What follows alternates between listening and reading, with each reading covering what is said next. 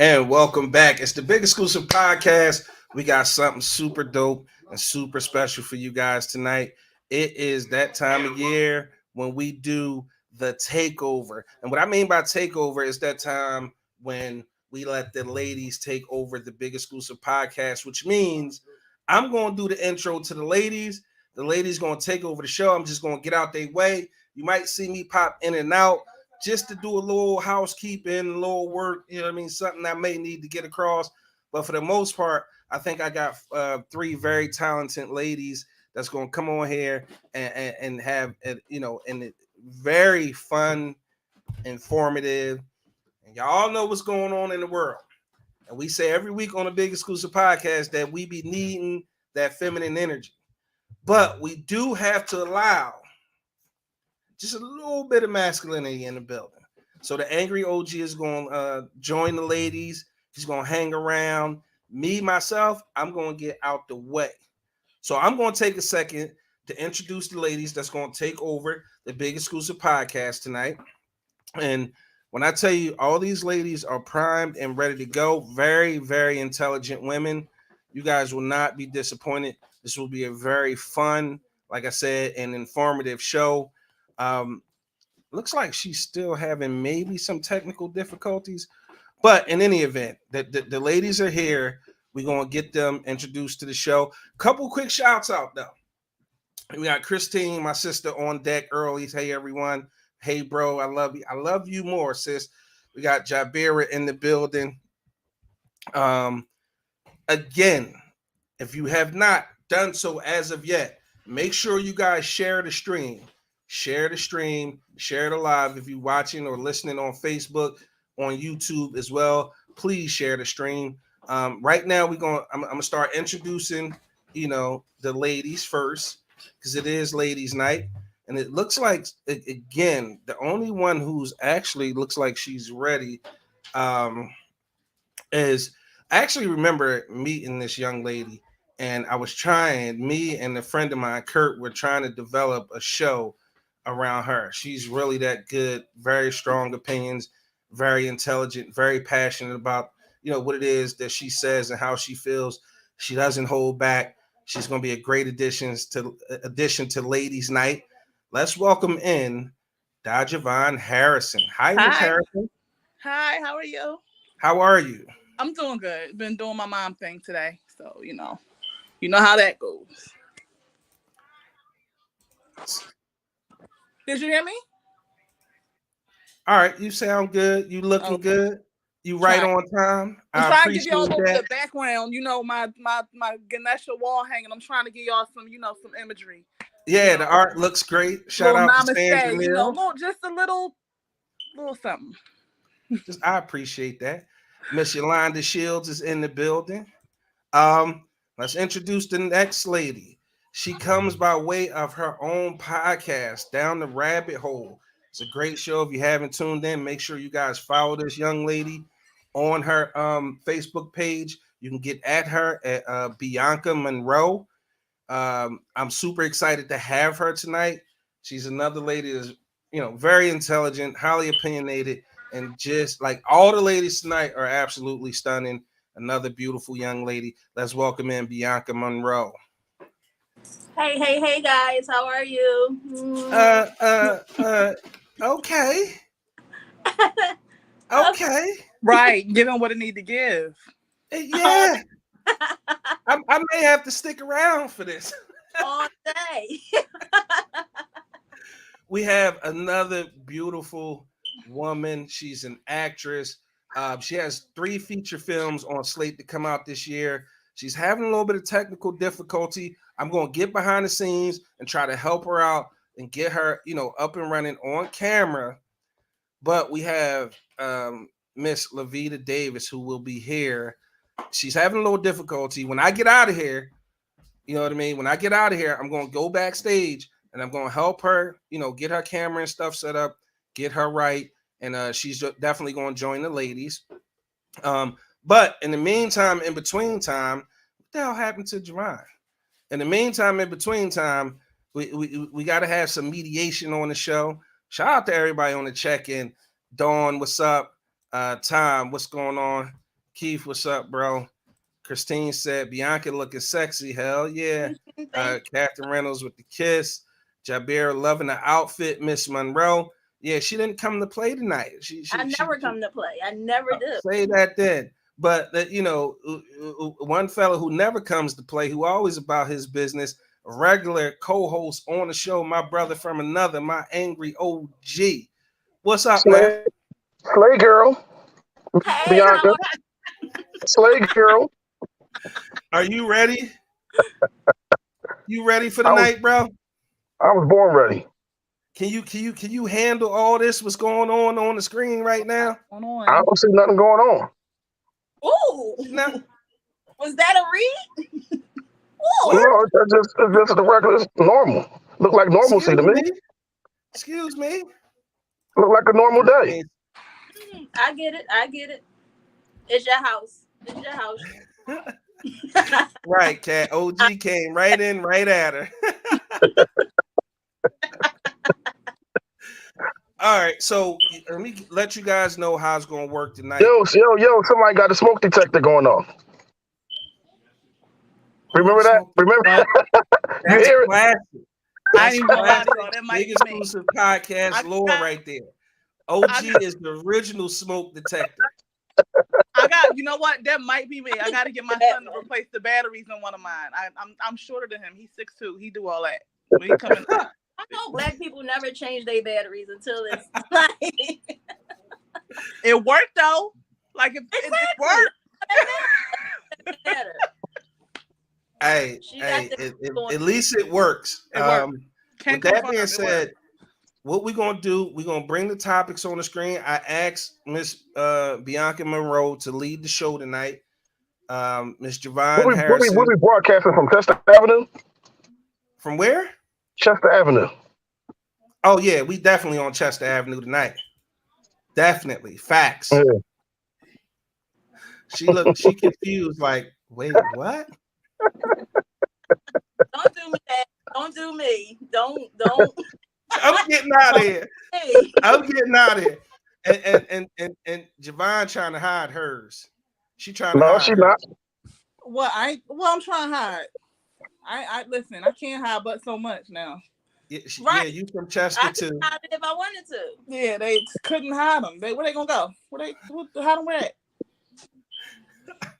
I ain't even gonna say what came to my mind. I'm gonna keep that. Where they finna go? She said, All right, where you gonna go? let's do this. We're gonna keep it PG. Where they finna go? Let's do this. I'm getting ready to get out of here, but Miss Bianca Monroe is going to lead the show tonight. We got Miss Harrison going, handle the comments. Y'all know OG come here for, y'all know what he going to do. I'm just gonna throw the grenades. See? Exactly. See? He gonna throw the rocks and then hide his hands. Choosing violence. Right. He come to choose the violence. No, I'm like Will Smith with the pimp named Slickback. I ain't heard that in a long time. Said it's Titty Tuesday. I ain't heard that in a long time. Let's see, we got some kind. Oh, all right. So Christine said the herb smoke detector beeping too. Yeah, I mean it's like it worked though. Let me blacken some chicken a little bit too much. It's gonna work. So we good. We safe. We protected. Facts. Everybody saying it's Titty Tuesday on the podcast. Listen, Titty City. Let me set it up so I can get out of here. I got to help Miss LaVeda get in. We actually got something really dope from Miss LaVeda. She gave us authorization. We got permission to play the trailer for her latest feature film that's getting ready to come out this summer, I believe. We have the trailer. We're gonna let her introduce her trailer tonight for her new movie coming out. Miss Monroe is gonna lead the show. Javon going to handle the comments. Please make sure you guys keep it honest. Have some fun. If you need me, I will be in the private chat. But with that being said, here are a list of topics. If you have not shared the live, do so right now, because check the topics out. Top 10 girl codes, bisexual men. Why is there such a disconnect between men and women? Should Black people care about Russian-Ukraine conflict? Does size really matter? And y'all know we had to add in the Will Smith slap heard around the world. That's coming up on the We gotta put the debate. Like it's the only thing on my timeline. Like we gotta talk about it. And for the past 2 days. We gotta talk about it. Gotta tuck it in and put it. All right, good night. So with that being said, I'm getting ready to turn the show over to Miss Monroe. We gotta give a quick shout out to Don. He behind the scenes. He's producing remotely. So Don, leave Miss LaVeda alone. I'm gonna go ahead and help her. I want you to produce the show. Miss Monroe, are you ready? Because Don, you got to handle the comments, switches and all that stuff, bro. Because I'm getting ready to get off screen. I'm gonna be in a private chat if you guys need me. I'm going to remove myself right now, and I'm going to turn the show over. What do you need, Jaymie? Before you go, the link to share it. Can you tag me on it or put it on my page somehow? Because I don't want to be going back and forth in and out of this. Okay, I'll do it when I get off the screen. Anybody need anything else before I get out of here? You to shout out your sponsors. I don't want to mess with things. I don't want to be held responsible. Are they still at the bottom? Yeah, they are, but you can't see them? Go ahead, JaVonn. You can do it. I think, okay, hold on, wait. Okay, so I'm catching them a little bit at the end. It looks like they're going to come over again. Okay, so let's see. Our sponsors. We'd like you guys to support them. I see Shea Harmony, iCraft Mart, Critical Shot Studio, Epic Graphics and Crafts. Let's see who else we got here. Little Exclusive Bakery and Maywa Cosmetics. Shout out to our sponsors. Go to their social media pages, like, subscribe, whatever you have to do. But show our sponsors some love because they the ones that brought us here today. What she said. All right, I'm getting ready to get out of here. I'm gonna turn the show over. Wait a minute, did she just get in? I don't know. We 20 minutes in. I need you guys to get to it because this show gonna be good, and I'm a spectator tonight. I'm gonna be in the comments talking crazy, and if I feel inspired to, I'm gonna jump back on camera. But it's gonna be my mission not to do that. So, ladies, enjoy. Have a great night. Bianca, floor is yours. All right. So we already mentioned it some earlier about the Will Smith slapper around the world. So what are we feeling about that? It's been nothing but memes all day, videos all day, jokes. So I really want to know, like, how do y'all feel? I don't know.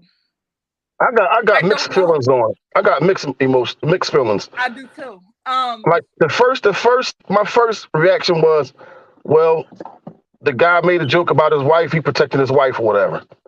But then when I thought about it a little bit deeper, when I saw that he actually was laughing himself, and then he saw that she didn't like the joke and didn't agree with it, and that's when he went and did what he did. And he only did that because, first and foremost, he already then took his masculinity. She didn't emasculate him when she humiliated him on TV by bringing him on the show to announce that she cheated on him with somebody else. First and foremost, you don't come on TV and embarrass the shit out of him in front of the world to see that that you cheated on him or whatever. So he already done surrendered his nuts to her. So that's my final take on it was he only did it because she took his masculinity. He was on some simp shit. Now wait. See, you had to go there. I knew you was gonna go there. That's what it is, though. That's what it is. I knew that's where you was gonna take it. Because he was okay with the joke. He laughed at the joke himself. He was laughing. He was laughing. He was laughing, and then when they panned to her, she said it's not funny. But, she was looking, and then he went and did what he did. Okay, so I don't. Okay, all right. Part of me does feel like. Okay, he's been dealing with a lot ever since entanglement. I'm not mad at him for doing it though. He did what he felt he needed to do. Because I think part of it was okay. Randoms on the internet, right, have been dragging him for 2 years. They've been dragging him for months. Entanglement, right? And he was like Popeye. And remember how Popeye used to say, "I stood out like a stance, and I can't stand no more." Right. So randoms on the internet have been dragging him, and then one of his peers does it, at the Oscars in front of all of his peers. You know what I mean? So part of me is like, okay, was that the nail in the coffin? Was that how they say the straw that broke the camel? Was that it? Like it's like I've been dealing with you mother so and so's for 2 years. Having something to say about my wife, and I don't let it go. I don't let. That was his breaking point. Part That of was me his thinks that breaking was a point. breaking point, but it's like you said, it was just weird to me because the fact that you had to look and see, oh, it was funny, so you saw she ain't find it funny. Yeah. You know what I mean? Like if you had that much energy behind that comment, that should have been your His energy. initial reaction to the initial reaction should have been that If way. you felt so strongly, you shouldn't have had to see how somebody, not just somebody else, but I'm saying it shouldn't have took how someone else reacted to it, how your wife reacted to it, for you to be like, if you protect your wife 10 toes down, your wife don't even have to feel uncomfortable for you to decide that some shit is a violation. Right. Yeah.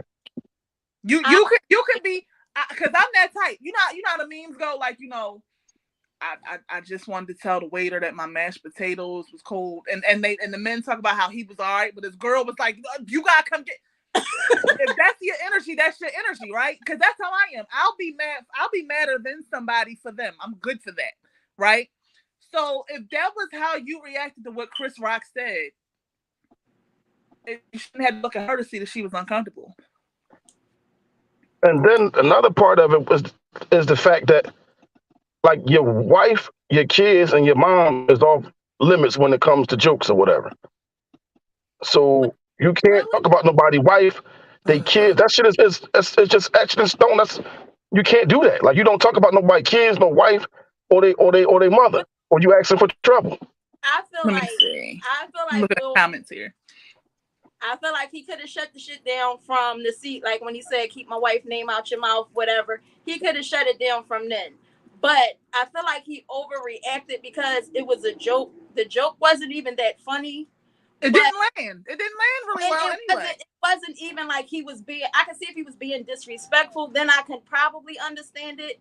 But being as though, I can see it from both ends, because I'm a person that love comedy all day. I'm not a comedian, but I love comedy. I could watch comedy over and over, stand-ups, whatever. So we already know you're a celebrity, you're in the public eye, people are going to talk about you. Right. You can feel a way about it. I'm not saying he didn't have a right to feel a way about it. But when he seen that she felt the way, instead of just going up and smacking this man, I feel like he should have said what he said. Chris Rock said, fuck you and your wife. Then that warranted a smack. But he was doing his job. So and he didn't even know she had alopecia. I didn't even know I didn't even know she had alopecia. So I just know she good for an entanglement. I didn't know she had alopecia. Like, he didn't mention nothing about her medical condition. So no. She spoke about it herself, though, on several occasions. So she spoke about it for the world to know. She has spoken about it. He knew. Let's be for real. Who's really checking for Jada? Just wanted to jump in real quick. You guys don't have to watch your language. This is the big exclusive podcast. We pretty much own all our own shit. So speak how you feel. You don't have to watch your tongue. Not on this show, okay? So fuck that. Yeah, say it with your Say it with your chest.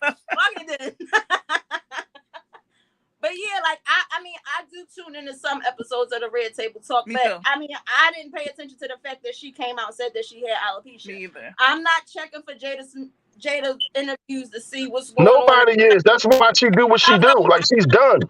She's done, and she's chasing clout. That's why she do what she do. She's a clout. I don't think she's chasing clout. I don't think Jada got to chase clout. Yeah, like what? So let me ask you this: why did she bring him on? Why did she bring him on that show to open to him that she cheated with somebody? You do that shit behind closed doors. Because he started talking about it. If I'm not mistaken, August was looking for clout because August the project coming out, and not a lot of people check for August Alsina since you know. But why would you? So why would you? All right. So if that still being the case, why would you bring your husband on TV? Because I'm gonna get ahead of some shit. I'm gonna get ahead of some shit. You can do that in the house. You don't have to do that for the cameras. Able to have a talk. They live together. He didn't have to come on the show. But here's the thing, though. He didn't know he was going to get sneak attacked either, though. They talked about it from jump. No, he didn't know. He didn't know at all. He didn't know. It was a sneak attack. It wasn't a sneak And attack. he handled It that wasn't. fucked up. That's why he surrendered his nuts on that show because ain't no way he was supposed to got the fuck up and walked off. Like, hold the fuck up. You bring me on here for some bullshit, you get the fuck out of here. We ain't gonna Because, continue this all right, you interview. gotta understand something. You gotta understand He gave something. his nuts up that night. One. Like Will Smith, I am West Philadelphia born and raised, and we don't Me run too. from confrontation. That's number one. Okay. Number two, they wanted to get out ahead of it because this B-lister done got on, now the Shade Room done got a part of it. Everybody, their situation was brought to the forefront by somebody else. So why not get out ahead of it in front of the same audiences where, it's being discussed? I don't see the issue with that. And then, according to whatever, Will and Jada have had an open marriage for a long time. So, you know how you say, she took his nuts from him. All right, we gonna sit there and act like Will ain't had no. If that would that We gonna be sit there and act like Will did ain't he fucking did on he nothing. ever They did he look like ever he don't publicly say nothing. did he ever publicly embarrass her? If they got open marriage and he was fucking around, whoever he was fucking around with, did that shit ever reach television? But Let's she see. didn't Hold on. Let's see these comments. Let me read a comment here. came out and said that they had an entanglement. Then she had to go back and clean up. She didn't embarrass him. That was Yeah, young. she didn't bring it up. Did his shit ever? She brought him on for the cameras. You could do that shit in the house. Not when August Alsina got you all over the socials about it. So he don't have to be on. He don't have to do that shit on camera.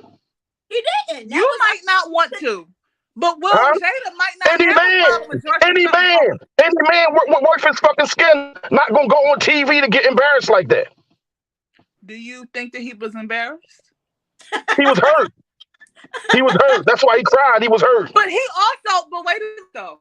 He also admitted to having done stuff to her as well, Bianca. Okay, Right? but did he do that? Did he bring her on his show? Did he bring her on his show and say that shit for the world to see? I don't think he brought it nowhere for the world All to right, see. then. That's the difference. But she didn't do it, though. She didn't do it. She didn't do it coming back on what was going on. Who did it on the show? Okay, let me give you a quick timeline of what I remember. No, you ain't got to. Nope. Who did it on the show? August Alsina can't perform more than 7 at a people gymnasium right now. Album, right? August Alsina needed more August than 7 Alsina can't perform at a gymnasium right now. He's nobody. So what you do? What do you do if you can't perform at the gymnasium? I'm gonna let the world know. No, what did she do? I'm fucking him. We talking about nobody even knew. Nobody even knew what he said. That this song I done wrote is about. Nobody knew what he said until she said what she said. He's nobody, so nobody even heard him say it. They heard when she said it. Because no, that's not true though. When he put it out there, only like 20 people probably found out what he said. Hold on. Yo, like the people want to hear what y'all saying. Everybody can't talk at the same time. Okay. Like somebody got to give up the floor. Let me bring it down a little bit. But the thing is, the people, August Alsina, like you said, he can't perform in the gymnasium. But what better way to bring some attention to yourself and to say, yeah, one of the songs I wrote was about a little situation I had with Jada Pinkett Smith, right? Only 20 people heard it. I don't know. It's more than 20 only 20 people heard that shit. He only even had an audience to reach it for to get the way her show, the attention she got with it. He doesn't have the audience himself, but once something hit social media, I didn't even hear about it. I never even heard about it until he was on her show. You paying? You might not have been paying. I didn't hear about it until it was on her show, and then it hit the internet. Whenever his shit hit the internet, it didn't reach me. When hers hit, it reached me. When hers hit, it reached me. But the bottom line is she emasculated him. That's the bottom line. He surrendered his nuts. I realize is that people are not and don't want to be held accountable for the things that they do. So Young Bull came out. Women don't. He had an affair with Jada Pinkett. She tries to get ahead of it. She calls Will on the show. Will decides to come on the show. So why you call him on the show though? And then had a y'all live in the house together. But y'all live in the same house. I already knew about the entanglement. But y'all live in the same house though. Because if I'm not mistaken, the entanglement was he years already knew before about it came who out. she was messing with, who she was dealing with, because they have an open relationship. So with it being open, you know who your partner is dealing with and who they're not. Now that it came on social media and the world is all shocked and all, they now feel like they need to have a conversation about it to clear it up. Will have free will to say whether he's going to go on this show or not go on this show. It's my understanding that he didn't know that was part of the deal on that show. The whole That's my episode, understanding that he didn't know that it was a sneak attack. it wasn't. She didn't ambush him. Because he knew Will was aware that August had gone public. Because what you have to understand is, if I'm not mistaken, Bianca, correct me if I'm wrong, the entanglement was 2 years prior to it becoming public. Stop calling it that. That's not what it was. That's what they said it was. Y'all making up. That's not what it was.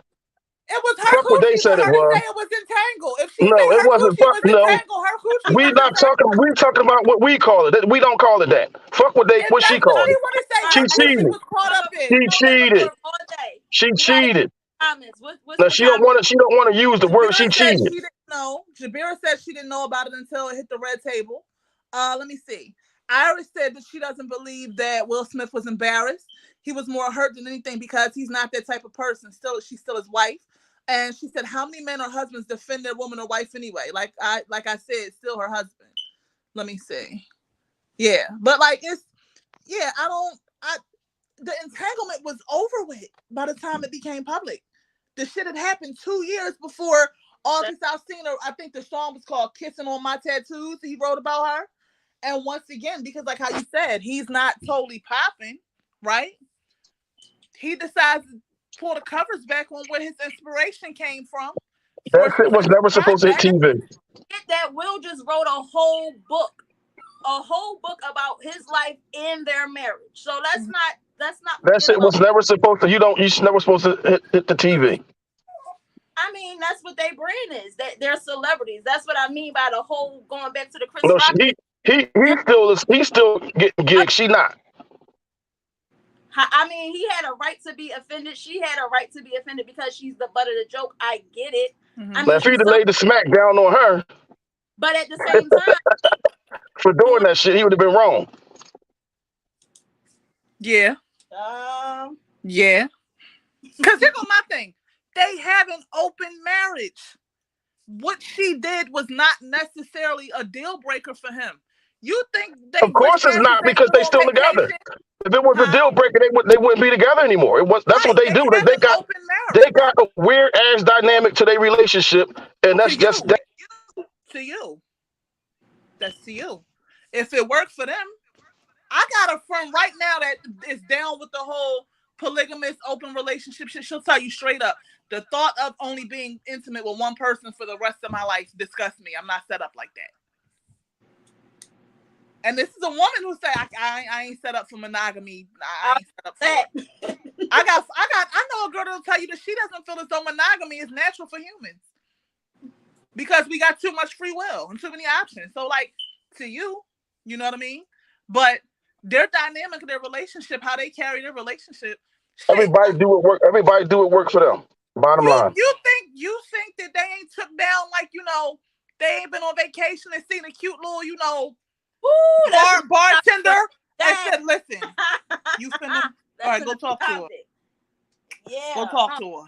Go talk to her. I believe it. They done took shit down together. That's their thing. It just came out, and people been speculating for years if they were in an open relationship or not. Yeah. It just came out, and now they, like I said, they got to do damage control. Just like him now apologizing to Chris Rock behind smacking him. If you was protecting your wife, like you claim you were protecting your wife, you should have stood on that and said, I did what I did. I didn't like what he said about my wife, and that's that. Now you want to do damage control and give half-ass apologies. So I don't believe that was the. I feel like Jada was upset. You seen it, and you felt like, damn, now I got to go fight for my love. And you had to jump the fuck up. Every day. He got to prove his love every day. And smack the shit out of him because now she's upset. My thing, though, can we talk about Chris Rock a little bit? Go on. Talk about Chris Rock in this situation. They were supposed to be on stage fighting. Can a nigga smack you in front they were of the supposed world to be and go on back to stage his fighting. feet unharmed? They were Can a supposed to nigga be. smack you in First front of of the all, world and go back so to his seat? Come on. listen. So now Chris Rock, so he just go home to his woman and just get in the bed like nothing ain't happened. Like nigga, That's you what I'm, just got smacked and ain't that's do what I'm nothing. saying. That's what I'm saying. Can a nigga smack you in front of the universe? Meryl I Streep don't give a sitting fuck if there, it was just me and right, some and niggas. go Like we back gonna to his fight. seat unharmed? And go back to Like normal life. like smack when you as a man, if you smack somebody, That's why that's I just said totally this gotta be disrespecting the staged. motherfucker. Like I'ma just bitch slap this motherfucker. Like We'd have been on that stage. But Listen, see, my question is they'd this. have had to cut the commercial fucking with me. Did you smack him because he was Chris Rock? Like, I feel like if Denzel made that joke, would you smack Denzel? Would you smack Uncle Denzel? Would you smack Denzel? Would you have smacked up? You wouldn't have smacked up. but we don't listen. We don't know. Would you have smacked Samuel L. We can't Jackson? answer that question. But we can say he smack Chris Rock. We don't know who else he has smacked, but we know who he did smack. But I think, like, if it Denzel deserves made attention. The question does deserve some. Would he You have smacked one of the can't uncles? answer it. You He can't wouldn't answer have it. smacked Uncle Sam Jackson. Can you answer it? Samuel L. Jackson would have Can you been for a like, fact answer that? motherfucker, You can't answer that because it never happened. You don't know. he wouldn't have You smacked can't give a Samuel. definitive I answer don't to think that. nobody is smacking Denzel. I don't give a damn what you say. I don't think You nobody. can't give a definite answer. You know you could think that, but you can't. You don't know that for sure. Not smacking Denzel. Well, He's not. I know he slapped the shit out of Chris Rock. Smacked Chris Rock. But that was a stiff ass slap. Was that a real slap or like? I thought it was staged for a little bit. Like I was like, this. That's how I felt when I first seen it. Until he started, then they showed his acceptance speech. And part of the reason why I thought it was staged. So yeah, another part of the reason why I thought it was staged because a motherfucker smack you in front of the world and go back to his seat unharmed. That's what I thought. I thought it wasn't real until when he sat down and said what he said. I was like, oh, he's for real. Like he smacked you. He smacked the shit out of you and then sat down and then G checked you. And then G checked you though. He sat down and G checked you. First of all, he slapped the shit out of you and turned his back and walked away. Wasn't even worried about what you was finna do. And had a smirk on his face walking away. Well, and ain't even leave. Man, fuck all that. Will Smith the GOAT. He the GOAT. Will Smith the GOAT though. Fuck all that. Yeah, he just smacked the taste out of the motherfucking mouth. He's definitely I don't care who he smacked. He smacked the shit out of somebody. That's all that matters. That's my stance. And that wasn't Will Smith. That was Mike Lowry. Mike Lowry smacked the shit out of Pookie. Remember, Pookie was like, Scotty, they gonna kill me. Scotty couldn't help him again. Jabira said that was the Philly in him. I'm telling you. Listen. I'm telling you. Well, since we're on the topic of conflict, do y'all feel like Black people should be concerned about the Russian-Ukraine war going on? Fuck no. Fuck no. Hell no. Especially since it got out how they treating Black people over there that's trying to get out of there. They basically put them at the back of the line, and letting the whiteys get out first. So why should we give a fuck? Like fuck them. Now listen. I'm the biggest nerd that anybody knows, right? I sit in the house and I could watch World War II documentaries all weekend. I'm a nerd like that. Always have been. So I feel like this. I feel like Black people should be concerned from the standpoint of, as a citizen of the world, you should be aware of what's going on in it. That's not concerned though. Open my Amazon app and they asking me if I want to donate to Ukraine. That's not my business. That's not my business. Okay, I understand what's going on, and Russia done picked the fight and Russia got nukes and China sitting there with Russia like, what you trying to do, let me know. And then, Iran done called, so what's up? Y'all going out? What we doing? And so I'm aware of, where this could go. But as far as donating to them white folk, I ain't got it. Donate. No, my donations is in the shop. No. Especially when you hear the commentary when you hear people say, and I think they were mostly like European commentators, whatever, say, this isn't some far off third world country. I don't give a shit what it is. It's not. They don't have no concern when shit be going on in Uganda and Somalia. Nothing. Nobody else There from the are world people give a shit. Like, get the exactly. fuck out of Haiti. When anything happens to somewhere where there's people of color, the world don't give a shit.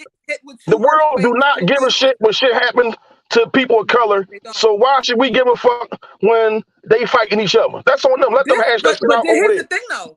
You have to be thankful for shit like this because, like how we just talked about, it pulled the covers back. Sometimes something needs to happen for us to see just how blatant white supremacy can be. How blatant it is that, because when you like get to the root of the shit for real, right? They said out loud, this isn't some far off third world country. These are people with they have blonde hair and green eyes. Yeah. They're humanizing these people more because of their fucking whiteness, right? They are basically saying that the Ukrainian citizens in this situation are more deserving of our attention, our money, our prayers, our well wishes, because of the fact that they're white. They're white Europeans. What? We can't let them get invaded? What the fuck? The first time I realized how crazy this was when the damn how crazy the hierarchy is, right? Mm-hmm. Y'all remember when the fucking when the Notre Dame Cathedral burnt down and how quick them billionaires raised all that money? All that money they raised for that shit? I was like, so wait a minute. We can get together. They've been burning black churches forever. A European landmark. But people of color the world over is starving. All types of conflicts and shit. Need infrastructure all over Africa, like how we discussed Haiti. Listen, like I said, as a citizen of the world, I think that, black people should be more aware of what's happening within. Aware and concerned are two different things. But as far as like, should we as black people care about what they going through? It ain't my business.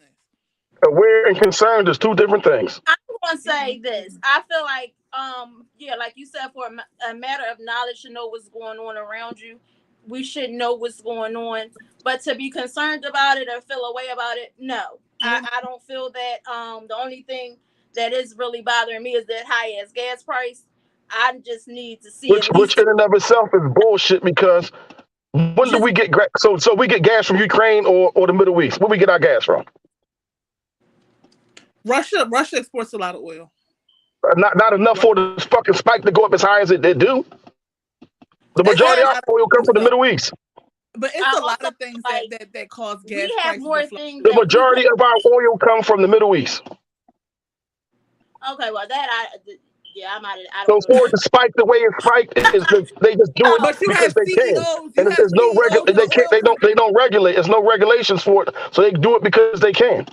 But you have CEOs of the oil companies, so see a conflict somewhere, and they exactly tracing it to that to justify, them raising their rates. Yeah, they'll make up some bullshit. So my thing is, okay, so if the shit just happened today, how did the gas price go up today? You ain't pay that money for that oil, that gas that you selling right now.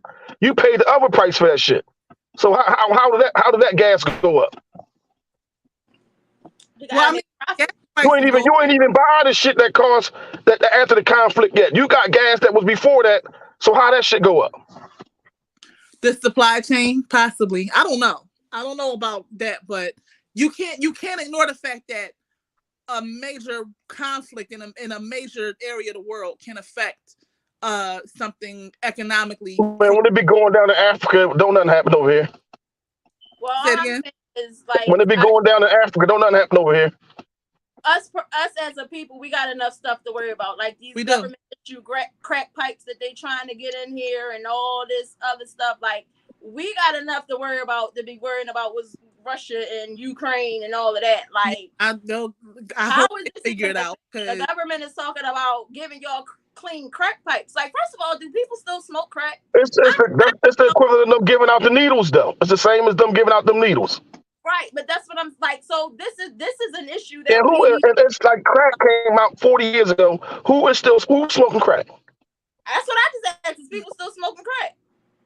I don't know. Okay. Is You know, a crackhead will outlive us Like, how all. you a new crackhead? Like, Right, and that's the thing. That's the thing. New crackheads, I don't trust them. But the old the ones, new they crackheads will outlive us all. ain't like the old crackheads. I Nothing. was telling my son about that. Like, cause they don't be coming around selling shit no more. they have no skill set whatsoever. They don't fix nothing and shit like that. They're all Now ain't no resources. the new crackheads are all functional addicts and have no fucking serviceable skills. It's ghetto. I've never seen anything like it. They don't fix cars. They don't do landscaping. They can't, carry a washer to your house from that they done found somewhere. They it's just no skill set amongst them, and it's just ghetto. That's definitely. It's ghetto. Yeah, I ain't seen a good crackhead in God knows how long. Yeah, I need my oil change. Anybody know a crackhead? Send them my way. for $15, right? It is. No. Find me a crackhead to change my oil. I'm like, cool. what are y'all doing? Like, yeah. But as far as the Ukraine conflict, like I said, as a citizen of the world, that's one thing. But as a Black person, So I wanted to just jump in right quick and add my little comment about Ukraine and Russia. I say fuck them all, right? They see us facing fuck all of them, right? And here's why. Until they start raising money for the Black people in our community facing bigotry and racism from the top of the government to the bottom, nobody's praying for Black people who get killed in the middle of the street, live on camera, on phones, and nobody's getting prosecuted unless the whole country gets mad. So until they start raising money for us to get our, to help us economically, give us reparations or something, fuck Ukraine, fuck Russia. Let them do what they got to do. Unless they talking nuclear warfare. That fucks with everybody. Then I understand us stepping in. But until then, fuck them all. I wanted to add that, and then I wanted to bring in LaVeda. She's finally here. She's finally ready. Ladies, I got to say, y'all doing an incredible job. Just remember, let everybody speak. Keep it respectful. Everybody's looking beautiful.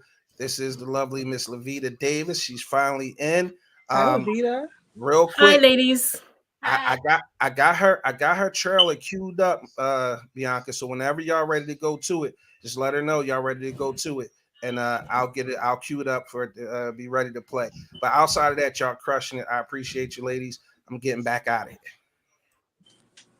Hey, ladies, how are you? Good, LaVeda. Good evening. How are you?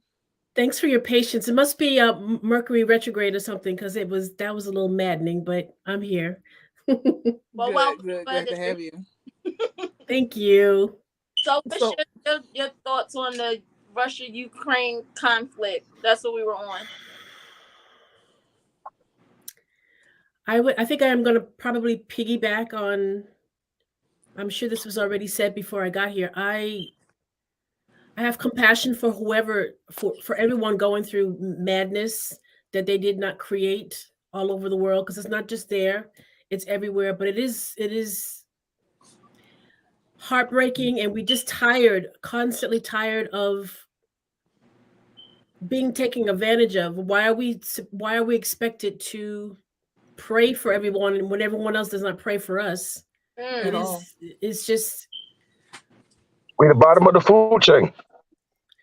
what it's actually, they treat us like the bottom of the food chain. To me, I think they want us to feel that way because they know how powerful we are. And once we are united and taking care of ourselves and living our full potential, they're creating madness for us to think the complete opposite of that. So they compliment us all the time in maddening ways. Steal from us. What'd you say? They compliment us, steal from us. Everything. I'm a Buddhist, so I am sending compassion there, but I also think it doesn't come before Haiti and Ethiopia and DC and Baltimore and New York and Miami. My people, we've been bleeding for a long time, and it'd be nice for the whole world to be like, it's not just a skin thing. let's change and evolve as human beings and stop doing this. So there's my thought. But let me ask this question and kind of piggy off of what you said about Thank you, Christine. everybody having compassion for other races and all of that. Does it make y'all upset when y'all see like us as a people coming together for other causes and not Yep. our cause? Like you'll see Yep. all day pray for the Ukraine or pray for the LGBTQ but you never like really see us as a people uplifted. Like, does that make y'all angry? Because when I see it, it's like y'all got compassion for everybody else. And granted, we are in a system that was already broken and against us from day one, but we still don't even like, we're so desensitized that we don't even, we see a murder on the news or you hear somebody got killed or whatever, and it's just like, oh, so and so got killed. My thing is, first of all, we're human beings, period. I know that we don't all look the same, but my thing is, I'm so concerned about our community. We're not concerned about each other. It's very. Nope. We need to take care of our ills, and there's so many things that are swept under the rug that we're not taking care of. Outside of outside of that, that's not a priority for me. To me, it would be really, really nice if we could take care of ourselves first, take care of all those issues that we keep ignoring. And there's a long list of them. We need to keep having these conversations. Oh my God, we can talk hours just on that topic right there. You know where it comes from? I'm more concerned about my community. You know where it comes from, in my I'm opinion? sorry? I said, do you know where it comes from, in my honest opinion? Black people being concerned with and having so much compassion for causes of other communities. I'm gonna tell you where it comes from, and I don't want anybody to get offended because it's still a community I identify with, but it comes from Christianity. Ooh, I don't want to touch that. That's not it all roots in Christianity. They brought our people here from Africa. I'm a Buddhist, so but I understand. But they brought our people here from Africa, right? And said, that's debatable Jesus. Too. And this that's also debatable. This white Jesus that looks like your master says, you gotta be of service. Want to talk about this. You gotta be of service. Even to your enemy. You gotta be of service, and you gotta forgive, and you gotta turn another cheek. So a lot of what Black people give to other communities is the church in us. We've been taught for 400 years that we have to love our enemy, love our oppressor. Yeah, love those who might not even love us. And Black people are forgiving as shit. The most compassionate and forgiving people towards other people, not to themselves, though. But that's the self-hate that we was taught. We was taught that too. Yeah, that's the topic that could go on. Slavery straight through to colonialism. We were taught that we don't know how to act. We were taught that we're not civilized. We were taught that we don't raise good families. We were taught that we don't have good judgment.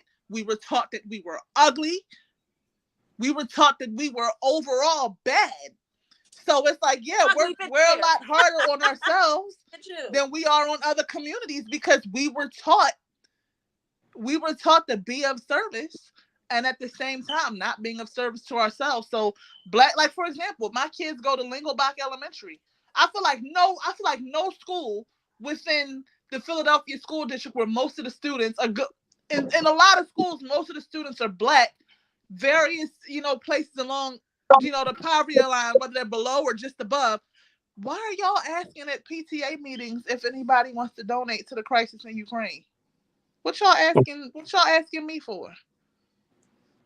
Y'all give my child free lunch. But you know what's crazy though? They asking for you got people over here that's hungry and homeless.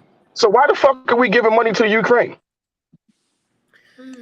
We're socialized to be of service. What the comments talking about, y'all? What they let's see. I was looking at some. Let's see. So Let's see. Somebody said, yes, Shannon, we're too damn forgiving. Christine said it makes her skin crawl. We always rooting for everyone but ourselves. Let's see. So yeah, it's not too many comments about what we were just discussing, but yeah, Melanie said that. Yeah, Melanie, I'm about to. I'll start some shit now. I will stir the pot, But yeah, it's like that. That's the church in this. I just saw a comment that said it's us killing us, and that's bullshit. And you know why I'm gonna say it's bullshit? Because white people kill white people, Hispanics kill Hispanics. You kill who you around. Yeah, so that's bullshit. Like, the whole so don't just say that. Like, yeah, it's like you kill who you live around. Yeah, but that's what you see. That's the media propaganda and things yeah, like that. That comment was bullshit.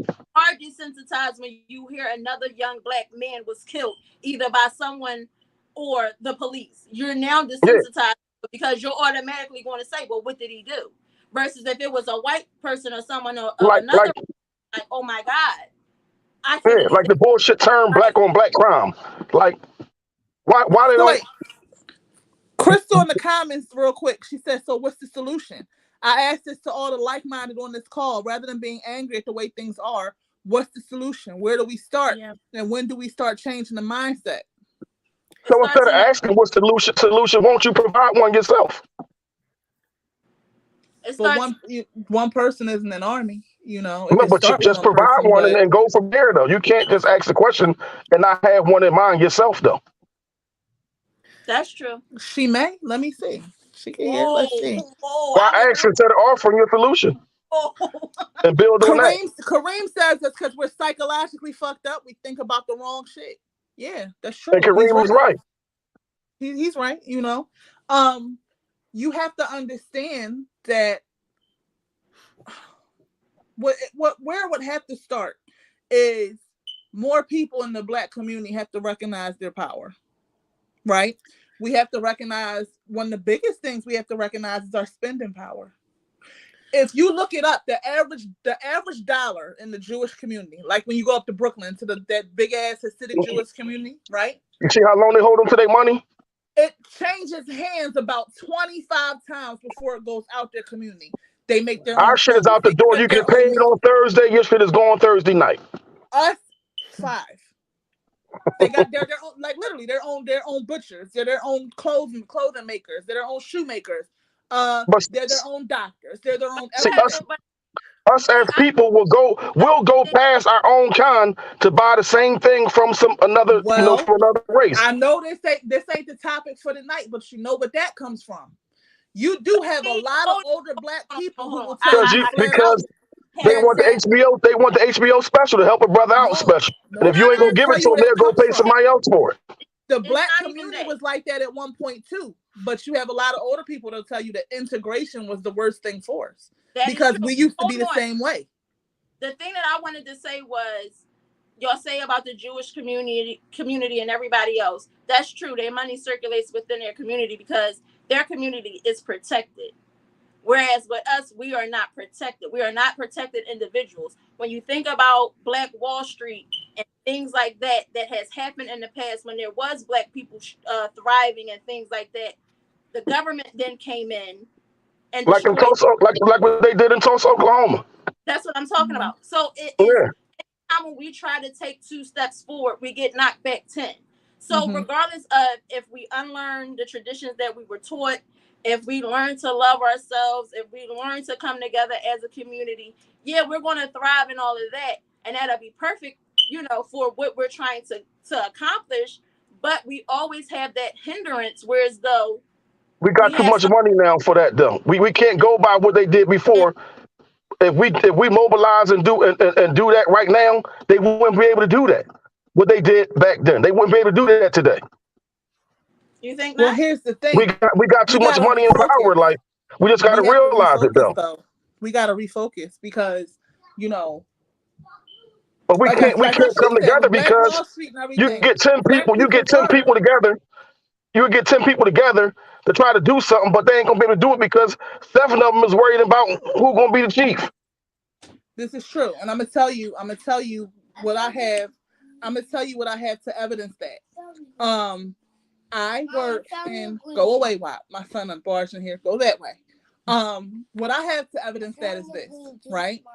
What I do professionally is I work for the city of Philadelphia, and I work in license and inspections, right?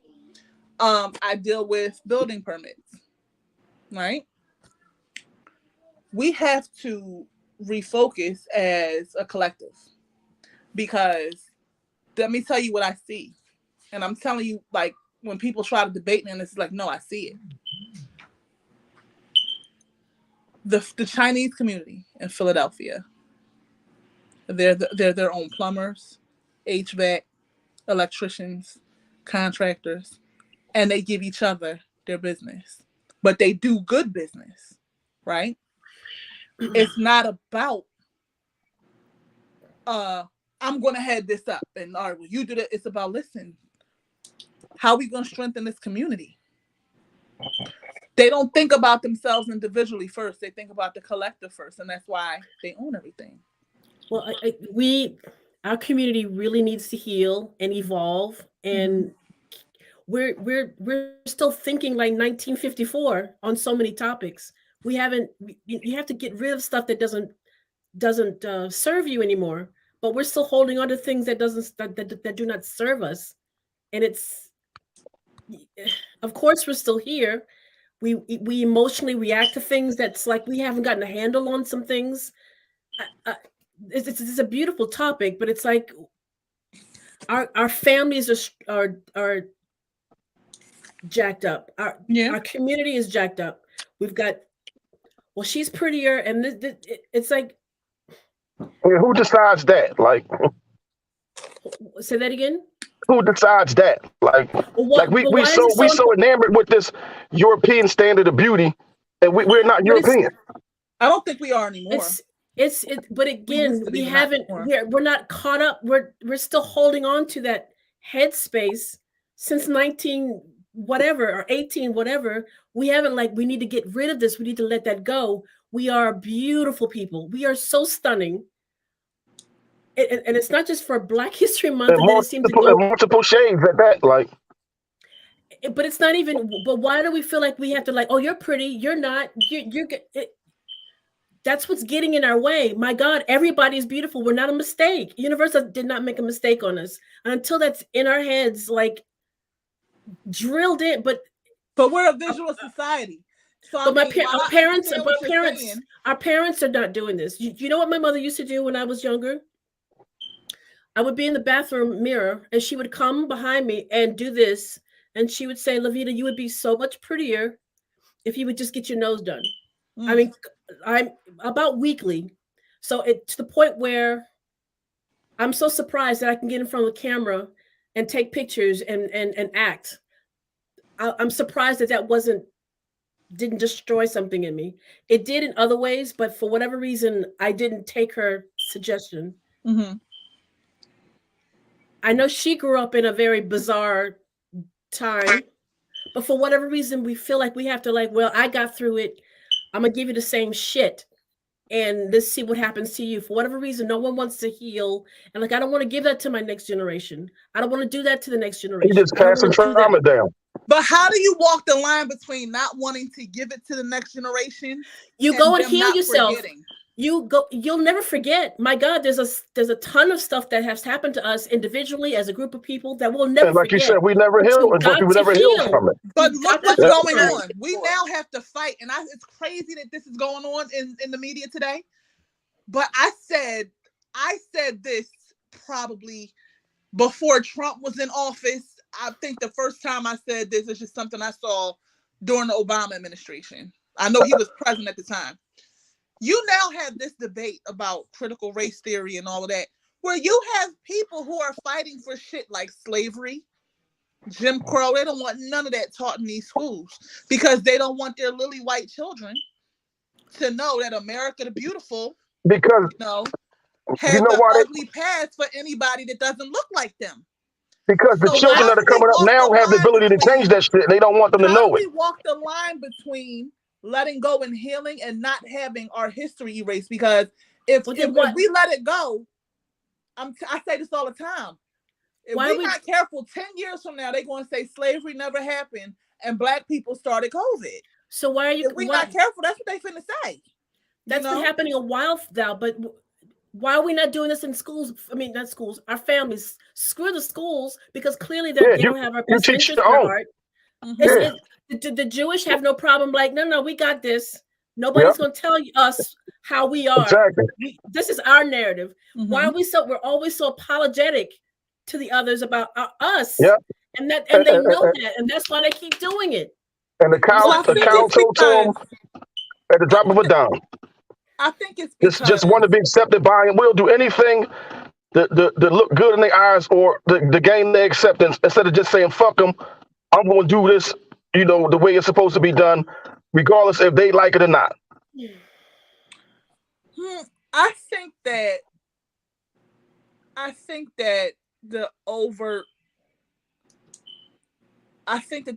in some cases, for so long, some parts of the racism has been hidden so well. You understand what I'm saying? So being a Black person is to be faced with a new fight all the damn time. Right? So it's like, it was like, all right, we had things, we dealing with the police and everything, and now we trying to fight that. Now it's, oh no, we don't want y'all teaching slavery. It's like, well, what the fuck? Like, so yeah, of course you teach your own kids, because I have 5 children. I got a lot, right? I got 5 of them. I have 16, 9, 7, 4, and 2. My 16-year-old has never, and this is here in Philadelphia, he's never had an in-depth curriculum on slavery. But and the civil rights movement. It's up to you. It's up to you. It's up to you to give it to him, though. It is up to me. Ultimately, it's up to me. But why is that not part of the curriculum? Why would you because they don't. That, though? Because they don't want it to be. They don't want it to be known. When we walk out the door, slavery happened. We should move on and we should get over it. But they don't say that. They don't say that about the Holocaust. JaVonn, but it doesn't. We're not concerned about Jews and that's JaVonn, as a mother, we gotta teach our own. Like, they're not going to teach it. They don't want us to know. JaVonn, they don't want our kids to know. And the reason that we are so apologetic and things, I just wanted to touch base on something that OG said, that we're so like apologetic and things like that in front of white people. We gotta act this way in front of white people, act that way, because it was taught to us to where as though from that generation. If you think about it. If you think about the images that was portrayed back in the 20s, the 30s, the 40s, the 50s of Black people and things like that. So we had something to prove then. We had to show them that we are not this. This is what we are. We still have some work to do. We came a little bit, and now we're the generation that's like, this is us, whatever. We don't give a fuck. But back then, it was more of we had something. So and it wasn't long ago. Grandmom and them is telling them, well, you can't act in front of these white folk. You passionate. LaVeda, I want to hear what you had to say, LaVeda. It wasn't long ago. My grandmother, right? My grandmother, my family roots are from Brazil, but my grandmother, right, and grew up in Pittsburgh. And my grandfather was very light-skinned, from Ohio, part Native American, but my grandmother tells me all the time, both her and her sister married very light-skinned Black men. They were not allowed to even date dark-skinned Black men. And this is my grandmother, who's 85 and still living and breathing, getting on my nerves, asking me how she worked her iPhone. Okay? So if you got to understand, a lot of this stuff wasn't very long ago. Let me jump in right quick. We have people living and breathing still who have witnessed lynchings. People still living and breathing. They've seen it. No, that's a fact. I just wanted to jump in right quick. I'm getting ready to get back out the way of the ladies. We have another lady ready to join. Candy B Cosplay wants to join in on the conversation. I'm gonna drop myself, OG. I'm gonna drop you. I'm gonna bring you back. But when I do drop off, I need LaVeda to elaborate on what she was saying. She was trying to make a point. Yeah, that's what I wanted to hear what she had to say. Yeah, I'm dying to hear it. So I'm gonna drop out. I'm gonna introduce Candy B Cosplay to the stream. Me and OG going to step to the side for a second and give the ladies the platform. Just remember, it's important that people are talking. You're getting a lot of comments. People want to hear what you guys have to say. So just be mindful to let each other finish the thought. Me and OG be back in a minute. And don't forget, we at 8:15. So at 8:30, let's get the trailer out there. And David O, I see you, and I understand this is so good. We may have to do an overtime tonight so that David and I and OG can join. So we may go a little bit late. Anybody who has to drop, feel free. Put it in a private chat that you had other plans or you got to go. I'm okay with that because this is good, and I want to open the forum to everybody who's listening. It's just one of those shows, like, ladies, you're doing such a phenomenal job that the conversation may need to be carried on, and we may need to do some overtime. But you ladies have the floor.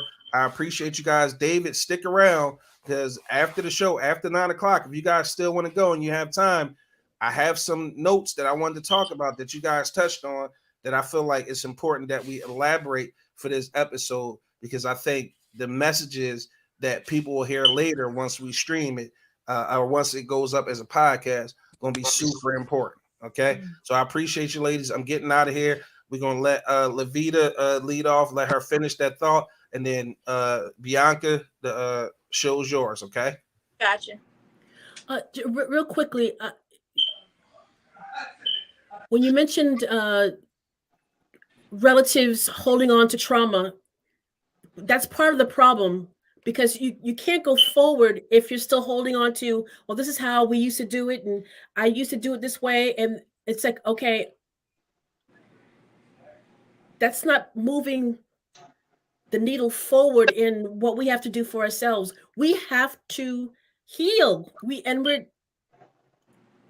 I don't know. It's not like I don't care about anyone outside, but for the most part, I don't care right now. Our community, I love us so much, but we have to. It's mothers, it's aunties, it's uncles, it's daddies, turning off our phones, getting off of the shade room, and doing more of this. Listen, what's going on with you? How come you're not on your path? What is it that you want to do? Do you need to talk to someone? What are you feeling? Everybody feels so disconnected because everyone's so in love with their phones. Well, so our children looking at us like, well, we're not important to you. You talk about the Chinese, the Chinese community and the Jewish community, but my God, they're like this. They're like this. We're not. We'll give our money to Gucci and we'll give it to this, and Gucci don't care. Fuck about us. They don't care. So what? Why don't we love it? Well, then, because we're still operating on trauma. We're still making one step. Well, that albatross is still on our necks. And I love my grandmother. I love my mother, my father. Their generations was just complete bullshit. We have a different kind of bullshit that we're dealing with. But I had to heal my trauma in order for me to get here, to say I'm an actor. I was still stuck. So if you're still stuck, as our communities are, we have to, like, you know what? I have to be responsible for my stuff so I can go forward. So all of us beautiful ladies here, we have to keep having these conversations with your relatives. Yeah. Keep having your girlfriends. Girl, let's put that down. What's going on? What are your thoughts? Because that is energetically, that is the stuff that brings it back together. If we're not having these conversations, we are opening the door for someone else to take care of that narrative. Yeah. Crystal, let me see a comment here. Let's see. David says we have to embrace each other first, then bring the church back. And most importantly, stop worrying about money and material things. Crystal says she feels respectfully, no harm. Honestly, I feel we need to talk a lot about our traumas, what we're doing behind closed doors, our journaling. Are we seeing a therapist? Are we talking to our children to understand their needs? Are we truly working on ourselves to heal? There's a lot to unpack there. One, like how she said about seeing therapists. For us to heal as a collective, the trauma surrounding mental health in the Black community has to be dealt with. Not trauma, the stigma surrounding mental health and mental health issues in the Black community. We have to deal with that. That has to be dealt with, because once again,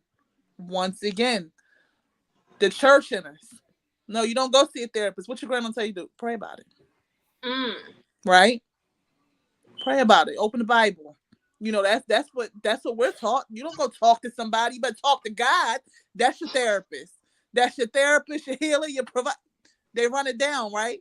Yes. So we have to drop the stigma with it, and we have to do something that even I struggle with, is recognizing that it's okay to say I'm a mess. I'm not okay.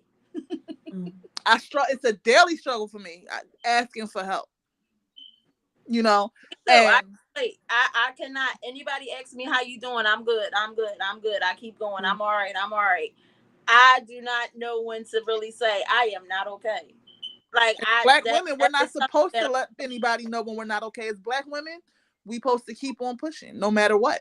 Yeah, and that's what's toxic about it. Side note, thank you for inviting me. I just wanted to say that. I think there's a huge problem with being transparent, and a lot of people are afraid to be transparent and vulnerable because they see that as weakness, and I see it as almost like a superpower. And the more transparent I am, I feel like that radiates off me energetically. So then, if you've ever been this type of person where people just tell you things and are like, I wanted to kill myself last week, and you're like, whoa, I just kind of met you. What's going on? Right. I feel like when you're really being transparent and you're truly operating in that space, that's going to radiate off of you. And then other women and other men of color, particularly Black, will be able to feel like they can come to you and say, who's your therapist? Or can I open up to you about this? And having a teenage son, I pride myself on being as real as I can be, because my parents weren't. They didn't talk about anything, but I could always feel it. So I didn't want that to happen and pass that down. So I think the more vulnerable people are, especially when it comes to social media, the better. Because that's a way to connect with so many people, but a lot of times people use it for just bullshit all the time. And there's nothing wrong with having a good laugh or going on the shade room or posting memes, because anybody that follows me, Lord knows, I post memes. But I also like to have something real that I post, and I like to engage with my followers in the inbox or in the comments and be as authentic as possible. And I feel like that's when the healing starts. I know it sounds kind of corny to some people, but it starts and stops with each individual. And I think when everyone's doing their own inner work, that can get us to move as a community in the right direction. Until that happens, that not much is going to change. Yeah, I definitely agree. You know, I love the mental health awareness that goes on social media now. You know, I love it. But on the same token,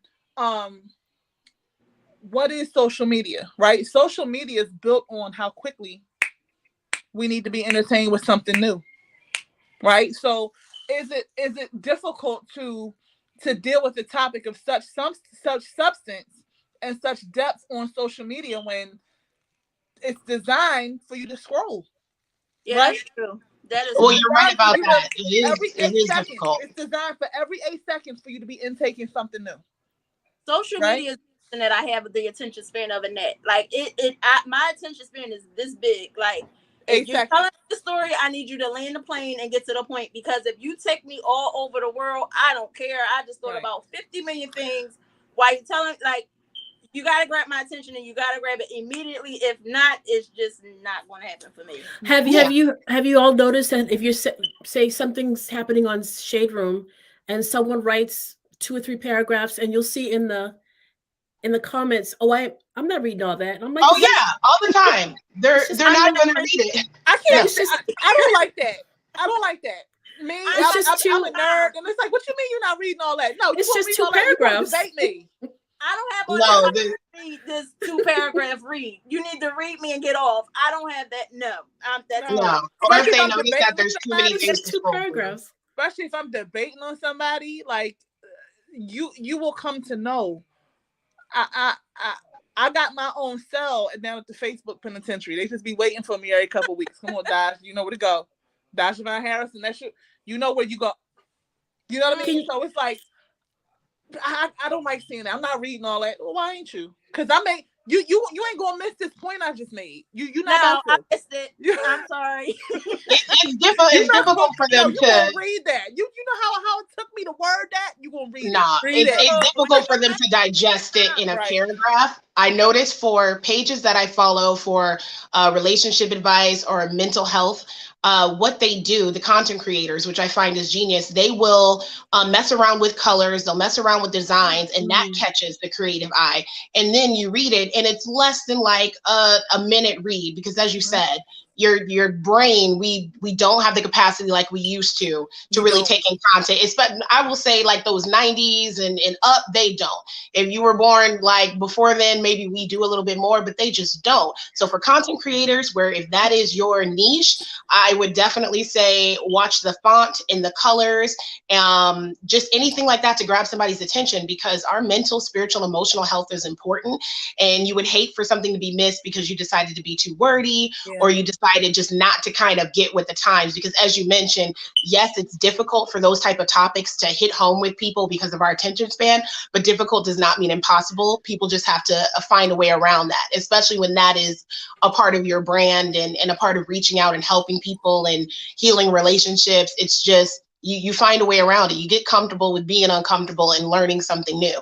And it's the same thing in our real life. Like you guys were saying earlier when I was listening, dealing with the generations before us, this shit is crazy. Even talking to my sister who's 10 years older than me, and then my mother, and then my grandmother who's still alive, and she'll be 103 next month, y'all. Oh, wow. Yeah, and still talking shit. Just very intense woman, but being transparent and vulnerable with them, it's interesting what it does to them. It causes them sometimes to attack. And I have to remind myself that I'm secure and safe. I do not have to verbally engage, because if a lot of Black women don't know how to do nothing else, baby, this mouth is a weapon. So they are attacking, and I'm like, I'm safe, I'm secure, but this is new for you. You're not used to it because your parents didn't give it to you. You didn't get it in your marriage or relationships. And now you have your daughter or your sister who's younger, and sometimes they don't respect it when there's an age gap, trying to act out something different instead of talking about it. And that's something we have to work on too. We can talk and do all these things all day long, but a lot of people aren't about living out what they're talking about. And that's like a big problem. But that was a word. I do have to say that word, difficult, is not impossible. I like that. Next to that was definitely a word. I gotta give you that one on that one. So ladies, I wanted to jump in real quick because I wanted two things. I wanted Miss LaVeda to intro her trailer to her movie that's about to come out. Absolutely ecstatic that we have that. I'm excited for you, Miss Davis. So intro your trailer for the new movie that's getting ready to come out, because I'm super proud of that. I'm proud of you, and I'm it's blessed to have you on the show, and you family to the show. You our sister, and you're welcome back anytime. But after we get into the clip, right after we play the clip, I have a clip that I want to play for you ladies, because the Big Exclusive Podcast is normally three guys, right? Myself, Angry OG, and comedian Top Flight. So we never have this much feminine energy to bounce off ideas. And it's an open invitation to all the ladies here to stop by the show whenever you want, right? It's an open invitation. You have it to stop by whenever you want. And we are going to continue this conversation, but we getting close to that 8:30, and I want Miss LaVeda, I want to be able to give her flowers and tell her how impressed I am with this trailer and her performance from the trailer that I got to see. I know I haven't known her a long time, but at the same time, the short period that I've known her, I've seen, with the help of David, of course, how she started and where she is now. So I'm so excited, and I want this trailer to be featured, and I want it to be prominent on this podcast, especially with us being blessed with all the ladies tonight. So introduce the trailer, Miss LaVeda Davis, and I'm gonna play it. Wow, I'm blushing in gratitude. Thank you. The movie's called Mama Duke, and I am Mama Duke. I have to say this real quick. I got off of acting for a variety of reasons, and I'm really proud that I gifted myself back to what I've always wanted to do in 2018, return back here. And I say that to nudge everybody to get on their full potential. You're never too late. I just turned 57. If you have something to do, it's there for you to continue and to further it out. But this clip will be coming out soon. It'll be a part of the Pan African Film Festival, so we're excited about that. But this is it's a thriller, comedy thriller. No, it's a thriller. It's my first lead, and Shannon. They're not feature films. They're still independents. I'm not featured yet. I'm not in feature films yet. Yeah, we manifest around here. I don't know what you do around here. Around here, we Talk about manifest it. around here. Okay. It is. Thank you. I receive. But also, yes, 57. Look at Thank that. you. Black Right. man. Like that Thank makes you you. my mom age. Like what? How? Like Yes. Here it is, ladies and gentlemen. Mama Duke. Miss Duke. You can call me Miriam. Well, that's a beautiful name, Miss Marion. What is it that you do? I mean, like, for money.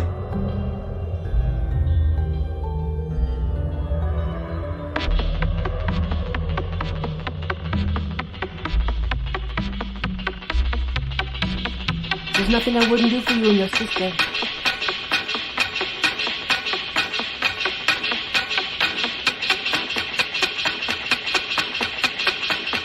You know what? I can't wait to see you, sir.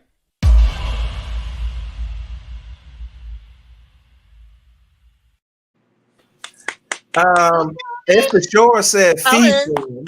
It said featuring. Yes. Yes. Hey, listen. I'm smoking, fighting, cursing, things I've never done before, and had a lot of fun with them. So Thug life. Gang, gang. yay! I can still keep my black card. Yay! Oh my goodness. Because That's exciting. the way I was brought up, I David can tell you, I have a hard time saying nigga, and cursing is hard for me. So I ain't gonna hold you. That sounded kind of weird when you said that just now, but yeah, I get it. nigga, see, it just I get in my head, right? Yeah. I get in my head, and But you know what? So my grandfather was a teacher, right? And I've been reading since I was 3. I have my first school daycare, whatever, was Beaver Junior High, because my grandfather used to take me as a toddler. I got pictures of it, right? And because at 3 years old I was reading, I was always really well spoken. So I was the kid that was always told I talk white. So I understand. oh, I got that a lot. I got that all the time because I didn't use a lot of jargon, because I was I used big words. I used, proper phrasing and stuff. And it wasn't even, people would accuse me of, like, trying to put on, or, how they call it now, I guess, code switch. But no, it's like, okay. I always had my nose in the book. Like I tell my son all the time, like, I'm 37, right? So when I was his age, when I was 16, he's like, yeah, I know you was out in the street. No, I was in the house on the computer, America Online chat rooms, looking up random dumb shit. Like, you know what I mean? So I understand what that's like, because I was always told I talked white. One of my uncles would say, "Oh, you're trying to be 500," and I'm like, "I'm just on my path." What? But that's part of the crabs in a barrel. The things that we really have to we have to release these sores from the past and evolve and let that go and figure out a way what our love language is for each other, because we're so fractured. Now, with that man said, this was going to be our TikTok video of the week last week, right? Now imagine 3 fellas discussing what I'm about to play.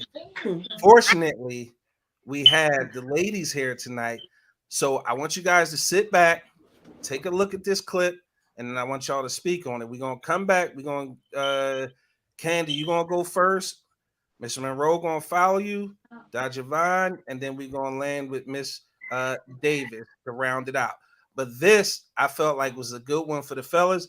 I can't wait to see what you guys think of it. So take a look, come back, be ready to discuss. If you're watching live, tag your friends, ladies. Like you about to, get on the phone with your girlfriend, call up. Oh, Hit it with how y'all like to say it, bitch.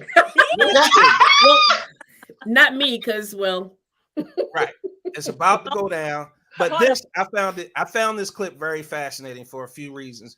But I'm not going to comment on it because we're going to talk about it next week with the fellas. But I want the ladies to take a moment, take this in, come back, and let us know how you guys feel about this. I remember my grandfather telling me, God rest his soul, before he passed away, that men have 4 different appetites that you have to tend to. He said, men are not complicated.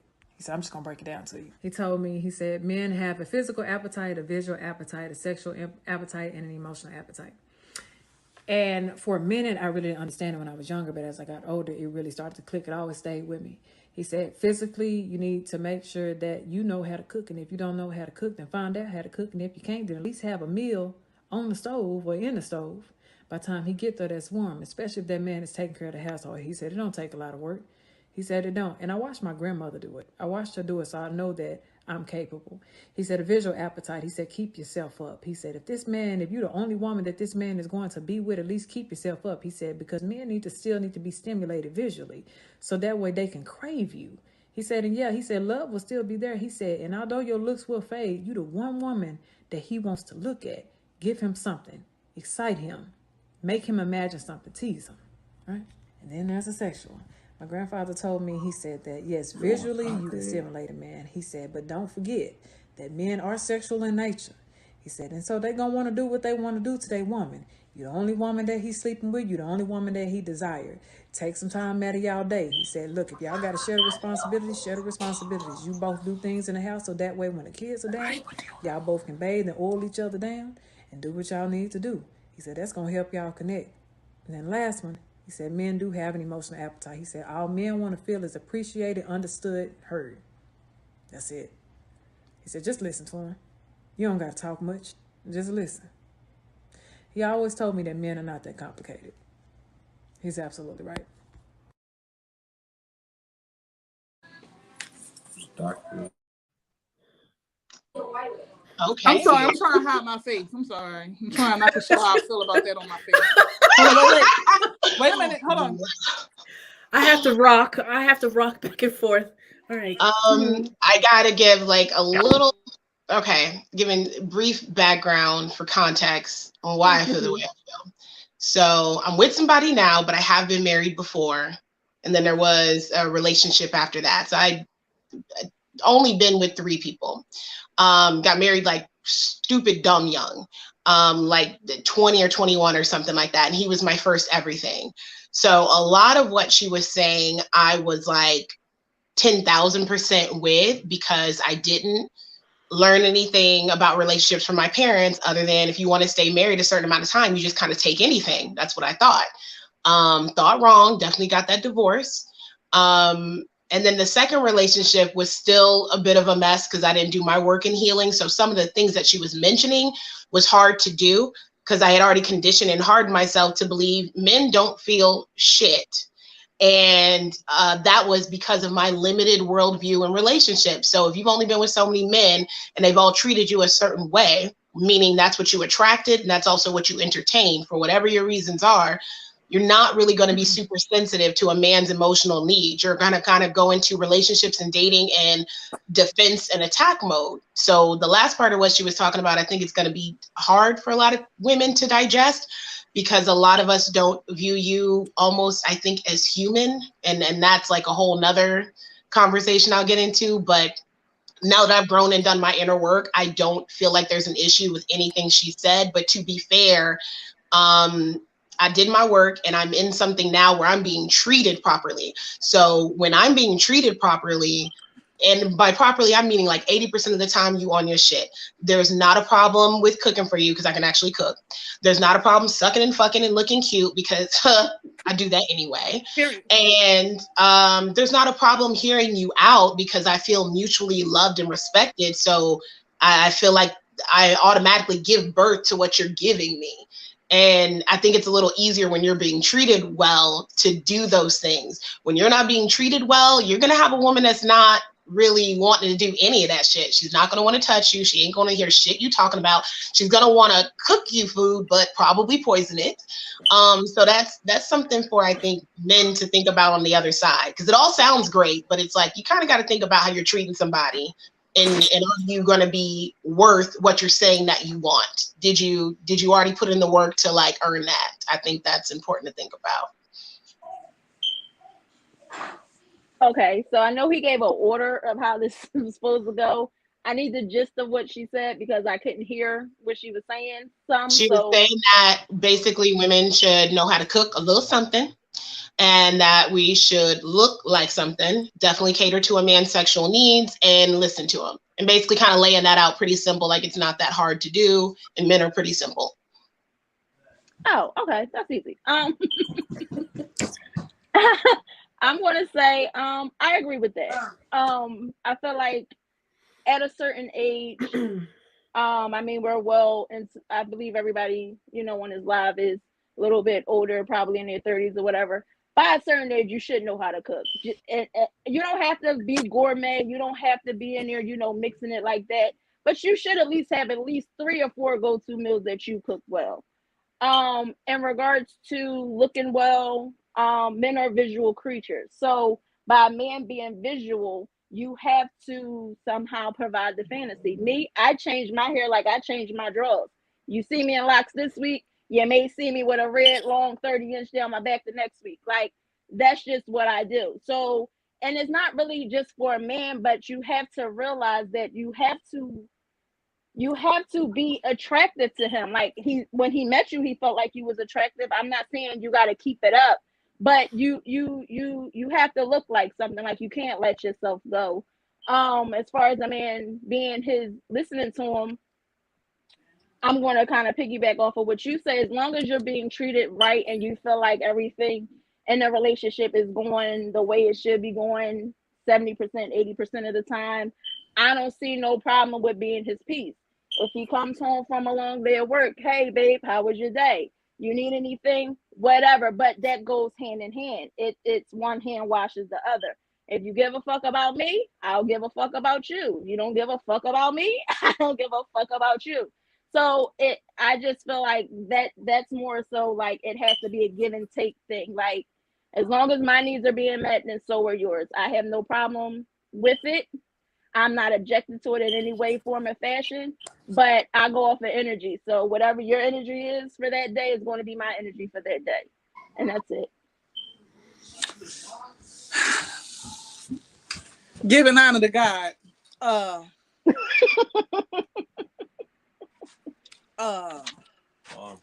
So here's what I will say to that.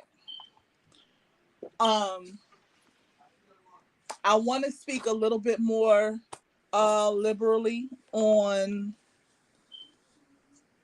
a relationship I just got out of. I won't go into too much detail because everything is still fresh. And in the process of healing, I don't want to stir up too much, but I'll say this. I just left a relationship where I was told that I wasn't cooking properly. I wasn't looking properly, right? I was told a lot of things.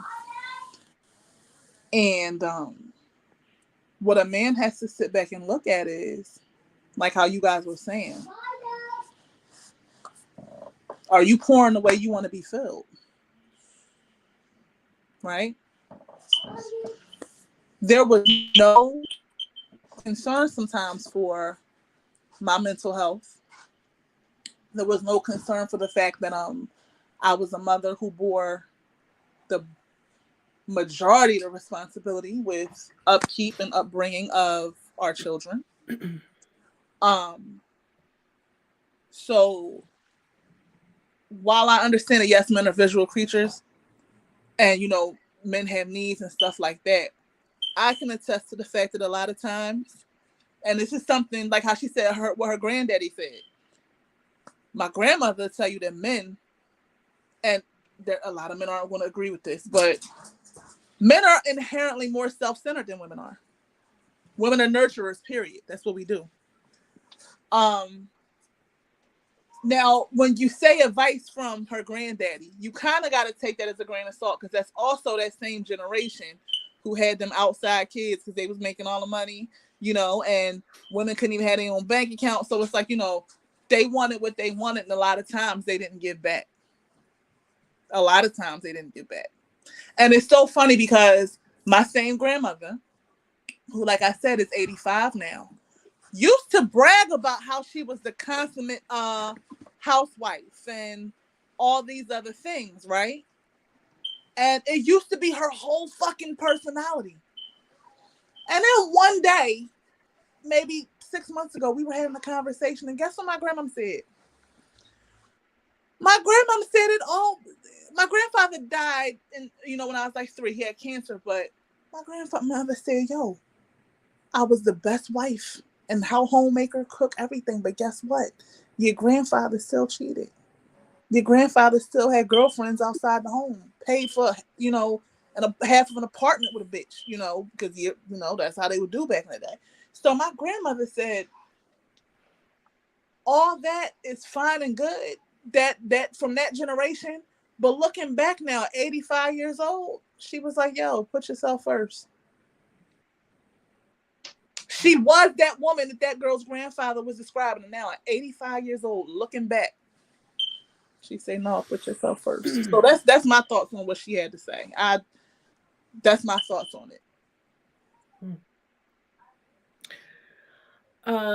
What's missing from her conversation to me is connection, spirit connection, heart connection. And you take sex off the table. Everybody's looks can change or go through variations if they're not feeling well, if they're going through something. Does that mean I'm going to walk out the door because your looks are shifting? Am I going to walk out the door because you're not hanging from the ceiling sexually? I mean, so there's so much missing from that to me. She mentioned a man and one woman. Well, these days that's not happening. Most men have, 5, 6, 7, 8 people around the city, around the country. So what you're kind of giving the impression that that man has enough energy to satisfy everyone, and not just sexually, but emotionally. Are you going to be there? So we could talk about this forever, because these are very strong conversations that we need in our communities, because there's a lot of assumption. Someone said that men are more emotional than we are, but they just show it differently. And we are more emotional, but we're not more analytical, which is not the truth. But we're operating on assumptions, and these conversations are delicious because you can take off those assumptions. But as someone who's been single for a while and observing, there's a lot that needs to be changed to me. You're going to hell in a handbasket. There's a heart connection that's important, because if you're taking off the sex and the looks off the table, what's going to keep you in the room? It should be, I love you, I care for you, I want the best for you. You may be going through something, but I see that that's a moment. It's going to come back around. My love for you you should feel safe in, okay, let me get myself together. That person's not leaving because of. Oh, we could talk about this forever, but I have my issues with the cooking. I like cooking. I like cleaning for others, myself. Do you like it? Or is it just something you got to do as an adult? Do you like it? Because it's like you got to do it, but do you like it? I enjoy cooking. Yeah, there's definitely a difference. Maybe it's because I cook for 5 damn kids. It's ghetto. But see, that's why I said that it has to be one hand washes the other. If you're not getting that from your mate, then yes, by all means, leave. There should be reciprocity. Don't waste your time. There should be reciprocity. If you have a man that's coming home to you every day, he's checking on you throughout the day, he's consistent in the things that he do. I have no issue being a submissive somebody. And anybody that knows me will tell you, I have a mouth on me and I will cut you with my tongue if I need to. But if I have that kind of man that's willing to give that to me, I am willing to give that to him. But if I have a nigga that ain't shit, Yeah, Just that went with that's that. me. Like, That ends up the no, So problem. why, that's it. so why would you be with a nigga that ain't shit? Why would you stay? That's not what I'm saying. What I'm saying is you do have women that's in relationships with niggas that ain't shit. And whatever your definition of ain't shit is, mine may be different than somebody else's. But what I'm saying is if he's not even he don't even ask you, bitch, did you eat? Like, are you Can I tell hungry? you Like, something? Can I tell you something? Like I said, I can't. It's like how Hope said, the statute don't allow me to go into too much detail yet, but as women, and I can tell you what I did, we value history. As women, like I said, we nurturers. Women, I did it. You try to nurture and love somebody and who you need them to be. But if it ain't in them, it ain't in them. That's a mistake right there. Like you can't be. He can't be who you want him to be. He got to be who he is. It is Right, but a lot of us don't go into that. I'm not saying it's not a mistake. I'm not saying it's not a mistake. Like what I'm saying is, But you want him to be what you want him to be. You got to be who he is. Like the one between your head and your heart. It's a lot of shit that I wouldn't have stayed for. It's a lot of shit I wouldn't have dealt with if I'd have thought more with my head than the fact that it's okay. I love this person and I do want to be with this person and I want to try. You know what I mean? But the only thing that was happening for me was I was so focused on that person, I lost myself. And I'm not saying it's not a mistake, but I'm just saying as women, we're nurturers. We're emotional nurturers. We do tend to stay in relationships longer than we should past the expiration date. That is true.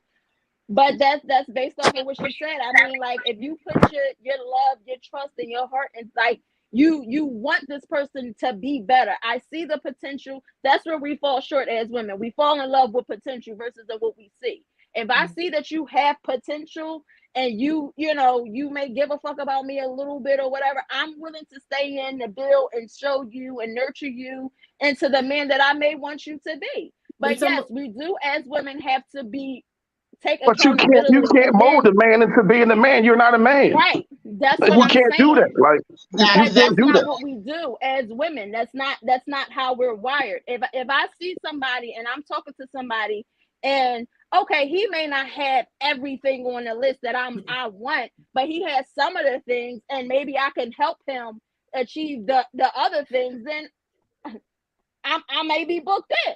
Now I can't be mad when he falls short or he's not who I want him to be, because at the end of the day, he showed me that. Once you show me that, I have to be accountable and take responsibility for that. But as women, we tend to stay longer because we're wishing, we're hoping, we're praying that he's going to be that person that we want him to be. Most of the time, he's not. Some of the times he may be, but that's the chance that we're willing to take, and we hurt ourselves in the process. I just don't think we think logically, and it's not like women aren't logical. We just process that through our emotions first, which I feel like is our downfall every time. And granted, anytime we're telling stories and giving opinions, it's from our limited worldview of what we've been through, what we know Big Mom and them went through, and our girlfriends, right? It's not the majority of people. We don't know everybody's stats to even say we're 100% accurate. We're just speaking from our experiences. So if I'm just going off of my experience, almost every one of my girlfriends, including myself, whether we've been married or not, stayed past the expiration date of the relationship. I was abused physically in the marriage, and then just to turn around and get in an emotionally abusive relationship. And there has to come a point where, as women, we kind of realize the common denominator in your relationship bullshit is you. And it's not to say that you deserved anything that you accepted or that somebody did to you, but there has to come a point where you say, okay, I need help. I went to counseling. I got a love coach. I was reading all type of books, digesting all type of YouTube content because I wanted to break the pattern. And it's very easy when a woman is in something that is toxic, because that seems to be like everyone's favorite word to describe a bad relationship. But when we're in something that's toxic, it's easy from the outside to be like, why would you let a man slap and choke you and do all the rest of this? Bitch, just leave. Or you can't change a man. We're not thinking logically. And if we extended more empathy to women and men, because men get an abusive and crazy ass shit too. But if we extend more empathy and understanding to people in this, and almost look at them how people look at those patients that are in those intervention shows that are like addicted to drugs, and they're not coming at them hard because you know that's going to potentially make somebody overdose, run away, not listen to you. They're coming at them as frustrated and as tired of the situation as they may be, still with love and a certain amount of patience, like, hey, I know this isn't easy, but this also isn't healthy. So you either want to break the pattern and change what you can within yourself, or else you're going to repeat this with a different guy and it's going to be the same bullshit all over again. But it's not like women and men just want to go out there and just be treated poorly or treat somebody poorly. Something is not right with the individual, and then you link up with somebody who is at the level of healing you're at. Because when you are healed and secure in the season of life you're at, it's a difference in who you attract and what you tolerate in a relationship. You basically attract what you are. So I believe that all day. So listen, 100%. I have That's a why quick I'm not question. dating now. That's why I'm not trying to date. I have a question for everybody. Simple yes or no will suffice. Are you available for some overtime? Yes. Yeah. Everybody here is As long as they available. rocking, I'm rolling. OG, you available for some overtime? I guess it all depends on how long you're talking. Nah, you could you know the rules. You can drop whenever you want. We get it done. But here's the thing: we basically 8 minutes to the 9 o'clock, right? And the show is normally 2 hours. I want to upload that 2 hours. And normally the way we end our show is we give everybody an opportunity, 1 to 2 minutes, to say anything it is that they want to say. The way I look at it is it's an archival thing. Like you can leave a message for somebody. I always try to leave a message or some wisdom for my daughters, or drop a nugget for the community. But with that being said, I'm gonna give everybody 1 or 2 minutes to say what they want to say, and then I wrote a couple things down that I wanted to discuss for some overtime. But there's one more thing I wanted to get to as far as the topics. But this is the way it's gonna work. Everybody's gonna get an opportunity to give some sort of final message, and once everybody had their turn to give a final message, then we're going to start the overtime, because I want to open it up to a lot of people who are listening right now who wanted or had something to say, who actually popped in, because I posted the link in the chat. So I'm going to let everybody know now, if you have something you want to say or you want to join the conversation, I'm going to put the link, or the link is starred in the chat. I'll put it back in there again, and we'll open it up to have some great dialogue. And I love this because you guys are very informative, and the people are engaged. And I think this is very cathartic for me to be able to sit back and listen to the ladies and actually learn something. So I appreciate you, ladies. Who'd like to go first with the final thought? Keep in mind, don't go anywhere. We're still doing some overtime. Anybody like to go first? Ladies? I'll go first. You got it. But wait, hold on. What? All right, wait, hold on. So I'm gonna go first. But what? Okay, so final thought. So it's just a final thought. It doesn't have to be about any of the topics tonight. Like I said, I look at it as an archive thing, something you may want to leave for the kids or parents or the Black community or the women, or you might want to manifest something. You might want to speak something into existence. I'm a big believer in, the words are powerful, right? So if you speak the words to the universe, you know what I mean, the universe listens. So for me, like I said, what I do probably 90% of the times is I leave a message for my daughters. So when I'm not around, they can go back to the podcast and they can listen to those nuggets. But it can be anything that you want it to be. I think that if I had to get one last message out to anyone, going the breadth of everything that we spoke about, I think that as a society, as a people, as a world, I think that we've lost our way.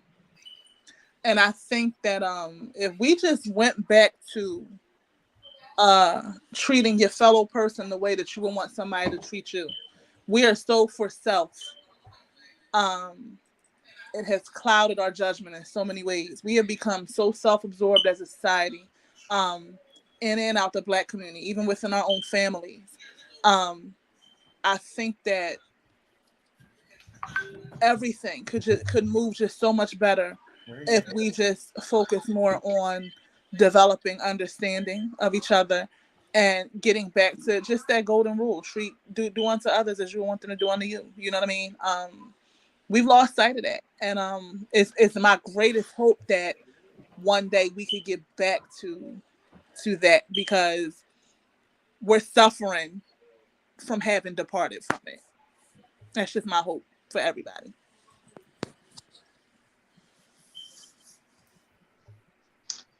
Well, I'm gonna steal your idea a bit and first start off leaving a message for my son. PJ, if you find this, just know your mom was the shit, which means you are too. And don't let anything that me or your father have gone through define what your life is going to be like. You're going to be better than the both of us and make far better decisions than what we ever could. And for everyone else, be kind to yourself and other people. We're not each other's enemies, especially within the Black community. Don't be so quick to judge, because you never know what you would do in somebody's situation until you're in it. And try to lead with love and understanding, and get help mentally. It is okay if you need to be on pills. It's not what I really believe in, but it's okay if you need to be on it. It's okay to heal yourself holistically. It is okay to go to counseling and take care of your mental and spiritual health in multiple different ways. So take care of yourself and take care of other people. I would have to say, fall in love with yourself. Be good to yourself. Where you are right now, you are enough. Yeah, how about that? Somebody around the world would trade places with you right now. You may have your own list of complaints. I guarantee you, someone would trade places with you. You are enough. Universe didn't make a mistake on you, and it's interesting. Universe, humans are so much harder than we are on ourselves. Universe is like, it's just a blip. You have no idea you're here, but you're just we have to it's time for us to regroup, refresh, evolve. Don't be afraid to evolve and let go of what's not working for you. That's a human being. Your job, whatever's keeping you stuck, let it go. It's okay to do that. And so to my son, who's 37, I'm really proud that he's seeing me on my path, living my full potential. I'm really proud of that.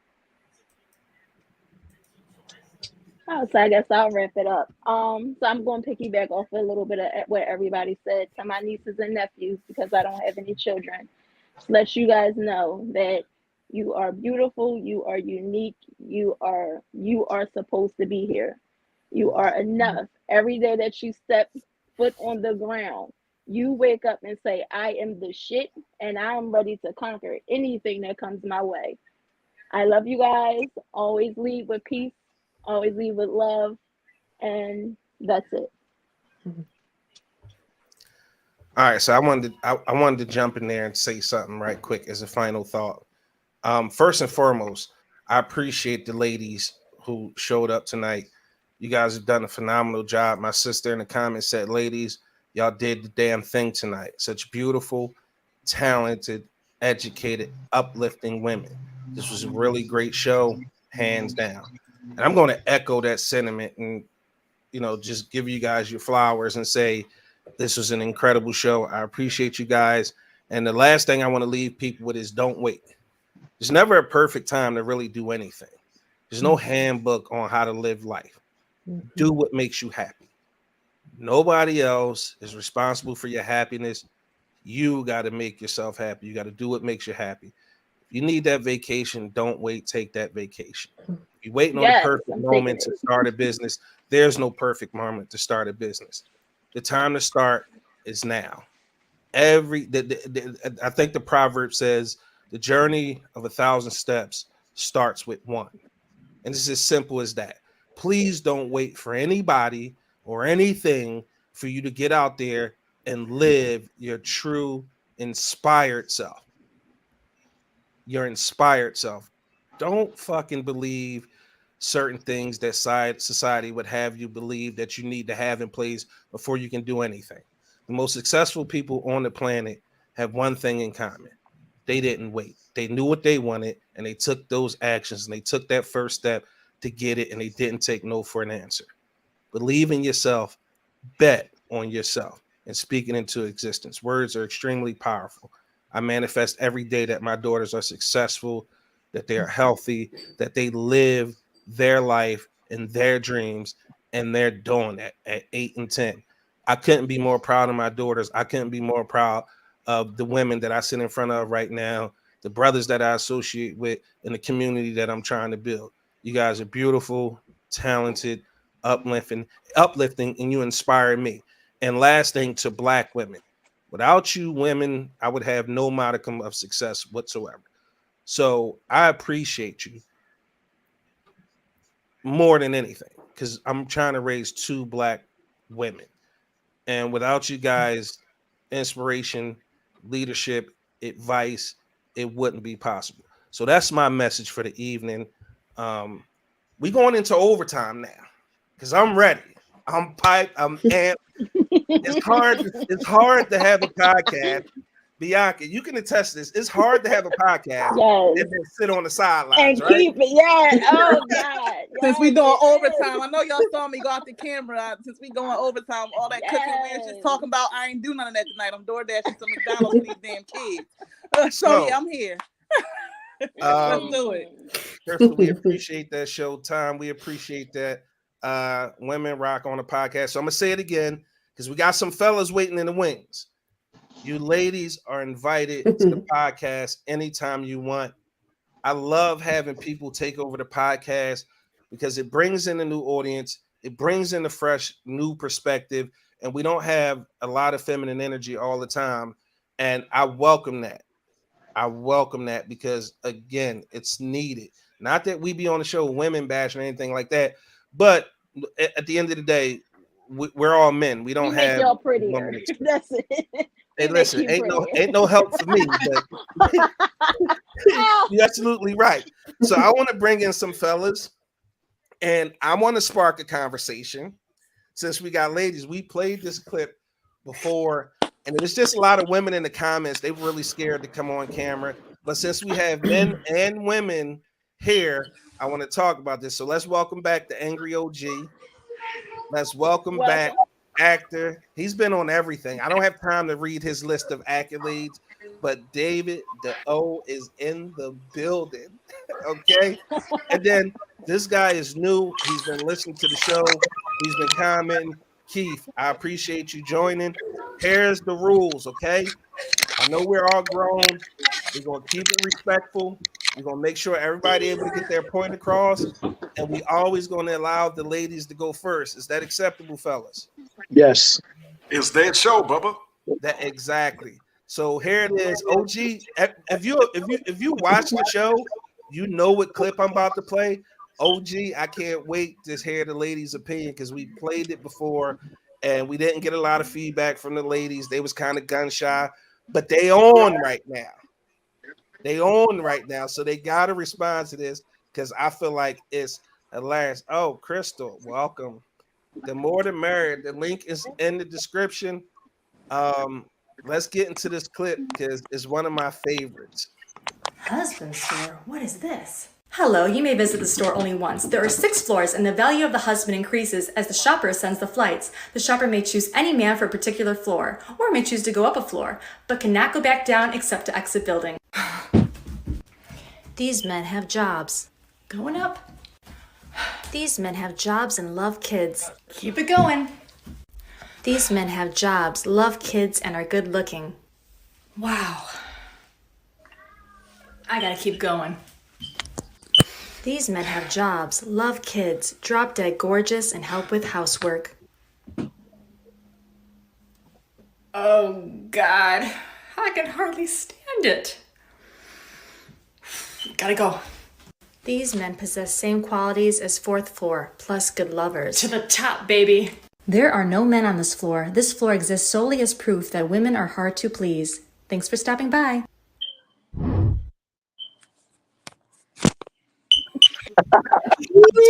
Purpose. You done let loose the dragon purpose. Oh, I got some words, purpose.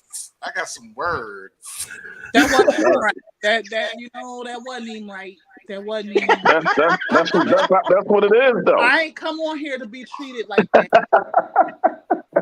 But what floor would you have stopped on then? Ain't finna gaslight me. What floor would you stop on then? I'm stopping at 4. Okay. Bianca stopping at 4. Like, okay. Where you stopping at, Miss Candy B? I don't know. You always to the top. Here's the thing. If we're gonna keep it real, most people want the very best, and I think most of us feel like, well, I deserve A, B, and C. But as my love coach was teaching me before, your water finds its own level. It's kind of like, what is your life showing you that you kind of match up with?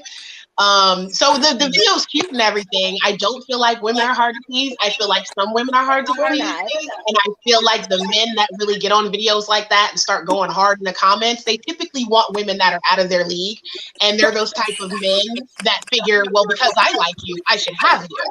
And that's a little backwards. So it's cute clip though, but not that wasn't an indictment on all women. There are women out there that's like that, basically. I believe that. I just don't believe it's the majority of women. I do believe there's some women that are out there like that. Do I believe it's the majority? I think it's more than some. But you know what, OG? Hold on one second. There's men out there the same way. We're not talking about men. We're talking about women. Hold on. We're talking about women. That was a video on women. Somebody has. Yeah, it was a video for women. Let's slow it down for a second.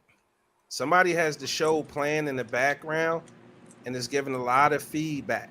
I need everybody to double check their audio and make sure there isn't another device that has the show turned up in the background. All right. How do we sound? All right, Keith, I believe you were speaking. My apologies. No apology necessary. First, I want to say you ladies were wonderful. And I think that they need to come back on the show more often because you got to have equals. And they balance out what the men think. What I was saying was, yeah, that was women, and it was showing the different floors. But there's the same exact thing with men. They'll go in there and they'll see a girl and say, oh, she's cute, but she don't have an ass. Oh, she's cute, but she don't have breasts. Oh, she's cute. I don't know. She doesn't have a job. It's the same thing. You can get the bottom floor and make them all of those. And the same thing with the women. They could be all of those. Treating with respect, treating with love and kindness. And I believe that you can make anything you want to make as long as it's a team. But that's not what the topic was about. The topic was about the women having the pick of floor. What's the difference? That's what we was talking about. We wasn't talking about men. This is women's night. This is the ladies' night. We're talking about ladies. But the video did say this is proof that they didn't say someone. This is proof that women are hard to please. Yeah, you can't put all of them in that box. All of them don't fit in that box. Right, and neither do all the men. You're right. Video, and that's what the video says. So what I think he's saying is you can't kind of have that indictment on women. But that's what we're speaking on that video. That we're speaking on the video. What the video was talking about. We're not speaking on nothing but what the video was talking about. If it matches my needs, if he matches my needs, then that's what floor I'm stopping at. 4 was my floor, and that's just that. I don't need nothing higher. I don't need nothing lower. Now, but that whole video was entrapment, wasn't it for me? That was some entrapment because, of course, you're gonna like, all right, shit, sign me up. But why not just be like?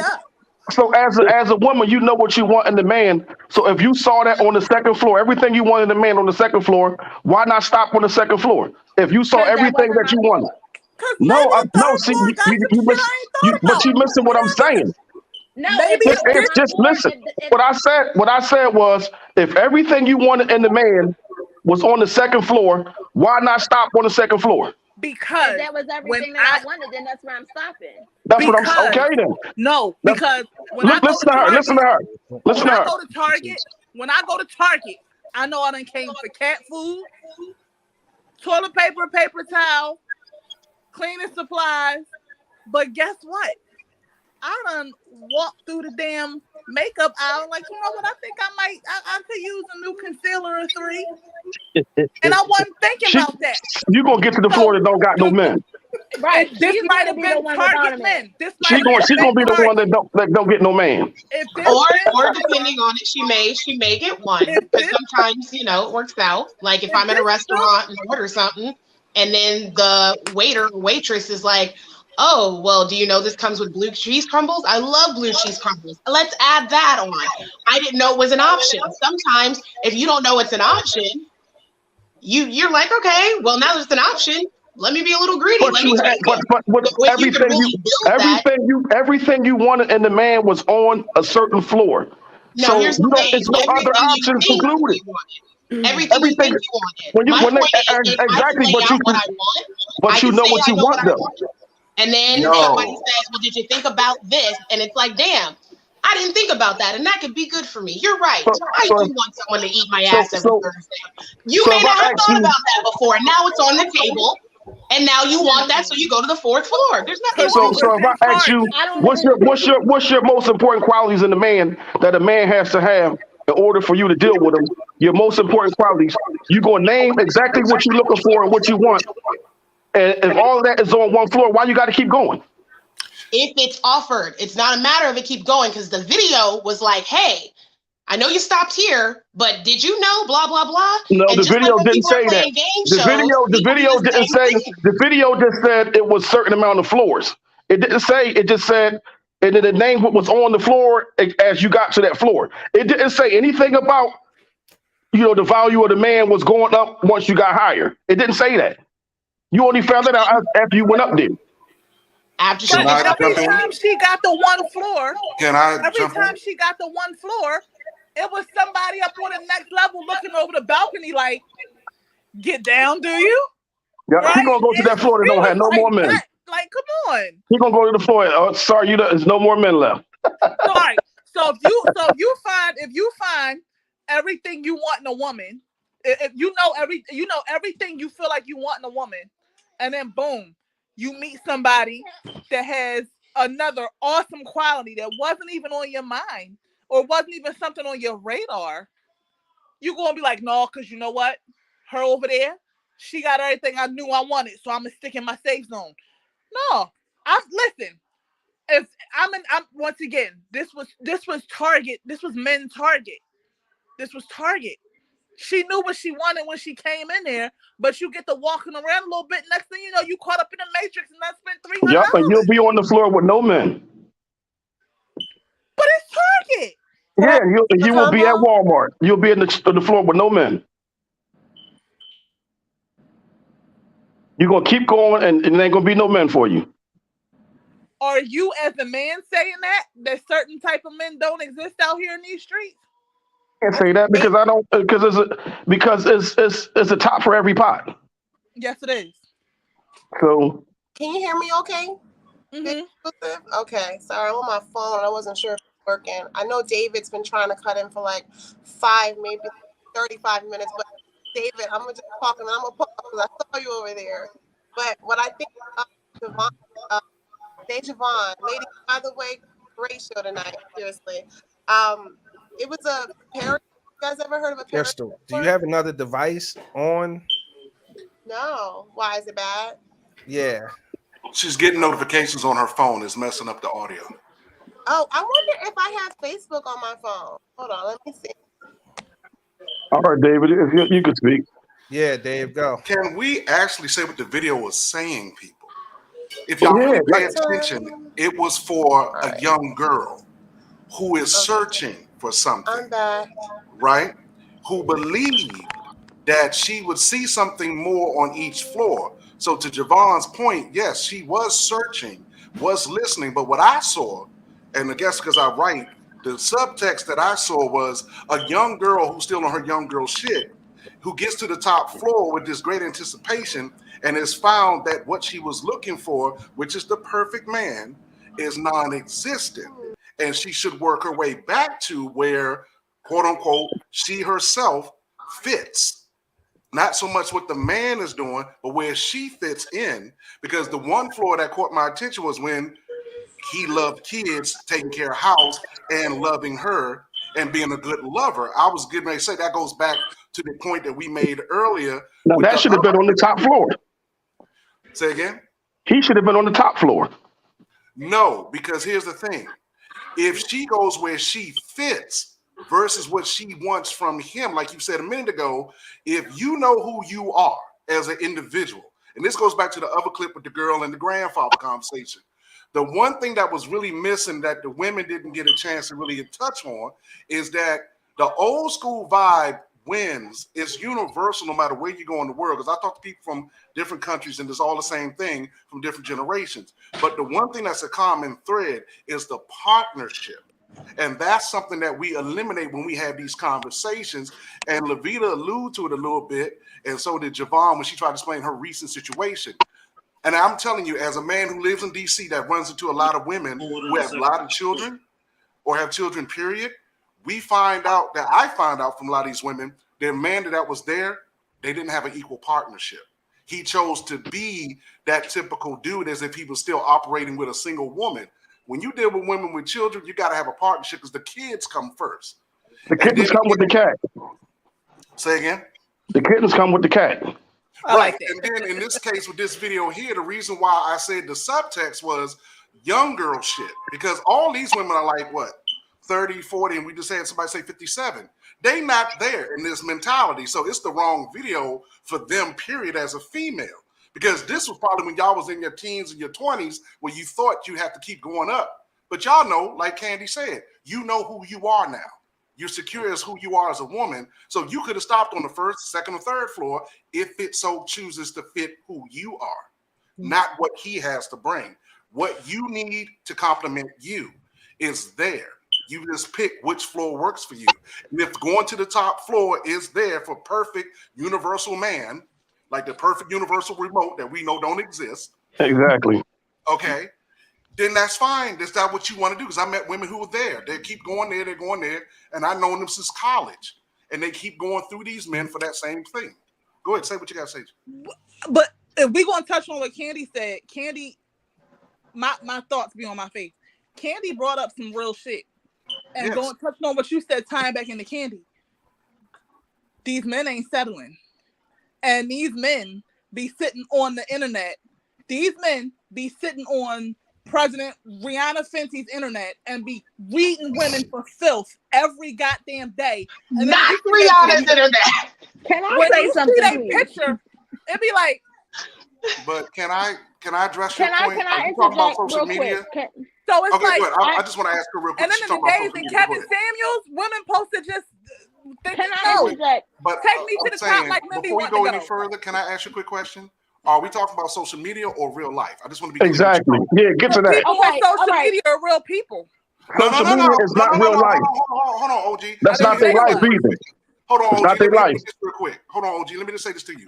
I understand they're real people, honey, but they're not in your real life. So you can cut it off. Yeah. I'm talking about when you sitting down at your job, the school, the bar, the restaurant, and some dude comes to you and you like, nah, that's not me. Is that moment you're speaking of when these dudes come crazy to you? Because I hear women talk about when dudes come crazy to them in the real world. Social media, we all just like, I guess because like LaVeda and I had these discussions because we are entertainers on a professional level. So we see social media as just what it is. It's an outlet for marketing promotion. Any and everybody gonna say what they want to say. But the real world is what we deal with because those real relationships are more important. So Well, that's maybe why the line is blurred because they say that shit in real life too. The shit you see in the comments, That's these why I motherfuckers asked you. be saying in real life. But They I'm be saying, saying that how type do of you stuff deal in with real it life. in real life? Okay, can I is interject more of a concern. some? But go ahead. I'm sorry. I just wanted to say something. Go ahead, Miss. Who was that? No, The what? only thing that I wanted to say, and the thing that irritates me is we're in an open discussion about women, right? Mm-hmm. The word for me of the year is accountability, right? Mm-hmm.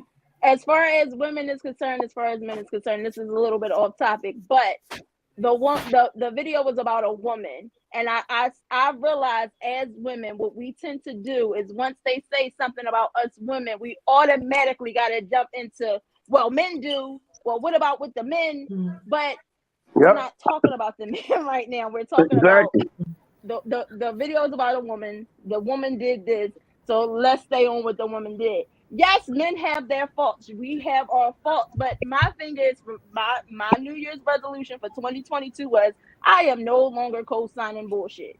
Just because I am a woman or I'm a female, I now learn to step outside myself and then possibly try to understand where a male is coming from with that. Now, to piggyback off of what David said when he said that it might have been a young girl going from floor to floor because she don't know what they want.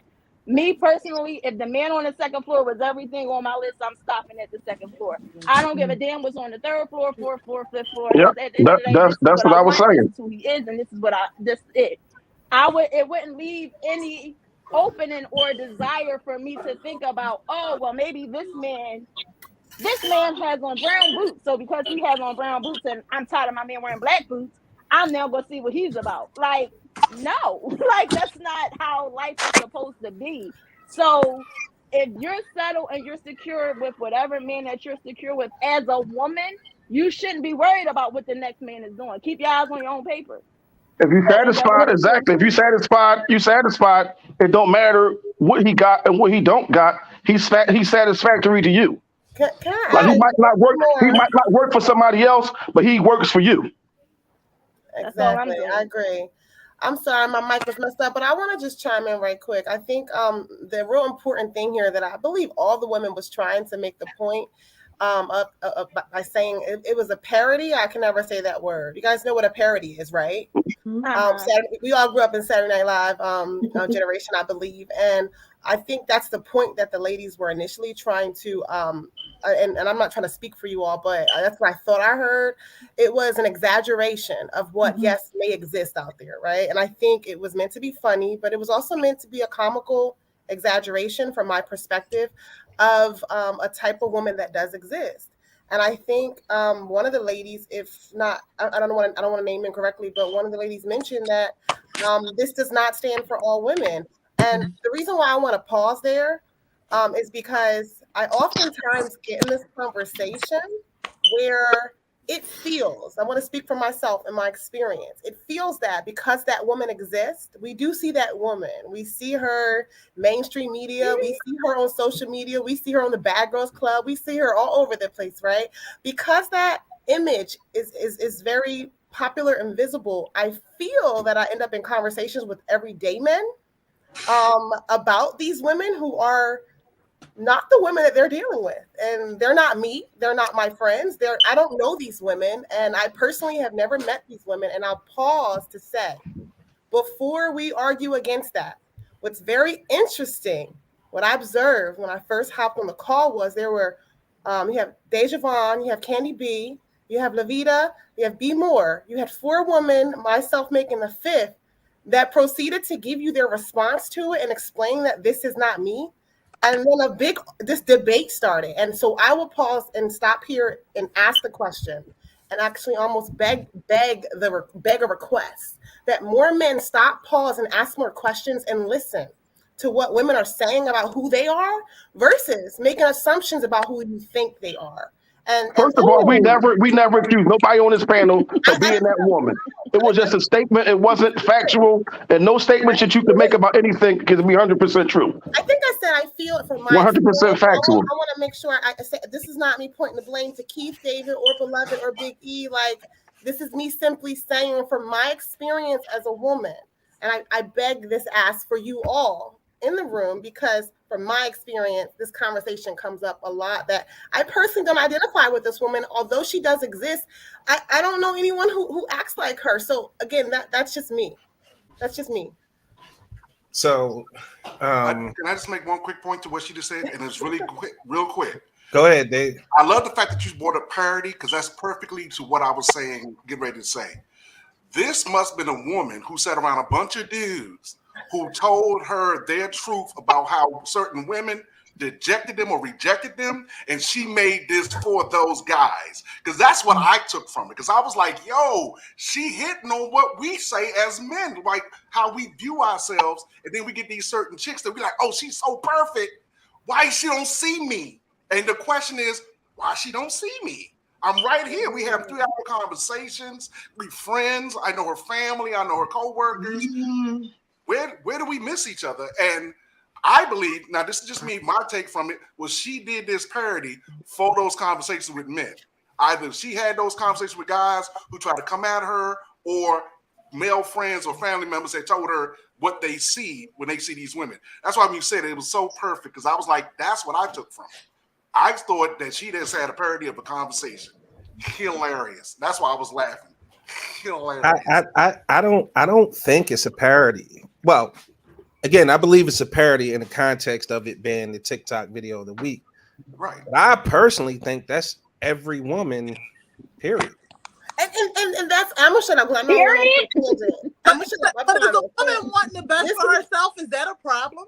No, it's not. not a So problem. here's the thing. Before you misunderstand what I'm trying to say, that's every woman and that's every man. Like, we all have things and criteria and boxes that we want our significant other or potential significant other to check.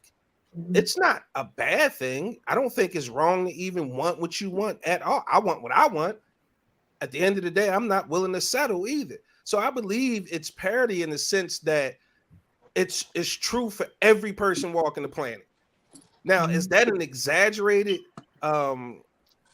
video? Yes, it is. It's very exaggerated, and like you guys hinted on, that it's a parody. But we all have those people when we're in our dating lives. We all say, "Wait, yeah, she cool. She got this. She got that." But none of us date one, or at least I would assume. And if I'm wrong, I can accept that.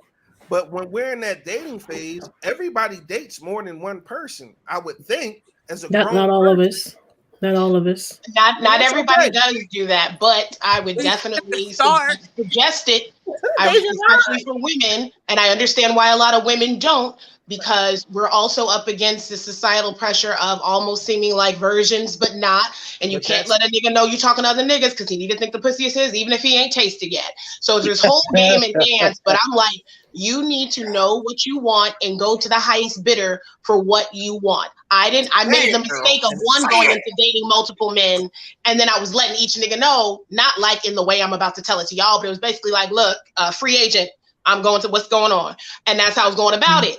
Men started treating me different. So then I was like, okay, let me go into this like I'm exploring options. I'm sure you are too. And then just keep it light from there. That way it's understood from jump. Just being honest. I think this is the benefit of being older too.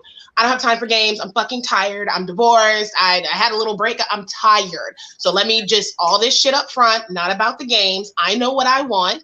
And it's okay to figure that out the way you do, just like men do. But women don't do that enough, and we'll overinvest in one guy, and that just ends up being a shit show from jump. But like you were saying, that is everybody, but there's nothing wrong with that. I think the people that really get mad and the Twitter fingers get to going are the men and women that don't qualify for the person that decides that that's their standards. I have had men with their underwear in a bunch because I'm like, hey, I know I have a kid, but I don't want a man with kids, and I'm allowed to not want that. And I typically attract men who don't have kids that are fine with the fact that I have one. Right. You're mad because you don't qualify. That doesn't have shit to do with shit. Just like the women making fun of women in a sense in that parody video. It's almost like the men that get super mad at that woman. Who fucking cares? You don't want that type of girl, no way. So fucking what? Right. Let her die alone. Who fucking cares? There we go. But that Candy just hit on the nose where, and I think what I really wanted to speak to is some men will see that video and it's like, see, this is what's wrong with women today. And that's where I feel like we need to pause. Like, A, she's probably not the woman that you're looking for. You're irritated because you're not qualified to be with her. Come on, that's the part. What's wrong Well, with she's being like out that of with that somebody's video. league? Okay, you saying, but the thing is, there's nothing that you gonna show that people gonna be 100% for, 100% against. It's just not like. But and you're right. I think, and maybe this is just where my opinion comes from, right? When I'm in these conversations, it's like I think what you just said is correct, but what's really important is, and I hope that none of us are doing this, but I hope we're not seeing things like that, or we're not experiencing this in the world, right? You didn't. That's entertainment. That was entertainment. Hold on. Hopefully you're not out there taking that experience to now judge other people and say, oh, y'all all the same, or this is why, I don't know. I guess what I'm trying to get at is I hope we're not using that to now judge women and make us all like categorize us as or stereotype us as one type. That's really what I'm getting at. That was entertainment. That's all. That's all it was. But honestly, Hold on. I just want to say something to Crystal. I'm sorry. I love what you just said, because guess what? What I said in the comments earlier during the ladies' initial broadcast was about how men are unable to share those women ain't shit stories because we don't want to look weak, right? And then we don't have a good balance of female friends, because what you're saying relies on a good balance of female friends who not only can listen, but be objective. Because like I said, the subtext that I got from that was this woman has had several conversations, either dudes saying it's about her or to her, and she felt, oh, this is funny. I got men saying this shit about this type of woman, but they don't have a balance. And that's why I was saying earlier about the therapy. Because in my acting classes, that's what I do. LaVeda will tell you, people leave my classes crying or upset because I take the traumas and use it. And I tell them that's what I did for myself. And I had to find. So you did a Will Smith and Jada Pinkett moment? You do those type of things? No, I'm just kidding. No, because I'm not going to bully. No, hold on. I'm glad you said that. I'm not going to bully. I'm not going to bully the people into doing something I want them to do. What I say is the trauma that you can use it for power. Like you hear people say it, but they never give you the technique. So again, I have a good balance of female friends and female family members who I just helped solve 4 relationships after 6 years of trauma. Because of that, it's a good balance of male energy. I was able to cover 5 men in one because we only have 2 men left in the family. So you see what I'm saying? It's a good balance, and that's what's missing in a lot of people's lives. Most men don't have good female friends they can bounce off and trust, and the same for women. A lot of women don't have a lot of male friends that I talk, because you hear a lot of women say, I got more guy friends than female friends. And you hear guys say, I got more female friends than I do guys. It's a balance. I tell people you need a balance.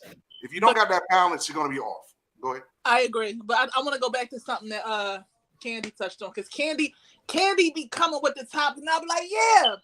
Do y'all remember that whole craziness that's around a few, maybe like a year ago, when B. Simone said that she can't date a regular ass dude no more? Yeah, I remember that bullshit. Yeah. And the problem, it wasn't bullshit because she ain't say nothing wrong.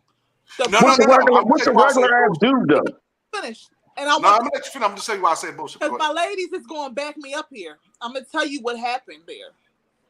Men in general, a lot of especially black men, but men in general, like how Candy said, the moment you eliminate them as a potential sex partner, they feel come for.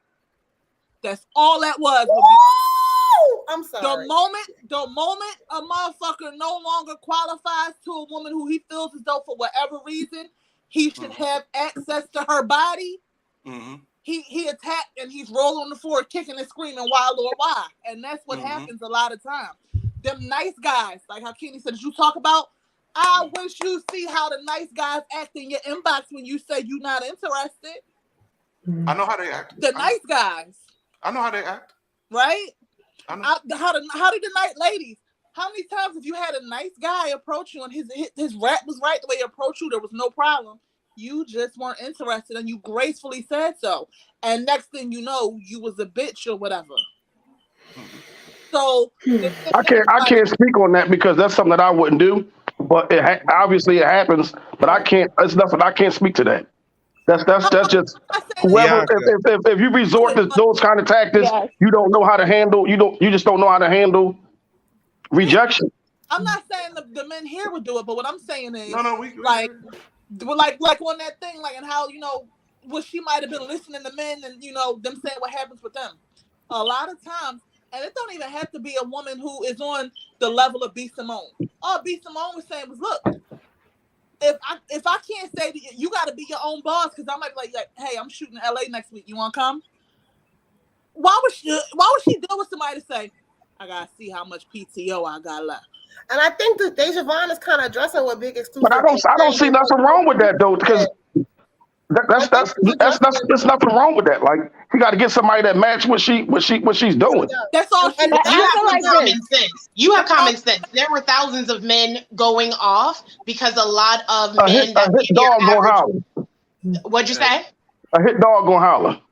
Yeah, they were all very, very pissy. But to go to her point earlier, I understand that, like David was saying, it's easy to view for a certain generation, social media is just that entertainment.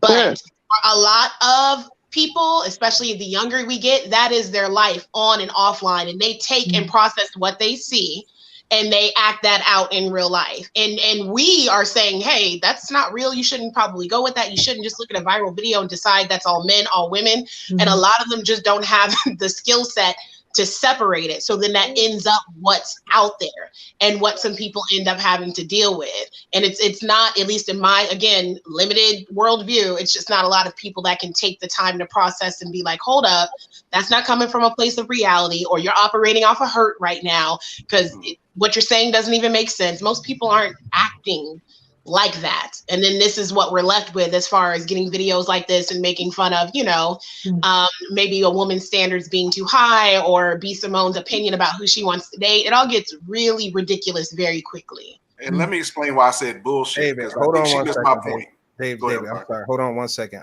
I need to get Bianca in here. She's been waiting. What's it? She definitely had a point to make, and I wanted to get to it. Yeah, go ahead. Go. So my thing is more so like what are you dating for? So if you look at the video, it's like, okay, so what is your outcome with dating whomever it is that you're dating? Not only that, it's more so also what's wrong with being out of somebody's league? You may not be there now, but maybe a week later it showed you to step your game up. It's nothing wrong with not being what somebody wants you to be at that particular moment. If you see somebody, she may be out your league or he may be out your league, it's nothing wrong with that. Why is that such a big taboo thing now to be out of somebody's league? The girl in the video, whatever she felt like was on the first floor, second floor, third floor, fourth floor, and then she eventually got to the last floor and nobody was there. Maybe none of them fit her criteria. None of them were in her league. So she felt like maybe she deserved better. So she went to go get better. What's wrong with that? And now that you said that, like, what if, think about it like this, what if it was just the evolution of her? I didn't even look at it like this. Like, we evolve over time. Who I was dating and who I was into, who I was attracted to, the more that I grew and healed and got educated and got promotions at my job and started businesses, like, my interests have changed. So, I mean, that's real. That's why I said young girl shit. I didn't say woman. I said young girl shit because, again, she's exploring. I have no problem with the exploring, but here's why I was saying to Javon, why I said the thing with B Simone was bullshit, was because as an entertainer, they always looking for sound bites, but you got to be ready to use certain words or phrases that aren't triggers, and you can have your explanation put behind it. And I said it was bullshit because the way they did her, that media outlet did not have to do her like that. And then she had to come back and try to explain all over again because some people saying, oh, you disrespecting your fan base. No, she wasn't. She just giving her personal opinion on the caliber of man she needed to date. Same as, which one's the famous guys? Y'all can tell me. I'm trying to think, was it not Tyrese? It's one of the R&B singers who got in trouble for saying he don't deal with dark-skinned girls. Oh, there's a list of those. It's Chris Brown. It's come on to the list. That's problematic, though. That's problematic. It's not problematic. It's his preference. That's what I'm saying. That's his preference. So you go to preference? Hold on. How can you say 30 seconds ago B. Simone was legit, but if a dude tell you I don't date dark-skinned girls, it's a problem. Is that a problem? So status of life when That's it comes not a to problem. finance, wealth, Thank you. experience, real quick. So choosing a mate because of what you're looking for in your lifestyle, as far as where you are in your wealth, where you are in your, I guess, progression and career or whatever, and who you're mixing and moving with in your lifestyle, right? It's not the same as saying, I don't like dark-skinned women when you are a black man and colorism has affected your community. That's his preference, though. It's his preference. It's just as well as the young lady said she has a child, but she don't want to date nobody with a child. And let me say this, beloved. That's her preference. That's a new name for me. I got to get used to saying that. That's her preference. Beloved. Let me say this right quick. You're right, and I'm gonna stop and say, any man who says that, he has a right to say that, because absolutely right. However, I'm going to leave it at that is problematic, and I'm gonna leave it at that. It can problematic to you because you don't fit in that box. No, I'm gonna say this for you. No, it's not problematic. Let me just say this to you. Yes, if he has a negative tone towards this dark exactly, but if he still loves them for who they are, because my boy was the same way when we was on the come up. He would talk about all these white chicks and Asian chicks, but he would always have this negative connotation towards the sisters because they call it ghetto. That's wrong. That's problematic. That was wrong. But when I realized what he meant by ghetto was he was around the wrong caliber of black woman as far as what he really wanted from a black woman when he was on the come up.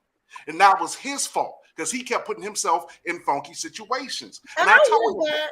But I think that we as a black community tend to undermine, kind of dismiss how much colorism is a factor. Oh, I'm not dismissing it. Because of how we've been brainwashed to believe. That is the truth. And I think we need to shine a light on that. No.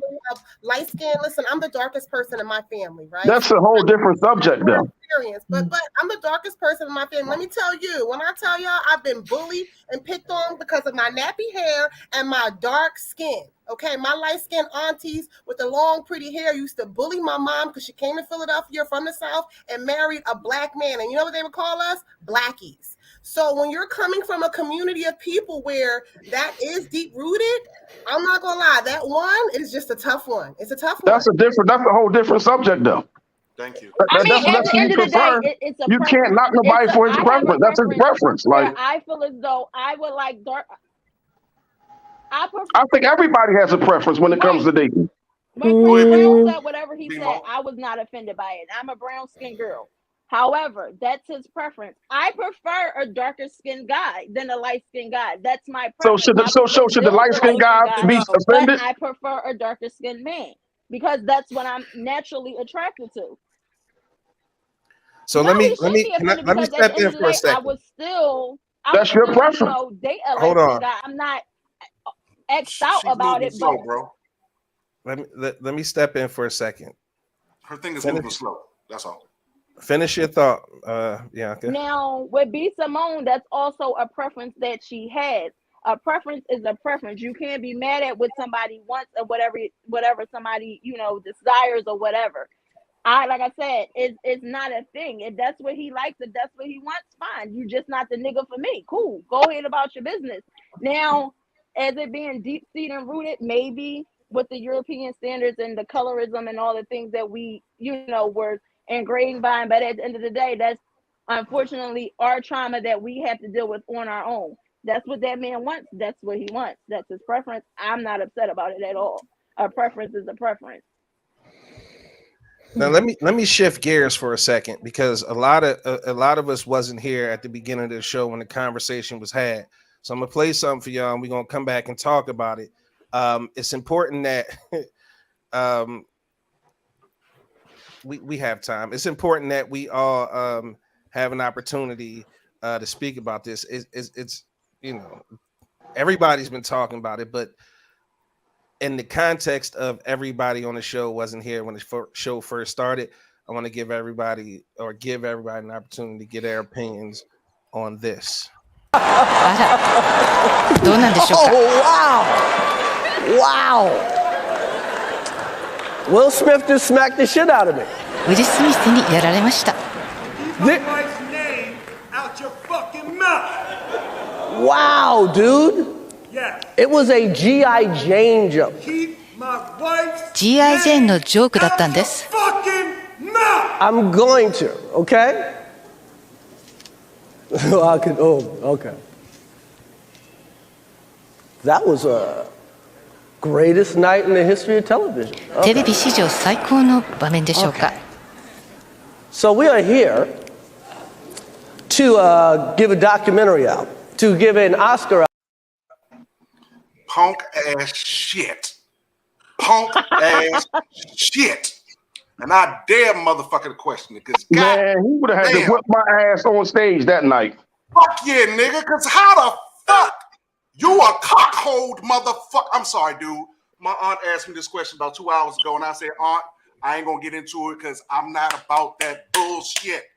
You is not, as a black man, after all that bullshit you and your wife did to fight to get the fuck on the Oscars and get black seen, and you gonna do some dumb ass nigga shit. Nigga, you ain't been a rapper for 20 fucking years. The fuck you had the audacity to go to that man? You have more diplomacy against them foreign motherfuckers you kissing ass for. And you have more diplomacy for that boy with a bigger dick than you, making you look like a fucking cockhole in your own fucking house with your woman, and you're gonna have the audacity. You could have said, Chris, leave it alone. Chris, cut the shit. You know Chris ain't coming for your motherfucking wife's juggler. The fuck, man? And then you gonna make us look bad by cussing? The fuck? That's why I didn't watch nobody else's shit on that subject. I'm sorry, y'all. As an entertainer who's fight for people of color, I cannot stand when a Can we motherfucker give David fights the that Oscar shit. for the I don't evening? give a David gets fuck. the Oscar. I love what he just said. And I wish I could take this clip and share it across the world, because I have heard so many videos from the Black community, particularly the Philadelphia community, that has praised him, celebrated him, shouted him out, and even tried to pull the card, let's protect our Black women, when Will Smith was protecting his woman at the red table and by having a open, honest, vulnerable conversation. The Black community trashed him for that. He was a weak man when he was willing to have a good, open, honest, productive marital conversation in front of the public. He was weak. But yet, now we celebrate him and say, oh, he's for Black women. He's defending his wife because he chooses to go up there and rage and act like that. And I'll say this, David hit it on the nose. Someone said to me when I first spoke on this, so your only issue with this is that he did this in front of white folk? So it's not that he did it in front of white folk, but they had a huge campaign. I watch the Oscars every year. I don't know if you guys do. I'm a Oscar, Grammy, all them awards, right? They had a huge campaign that made noise back in 2015, 16, and it changed. If you watch the Oscars every year, it has been a change little by little, making sure representation was happening at the Oscars, right? So I agree. I don't care what you were upset at. I don't care if he really was. I don't think he was coming from him, and I don't think he knew about the alopecia. But if he was, there is a time, a place, and a way. You do not go on there and you keep it in the house. You go behind closed doors and cuss him out and punch him in the face. You do not go on there, ask for representation, ask to have a seat at the table, and then embarrass us that way. I'm sorry, I was embarrassed. And thank you. Why? Thank you. Why? Why was you embarrassed? I'm sorry. Keith hasn't been talking all night. I will No, answer. no, go ahead. No. You ask your question. He's gonna have his time, but why were you embarrassed? Go ahead. What's the question? Why were you embarrassed? Why was I embarrassed? Because as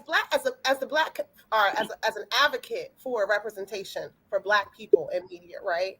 I speak a lot in my work, whether it's podcasting, blogging, whatever you're doing, right? I speak a lot about how important representation is to show us in a different light, because when you go into Europe and you go into different countries in general, right? They watch us and they learn about us from American media. And we talked a lot about this earlier in the show. What do we need to do to change what's happening within our community, right? We were talking about that earlier, right? And I asked the question from the chat, well, what's our solution? And the reason why I asked that question is because we will sit here and we will be really upset about the things that the privileges that we miss out on, the things that we don't have, and how people treat us. And we have a right and we're justified to be upset. However, my issue is when we actually are given opportunities to be out there, like this particular example, we're going to do something that will continue to penetrate, or I can't think of the word that I'm looking for, continue to penetrate messages about us that is not truly who we stand for. People in other communities, countries, children, adults, old people, they're watching this. The Western but guess what? No, let her if finish. we Please, didn't slap them, they would still feel the same let her way finish, that bro. they feel. They already feel that let way. her finish. Bro, please I'm let just her saying, finish. like, Please let her finish. representation in the Western culture and our media is very, very important. And we are fighting right now for a lot. We deserve it. A lot of things have happened to us that we do not deserve. So we deserve every good thing that comes our way. But we have a job to do. We have to stand up and represent ourselves in different ways. And we have to do the work. Not just sit around and be mad at all that's happening to us. And honestly, if it was a white man that he did that to, he would have been arrested and kicked out. I do not like that we're out here fighting each other, and we think it's okay. It's not okay. It's not okay that we'll get on the Oscars and do that to another black man. That's not okay. I'm sorry. Okay. All I'm right. sorry. Keith. Crystal, you and David, I agree with you guys 100%. Number one, because you're sitting there in an audience of people that we fought our asses off to get there and work hard about. Number two, you didn't teach your children anything because 2 months, 3 months ago, you sat there in front of the French white man and a bunch of other white men protesting about being peaceful with anything that goes on, not being violent, would never raise his hand. He would talk before he fought. And then you're going to go out there and your son is in the audience and yells from across the room. That's how we do it in Philly. What the fuck are you teaching these kids? What are you teaching people? I know black people that sit there and say, oh, the white man, the white man. Yes, the white man. But we are supposed to portray ourselves better than the white man. We are supposed to take and build each other up instead of the crab in the barrel mentality. We are supposed to take and say, hey, man, I don't agree with what you said. And like you said, David, hey, yo, you know, because he laughed. If you look at the full video, he was cracking up. And soon as he was cracking up, he looked over at Jada and she whispered to him. And that's when he got up and poked his chest out. And it was bullshit. He should have never hit that man. And everybody talks about Chris Rock. Oh, he didn't do. No, he did the right fucking thing. He did the right thing. I joked earlier about, you know, like. So if somebody slapped the shit out of you, you ain't going. You just going to do the right thing, right? If I'm in the boardroom and I'm running a business, you goddamn right. Lock his ass up. Hold on. I'm born and raised in Harlem, and I used to fight every day. 149th Street between 7th and 8th. And the motherfucker better not put his hands on me. But as you get older, you learn how to deal with things. I'm not going to sit there. What did he do? He slapped me. Hey, Keith. Yes, sir. Please, this is really blowing me right now, right? There's a few things that I'm seriously triggered. I see you, David. And at the end of the day, I personally stand on everything I say and I feel. This shit is blowing me right now, right? Right. Because some things that's being said that's very triggering to me as a black man.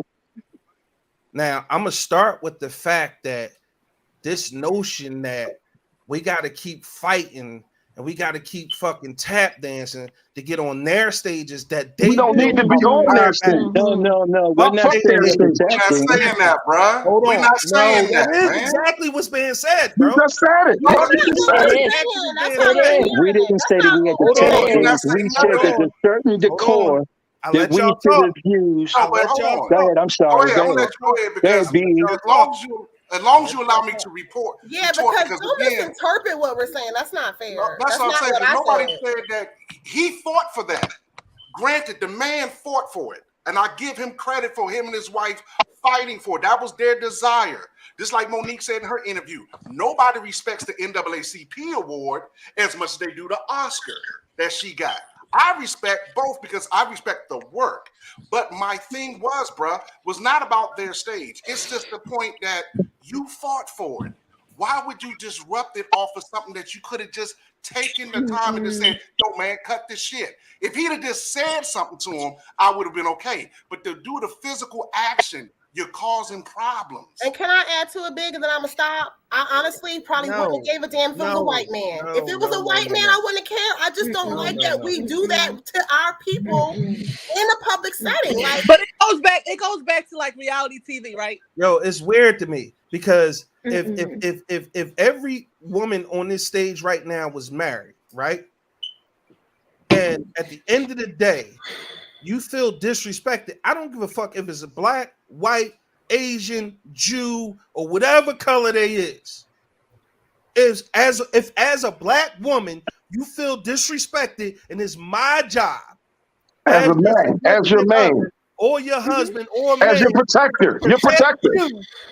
So Why? my self-esteem will not need my man to agree with you. To finish my thought, the notion that we keep fighting to get on stages that they built off the talent of our backs, off the streets that we paid and built, bothers me. I'm triggered by that. Why is that all you hear? But I can agree with that's all that. you say. I can agree with that because I was triggered by I keep letting y'all speak, but y'all keep jumping in and feeling the need to retort. So I'm gonna mute myself and I'm gonna let y'all get y'all points. No, go ahead, brother. Go ahead. No, I was saying is I understand 100% what he's saying because I was triggered by it. No, I don't agree with Will Smith's actions. I believe he should have checked them first, and then if he'd have said "fuck you" and your wife, then yeah, that'll warrant the smack. There you go. My thing, my personal thing is, and why I feel like he's triggered because I'm triggered the same way. The context of what y'all saying is, well, he did this in front of these people. This is back to what I was saying earlier with the mentality that our grandparents passed down to us. We shouldn't act a certain way in front of white folk. You better straighten up because these white folks here. Or now, I'm not saying Will Smith was right or wrong. What I'm saying is, at the end of the day, the certain things that y'all were saying is that because he fought so hard for this, and you shouldn't have did this in front of this crowd. He should have did it backstage. Granted, yes, it was two black men. If it was him and a white man, if it was two white men, I understand what he's saying. As a man, we are women. Yes, we could talk all day. I could go toe to toe with a man all day long, but I'm not a man. As soon as a man get out of line, I'm calling a nigga for you. Yes, I'm calling somebody because you out of line. So I can't fight a man. Let me be more. I don't want to. I don't want you guys to take that. You gotta let people. You gotta let them finish their thought. It's not fair. It's not fair. Let her finish her thought. And I get it. I understand because it was a thing because now everybody is saying the Oscars turned into the Source Awards. Why is it always going hand in hand? Act out as a nigga. Now it became a nigga show. No, motherfuckers act out. They react to certain things. However, they're going to react. Humans are humans. Period. Point blank.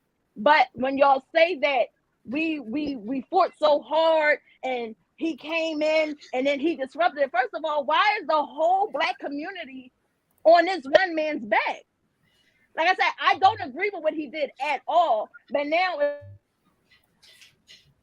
she froze. I'm curious. I'm curious to know that if he didn't do or say anything, they would be on his back about that. They would be on his back about that.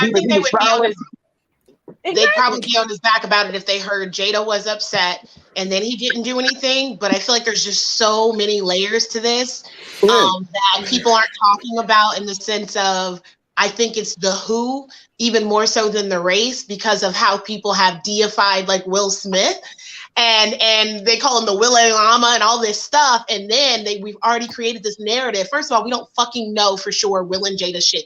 Yes, it's fun to talk shit about celebrities drama, but at the end of the day, we don't know. So it's so easy to say Jada's so awful and she's controlled you and fucking all your son's friends. And we don't know the dynamics. Will probably got bitches all up and down. Someone probably picked him up from the Oscars. That was his side bitch. We don't know. But at the end of the day, what I do know is they don't give a fuck. They say we in this shit till the wheels fall off, and that's their prerogative. I feel like if people actually respected and liked Jada, since the consensus now is she's basically a witch, and Will is up here, this whole thing has gotten out of control because of who Will and people have allowed ourselves to think Will is, because he allowed it and then we drank the Kool-Aid. And then that mixed with, well, I don't like Jada because what if he was married to a nice white girl? What if he was married to a black woman you like? What if it was Felicia Rashad? And most black people like her. Would the slap be valid then? And I totally agree with you two on this whole Black people, we go in and out of being a monolith. 1 minute, we're all like, we all don't do that. And the next minute, well, we all, it gets all over the place. We are allowed to be human and we are allowed to fuck up. We're allowed to have breakdowns. I don't give a fuck if he was in the middle of laughing at the joke and then slapped him. Now, do I think it's okay to put your hands on anybody, anytime, any place, other than defending yourself if someone's coming at you? No, I'm not a person who do that. You could and that was the main say thing. anything to me before I swing. Yeah, but you not, but I if also somebody don't out think there it's that is. fair to say, well, had he said, well, fuck you and your bald ass head, Jada, then he should have done it. You don't get to decide from somebody what their breaking point is. You don't get to decide, well, it should have been these words that warranted this experience. That you don't decide that for somebody. I think that more people would digest it better if that happened, but that's not what happened. He's allowed to be human. People are allowed to fuck up. He was allowed to apologize to Chris or not apologize to him. Chris was allowed to sue or not sue. At the end of the day, they're going to handle it how they handle it, but I don't believe this represents Black people as a whole, and that is a huge problem because whether we're on our best behavior or not, we still get harshly judged because we're dealing with hundreds of years of programming here. So what happens on one night on the stage isn't going to make or break that shit. That's my point. And the crazy part about it is the fucking public is beefing about it more than him and Chris Rock beefing about it. How do we know they didn't have a drink about it? How do we know? Like, we don't. And people giving their think pieces. I love people's opinions, but what I cannot stand is this energy of I'm right and you're all sheeple and it was really all fake and it was really for this, or you don't fucking know. It is fun and entertaining to have these debates amongst ourselves and in the inbox and the comment sections, but at the end of the day, you don't know. But for us as the colored folks involved, we as individuals first have to get out of this mindset that what Jay-Z, Will Smith, Beyonce, Rihanna, and all these people do represent me one way or another. Because it doesn't pay my bills. It doesn't directly influence my kid because he don't even know who half these motherfuckers are, these younger kids. Exactly. They don't care. They put their pants on one leg at a time, just like you. Yeah, I'm like, it doesn't matter. So we kind of have to really get at that because we create these monsters in a way, and we have to really like chill with that shit. And in that same breath, why is it so triggering? In that same breath, because what you just said, Candy B, was a beautiful statement, and I support that. So my question is, why is it so triggering that I might have the opinion because you want to internalize that I'm not you or anyone in particular in this room, let me clarify, but because someone wants to internalize that, I personally feel like I would rather and not be two Black men fighting in front of the world to see. That's my choice. That's my belief. Why is it triggering? Because that triggers me. And I guess I'm trying to figure out, even in this conversation, Big Exclusive clearly showed expression of emotion where what we were saying was really bothering him. And you listen, you're justified for that. But I don't, even as Black people, me having that opinion, me feeling like our representation to the world matters should not trigger another Black person. That's just my opinion. That's right. Our representation to the world does matter, but some people may not agree with the how on it mattering, right? So I understand where you're coming from, where you're basically like, hey, I don't even want to see two brothers up there doing this. Because that wasn't the move. And then on top I of would venture to think that none of us wanted to see that though. Yeah, I mean, I don't like that happening like that either. But it doesn't mean you're any less or more. You're not hold on. Big Exclusive. Go ahead, bro. Please finish. I'm not saying I don't agree with you. I think all of us got the right idea. What I'm saying is I don't think he handled it correctly, not because of Black or white. It could have been a room full of Black people, but because he sat there not even 2-3 months ago and preached all this about peace and not doing anything. And then he goes out there and does that. He's one of the biggest stars in the world. You could have pulled them on the side afterwards or went and did what you had to do later. But to get up and interrupt the show, that's what I'm saying. Right. But And I to me, agree I with you, think that B. showed a I sign of an understand the emotional and triggers. mental breakdown. I'm sorry. Something's not right. I'm sorry. Exactly. I'm sorry. Like for Big me, exclusive. Big exclusive. I'm sorry. Can you go ahead and finish your thought? Because LaVeda has her hand up right along with you. So y'all two haven't had a chance to speak. I just really want to hear your thought, bro. Because I really want you to expand on what you're saying, your triggers. Just to clarify a few things, I never wanted to see Will slap Chris Rock. So that's the first thing. And it's not even about a black on black thing, because I don't even believe in black on black crime. Okay. Now, here's why I'm triggered, because the narrative and the argument is shifting from me. At the end of the day, plain and simple, what happened was that man was having a bad night, right? When it came to an accumulation of ridicule he's probably taken over the last 3 years. This is not Chris's first joke about that man's wife. Okay. So now I think that was just a culmination of the stuff that happened before. The stuff that's triggering me is the narrative that's keep coming back around saying that, oh, it's happened on that stage and on that night in front of those people. Fuck them people. Fuck that stage. Fuck that night. Okay. Mm-hmm. We keep crying and begging to be accepted where they don't want us. They don't want us. You gotta at some point say that their acceptance doesn't matter. The work is the work. It's a lot of people out there who haven't won an Oscar. Doesn't make them less actors than any other black fucking actor out there. My point is, and why I'm triggered, is because we keep fighting for shit that we don't have to fight for. We shift everything as black people. We shift music, we shift clothing, we shift culture, we shift the economics. We don't understand the power that we wield, which is our biggest detriment to our community. The reason why I'm triggered is because those same white people y'all talk about happening in front of and on that stage, the same way they felt about us yesterday is the same way they feel about us tomorrow. They say regardless of everybody can sit still and sit on their hands and don't do shit, and it ain't gonna change. It's not gonna change. Okay, so at the end of the day, the more we keep fighting for representation in spaces where they don't want us, the more we're gonna end up in situations where we're not allowed to be human.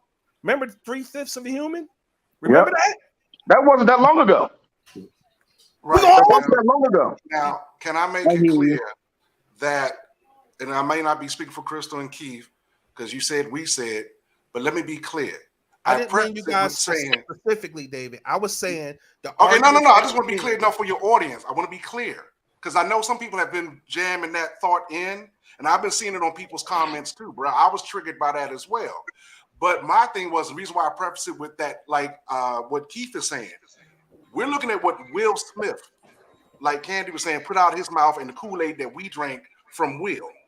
I don't, like I said earlier, I don't watch these award shows anymore because I don't really get into them. Because as I got into the game, I began to realize they're non-relevant. It's only to those people who think they're in control, like corporate America. So when I don't, like the guy, I was doing my live Sunday night. A guy was on my live said, Dave, you're not going to watch the Oscars? I said, I don't watch that shit. I don't even know what that shit be coming on. Right, exactly, bro. But here's where I was like, and this is where you got to understand. As a big man, to your point, Chris, I'm sorry, big exclusive, let me say your name properly, Shannon, is that as a man who has to protect women, I've been dealing with domestic violence since I was 13, and I had a growth spurt. So y'all don't know I'm 6'6", 350. I'm a fucking linebacker that does kung fu, that can break your back. So I understand the narrative, and I have to deal with cops as well as military. But the one thing that I always say to keep myself under control, and the reason why I've never been to jail, is because I match fire with fire. So if a nigga's just talking shit, I'm going to talk shit back. Now, when he begins to get close, because and understand, I've hosted shows in the thuggest motherfucking places you can think of. And I had motherfuckers come at me, but I let them know from step one, if you get within arm's length, you taking your own risk. Because I'm not going to be professional. But again, if they're just talking shit, I'm going to just talk shit with you. That was my only thing. And I know Will has a certain level of how he handles himself. And that's why I was just like, damn, I just wish you just said something. Like, fight fire with fire. That's all I wanted him to do, because that to me is strong enough, because he's that kind of dude. He can speak and niggas listen. The world listens to this man. That's why I was saying earlier with the preface about he fought for that platform.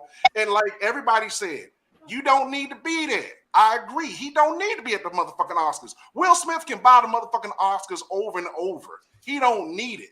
But he let his wife fight for it. And I'm saying, why y'all gonna fight for something?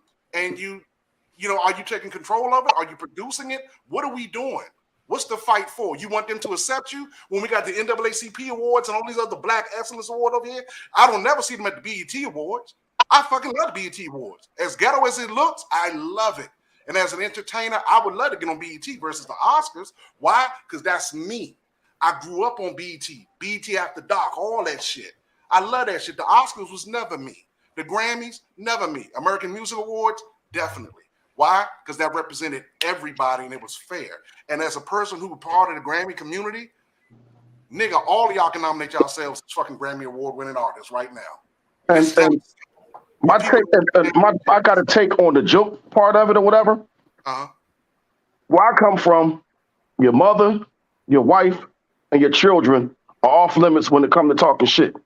Right, I get you. So for him to make a joke about that man's wife, he opened the door for whatever came through that open door. I agree. And the crazy part about it is the comedians say, well, you know, I'm a comic and I'm going to say X, Y, and Z. No, that's bullshit, because you won't make a joke about a Jewish person and you won't make a joke about the LGBTQ community, but you'll disrespect a Black woman. So that's bullshit. Where you know, it's everything is a go with the comics. No, you won't talk about a Jew and you won't talk about, you know, a gay person. But how hard did he come for it? It don't matter. He came just to come for it at all. It don't matter how hard he came for it. He didn't really come for it. It don't matter. He talked about that man's wife. She's gonna be in a G.I. Jane remake. But why did he say it though? Why did he say it? Because part of the Oscars, part of that whole. Why did he say it? They get certain people. Why did he say it? If she had a head full of hair, he wouldn't have said that. Because G.I. Jane is bald. Exactly. That's why. So why is she bald? Have you ever watched the movie? Did she shave her head off? Has anybody ever watched that movie? She lost her hair because she has a disease. He didn't know that. I know you want to go to Miss Davis, because LaVeda has been raising her hand for a moment. So I'm not going to go on a tangent, but the G.I. Jane movie was an empowering movie about a woman who actually broke down oppression. Come on, Crystal. Stop. That's not why he said the joke. That's not the basis of the joke. She was dealing with Ashton Kutcher and he was cheating and all that other stuff. To me, let me finalize my thought on this whole thing. I could care two shits about who Will fucking, who Jada fucking. I don't exactly. care. It's their personal business. I don't care who nobody else fucking. It's not none of my business. Y'all grown. Do what you do. The only issue I had was with this systemic ideology that we got to keep fighting for places and spaces they don't want us. To finish the thought and to let you guys run with it, because you know, at the end of the day, I love the dialogue. I appreciate all of it.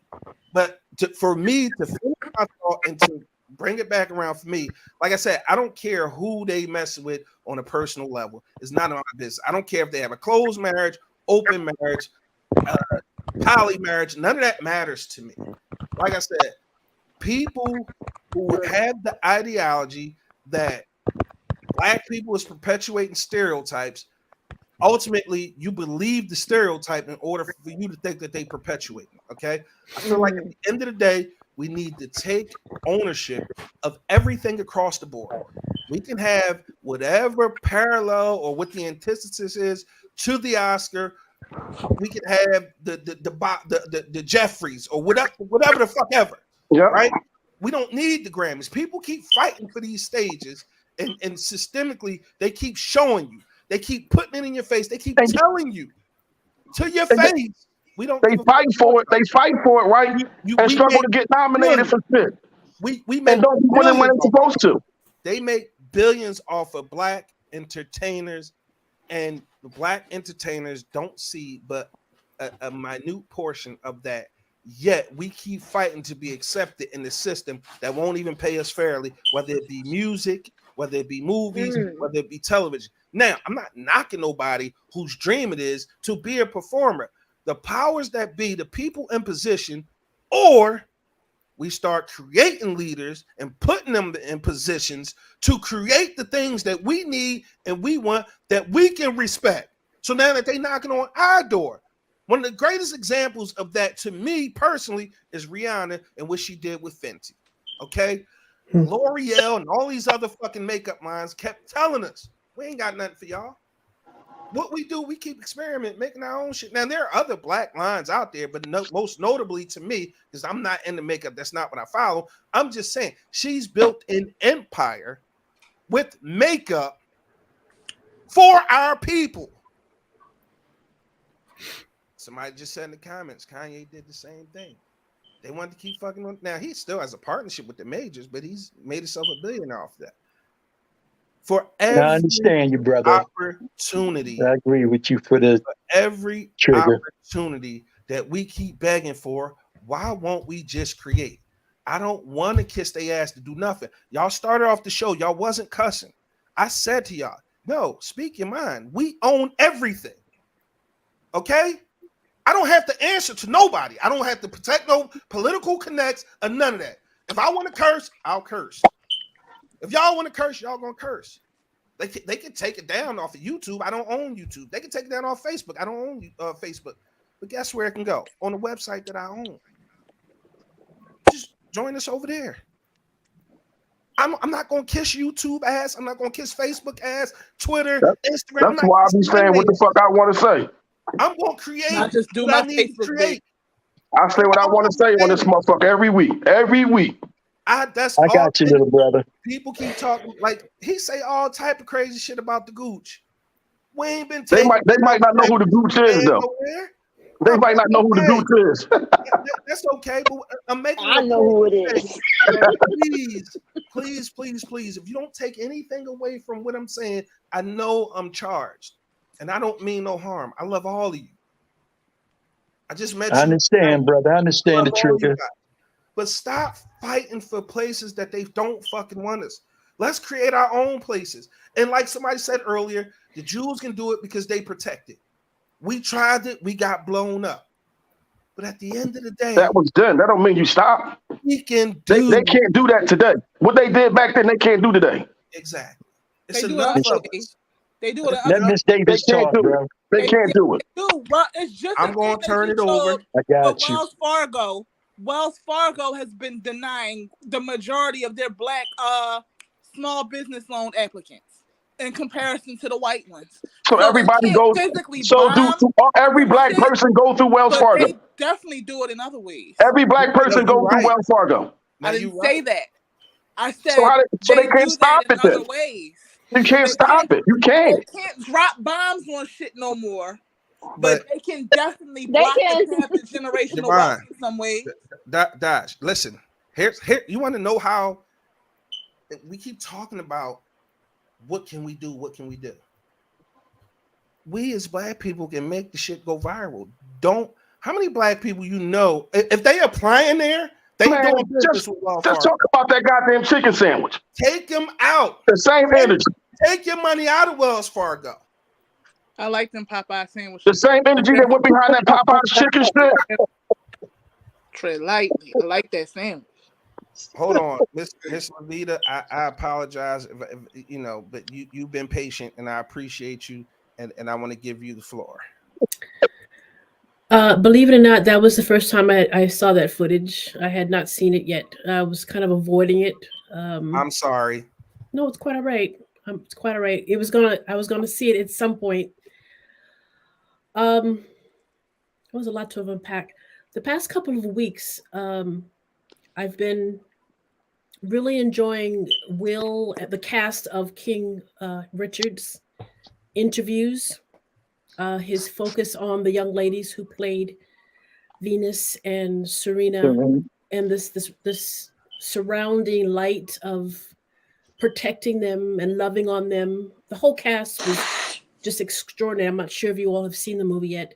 and seeing Ingenue get her flowers and just it was exquisite. I on one hand I'm thinking Will has a book to sell, so I'm not sure if any of what happened a couple nights ago has anything to do with that. We as a community are so invested in people that we'll never meet most likely, but we don't give a fuck about our own people, our own cousins' marriage, in our own marriage, in our own relationship. But for whatever reason, we're so excited to be like, oh yeah, I know, yeah, What about your cousin? What about your sister and your? Why are you? I'm horrified. I don't care what the skin tone is. As a Buddhist, I don't want to see anyone fighting, period. So there's that.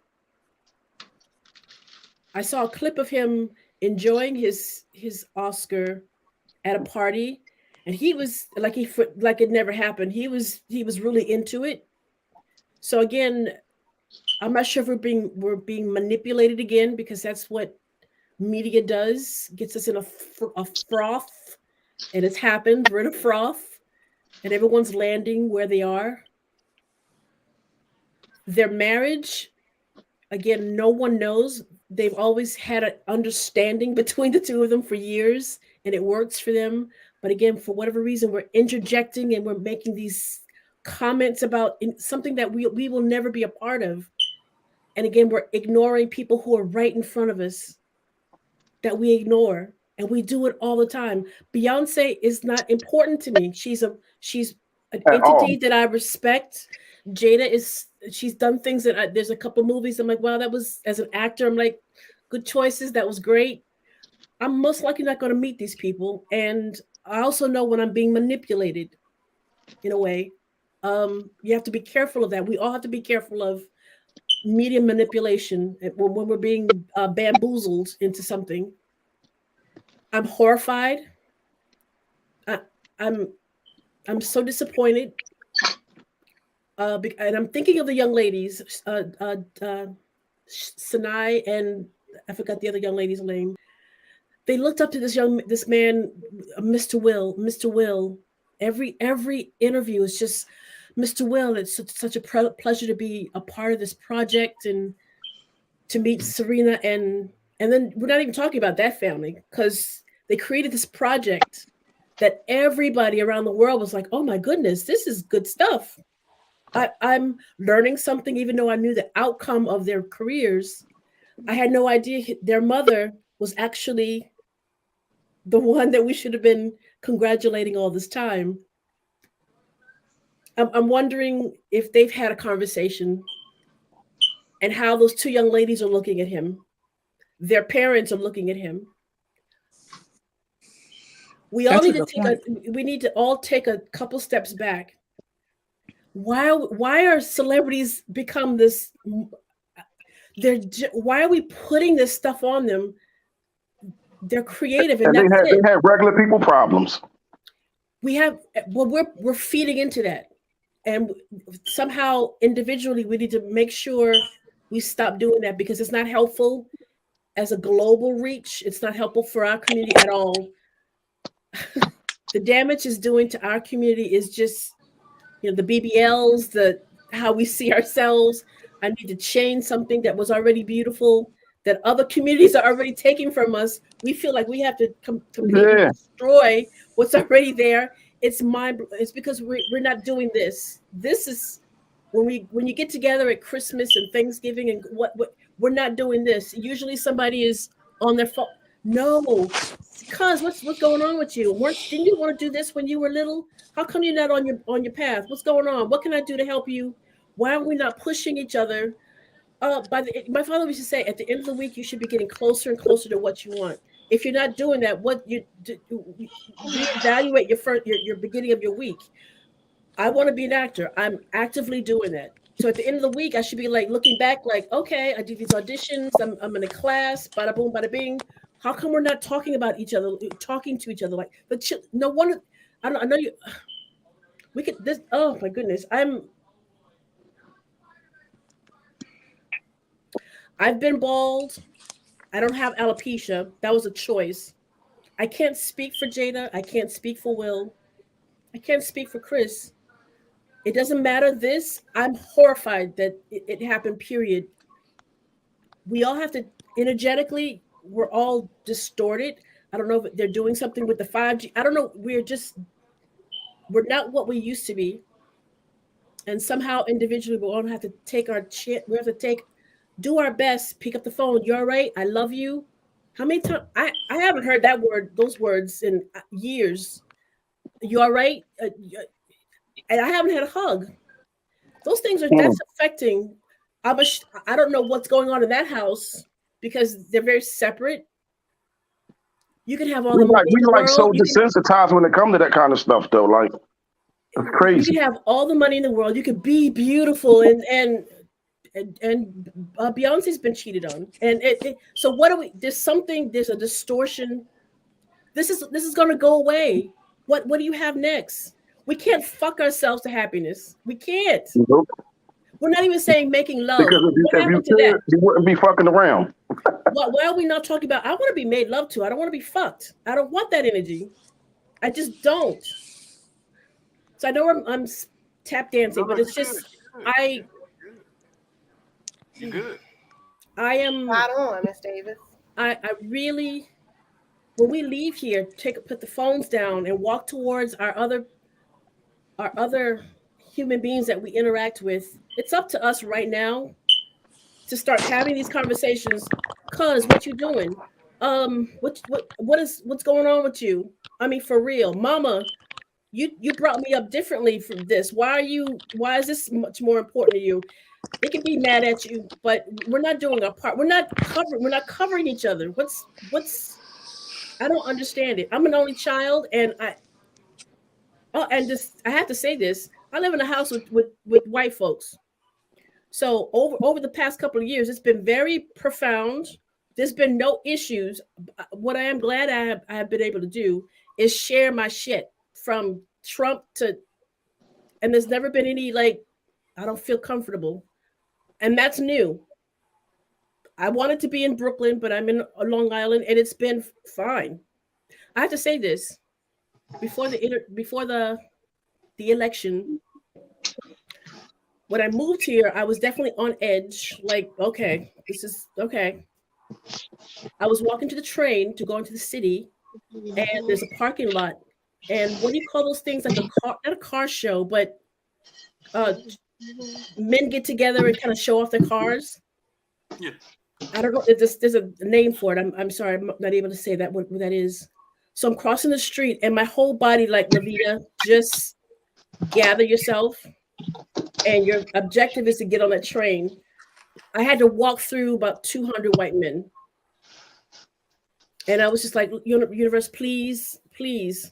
I'm not sure it's because I'm wearing these things. Not only did no one bother me, but no one said anything. And I was preparing myself to hear something crunchy. Now, they looked at me. Nothing came. Not one. And I was just like, okay. All right, universe. I appreciate it because I don't want to get into no interaction with nobody like that. But for whatever reason, nothing. I don't know why I'm here. I wanted to be in Brooklyn with some folks, but universe is like, no, I'm gonna put you here for some reason. And it's been, strangely enough, I have had we've had conversations like, no, but nothing other than that. So we need to stop apologizing for who we are. We do it on Will Smith's level. We do it under. We don't need to apologize to no one. But someone mentioned it earlier. We've been getting this from church. We've been getting this from my grandmothers and you gotta be nice. LaVeda, be nice. Hold it in. Don't say nothing. Don't give it. Just hold it in. That's dangerous to our physical selves, our spirit. And then it comes out like that. I always ignored that shit. I'm sorry. I always ignored that. I always said what the fuck I wanted to say. You're in a way you're lucky because you got stuff out. I look at Will and what happened a couple nights ago as something is imbalanced. I think he's trying so hard to stay in this persona of himself. Amen. And he has the pressure of getting an Oscar. I'm not concerned about awards, so I'm not concerned about that. But he's put so much pressure on himself since Fresh Prince. It's this kind of I want he put himself in the cage, and now he can't.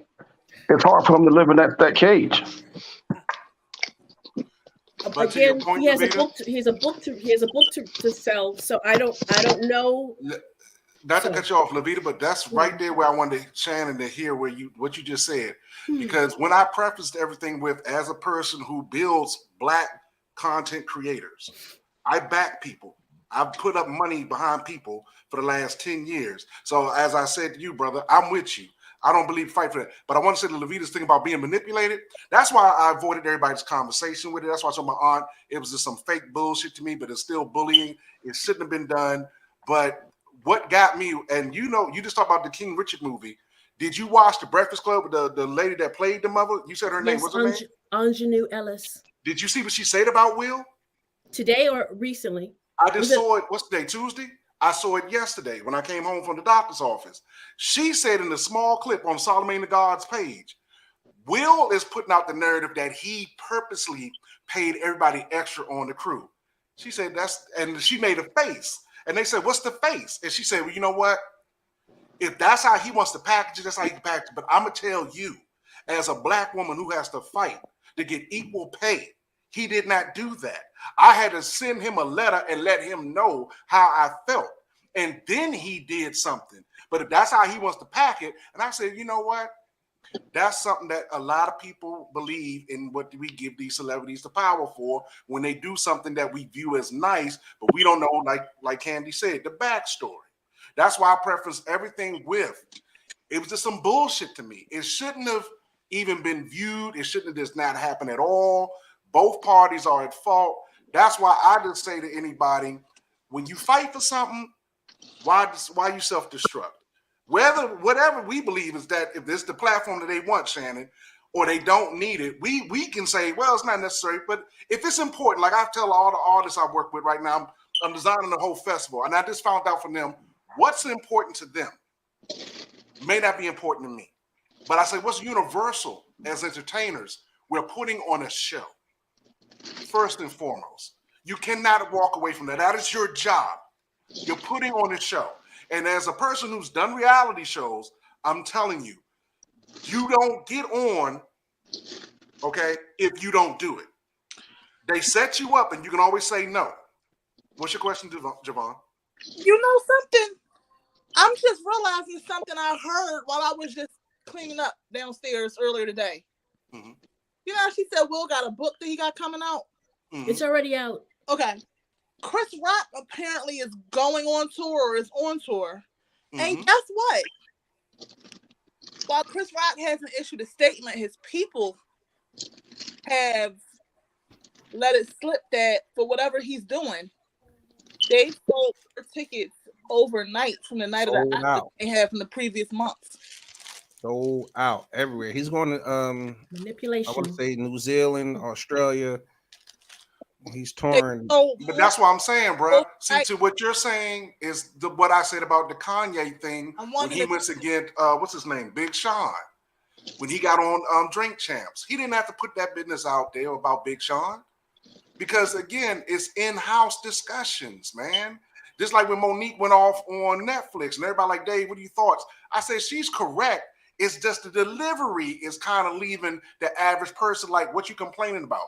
$200,000 versus zero. She has every right to believe she's worth $1 million to $2 million against Amy Schumer. Hell, I think I'm the same thing against what's that boy I told you about, LaVeda? When somebody say you look like Forrest Whitaker. Okay, I don't get mad. You know what I'm saying? You don't look like Forrest Whitaker. Wait a minute, hold on. Let me do it right. No. No. But you understand what I'm saying? Don't do that, Javon. Don't do me like that. Don't do me No. like that. I did look, hey OG. Hey, Dave, I'm saying no. I'm saying no, Dave. No, son. You gotta understand. I did that shit in New York at a hardware store with this white girl. We jokingly talking. We just came out of audition, and the hardware guys overheard the conversation. So when I did the eye for her, the whole place went off.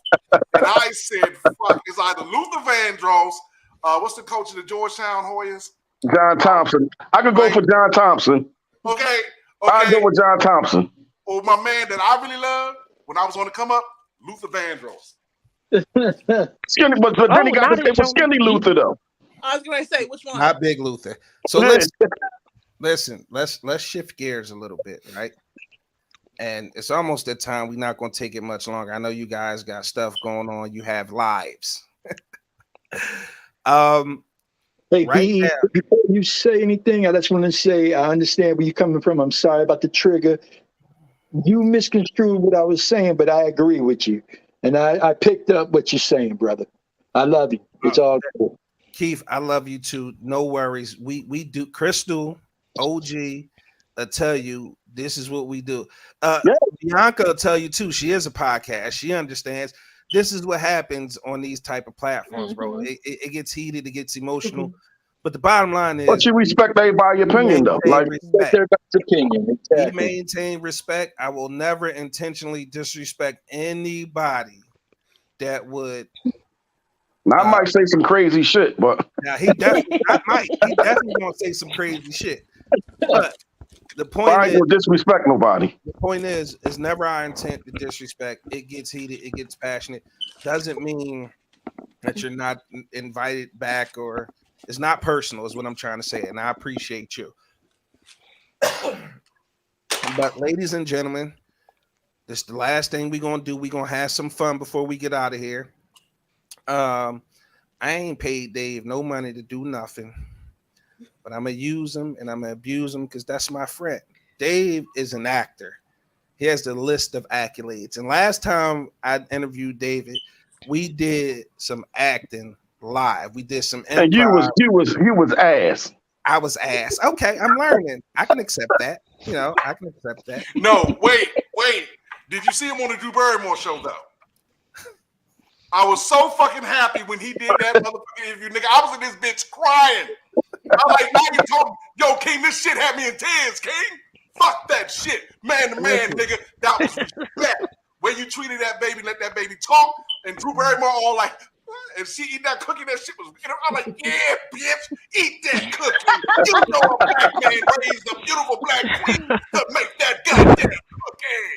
Yeah, that was fun. I wanted her to do it by herself, but like no, producers. She 8 years old, man. Stop. My daughter, Right. they She needed it, baby. She needed that. Like That's you was a security blanket. Right. That's protecting, sir. Yeah, you was a security blanket. If you wasn't there, Meatball would have froze, man. Exactly. Yeah, shout out to Cameron. See, don't nobody know her as Meatball. Shout out to Cameron and Little Exclusive Bakery and Kayla with Maywa Cosmetics. Ladies, head over to the website, pick something out. I got one free gift for all y'all covered by me. Okay. Thank you. I appreciate Say that. less. Run it up. He got money. May I say something in correlation to King Richard? I don't know if you ever saw the footage of when Venus was being interviewed a long time ago, and there was a very rude interviewer. He was talking to her about her confidence, and he was trying to break her, and she back then had a tendency of like, don't ask me again kind of energy, but she didn't have to say it because her daddy came in to be the lion. And that's one thing that Will was talking about, that he always wanted his kids to like, don't worry about it. I'm coming. I'll do, you be right here centered. So Shannon, you and your daughter being there, you need to be there for her. She needs to know that, no, I'm good. Wherever I am, I know daddy's going to be right there protecting me. I know nothing's going to happen to me because me and daddy are good, and he's not going to put me in situations. If somebody comes at me, I know daddy's going to be like, oh, like Richard did, like, oh, we're done here. You're not going to, my daughter answered your question. There's no reason for you to be condescending to her. She answered you, so that was delicious. Please stay that way. Yes, I will. Please, I hope nobody ever sees that side of me. Well, if it needs to come out, they need to see it. I wish my daddy did that. I wish I had protection. I didn't. So it's good to see little girls with their daddies and their mommies with some shit. So I'm like, oh no, not my child. So I'm living vicariously through you as a 7-year-old. I wish I had it. Oh man, well, as long as we know each other, I got your back. You well protected right now. You got the 6'6" bear linebacker that does in your come. corner. So, and my sisters. Yes. So you got any of you guys, and LaVeda, don't answer, I already know. Bianca, Crystal, Candy, Javon, any of you guys ever done any acting? No, but I want to. I've done some role play before. David, all right, sir. Yeah, do that I knew that freaky motherfucker. I knew he was a freaky motherfucker. I'm about, beloved. Nigga, get the fuck out of here, you fucking bastard with your Sanford and Son looking ass. Talking about, hold up. Wait. That's a legit response. Like, yeah, I've role played, but acting. Y'all want to see his role play? Show him a little clip. Hit him with the clip. I have been nice all night. I didn't Hit want him to with say the clip. Hit him with the clip, Shane. I gotta understand something. B. Monroe, what is you got on, sister? Because I've been distracted all Slay night. girl. I was like, what the fuck is that? She work at City. Whoa, nigga. Whoa. B.Y. Rowe from Chester. Right? 'Cause I'm like, what kind of ladies night is this, Shannon? Am I missing the memo? I got to give you all this melanin. This is Black Queen all day. This is the ladies takeover. I had to give y'all something. Yes. So I was lip smacking off camera doing the comments. I was trying to be cautioned into the thing, but I was lip smacking the whole time. But it's okay. Hey, Dave, you ready for that cold shower?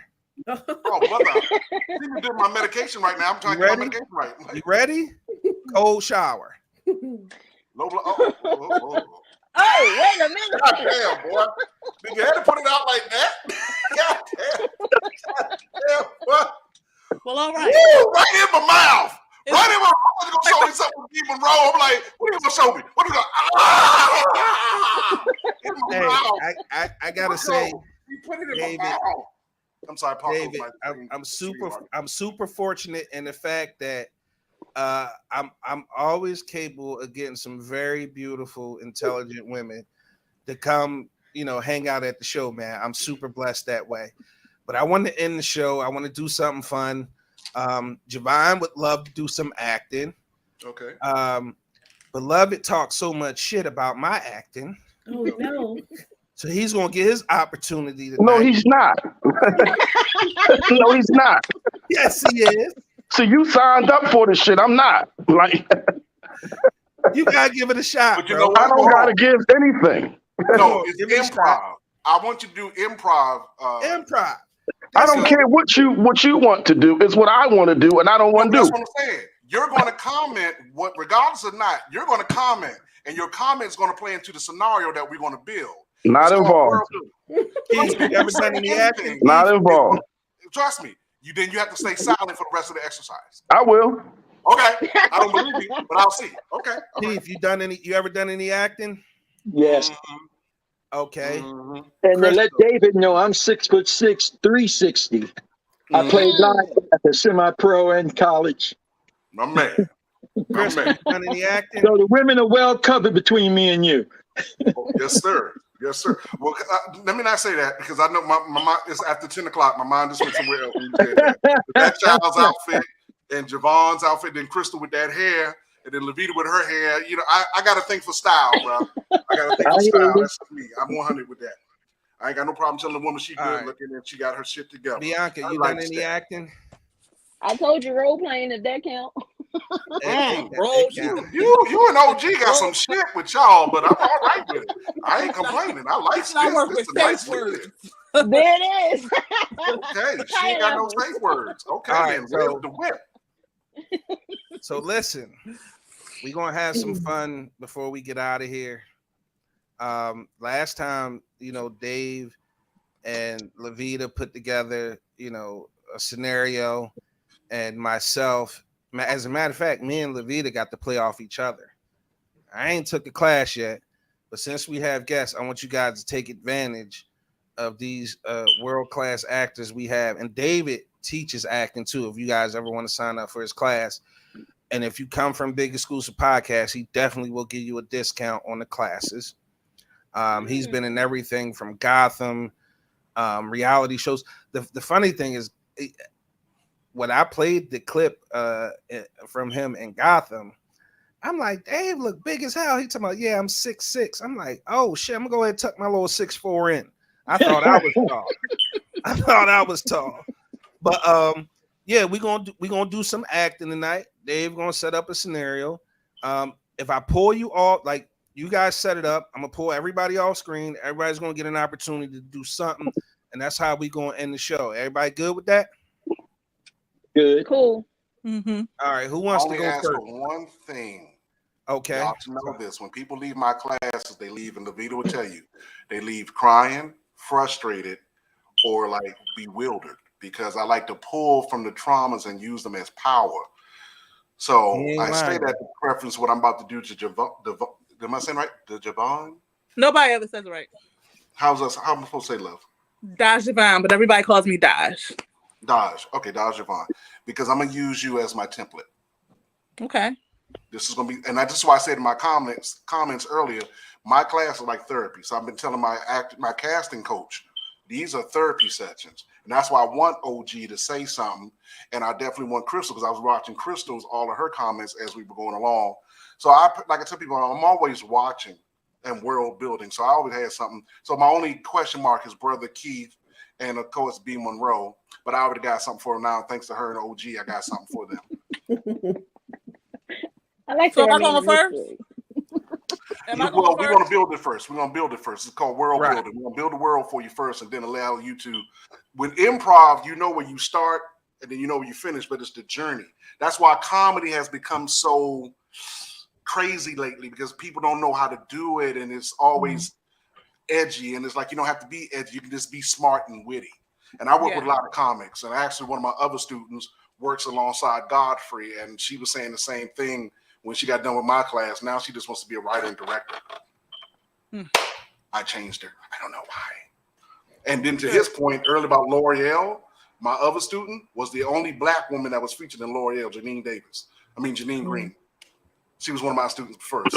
First ones. Yeah, look it up. Light-skinned chick with the curly hair, about LaVeda's length. Her name was Janine Green. She was one of my students. I did her demo. She was one of my first ones. So she was the only Black. I was like, wow, how do you do that? So, and believe it or not, she used to do Prince impersonations. So, Daj, who do you think you can impersonate? Who do I think I can impersonate? Oh, Dolly Parton. Dolly Parton. See, I told you this. Didn't I tell him to stay silent? Did I not tell him to stay silent? You failed. Shannon, did I not say it, Shannon?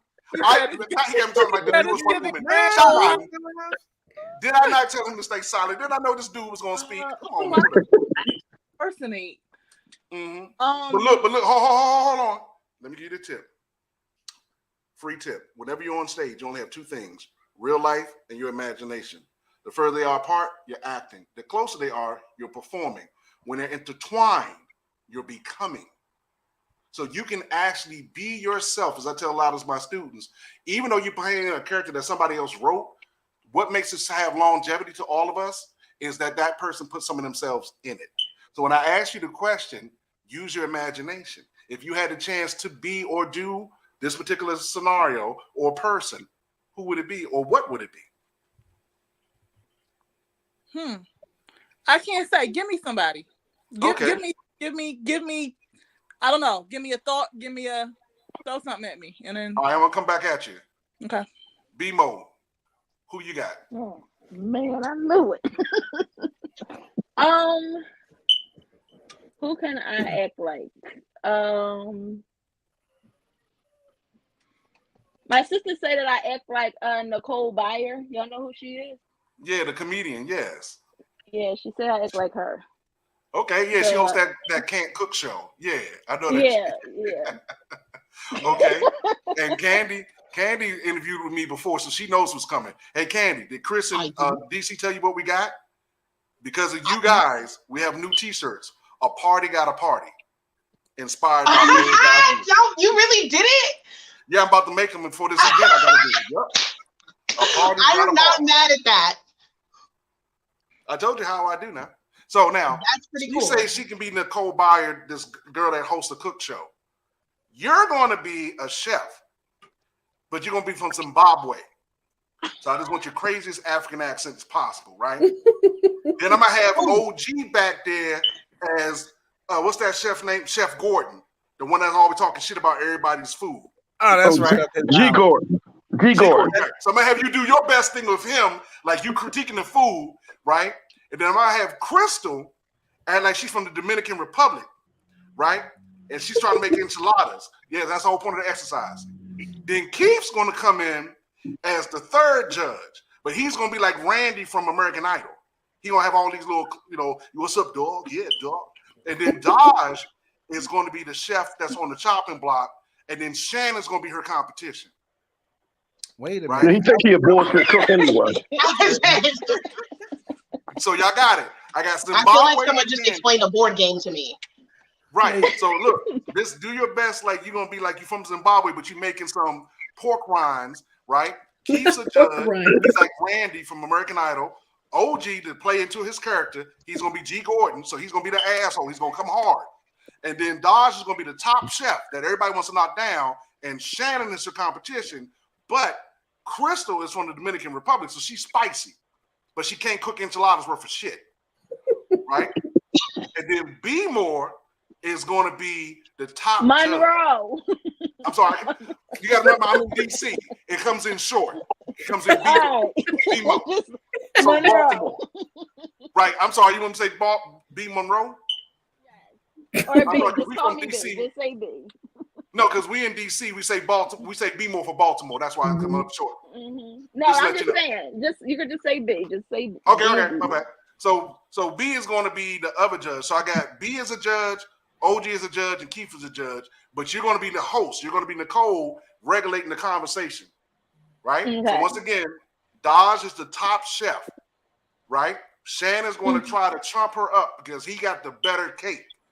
Chris is going to be from Dominican Republic, trying to talk about her enchilada cake is the best. LaVeda is going to be back there as a director. Candy's going to be from Zimbabwe, talking about her pork rinds. And Keith is too cool for school. And OG is just straight up asshole about the food is stinking. Oh, dog, I know what you're talking about. You ready?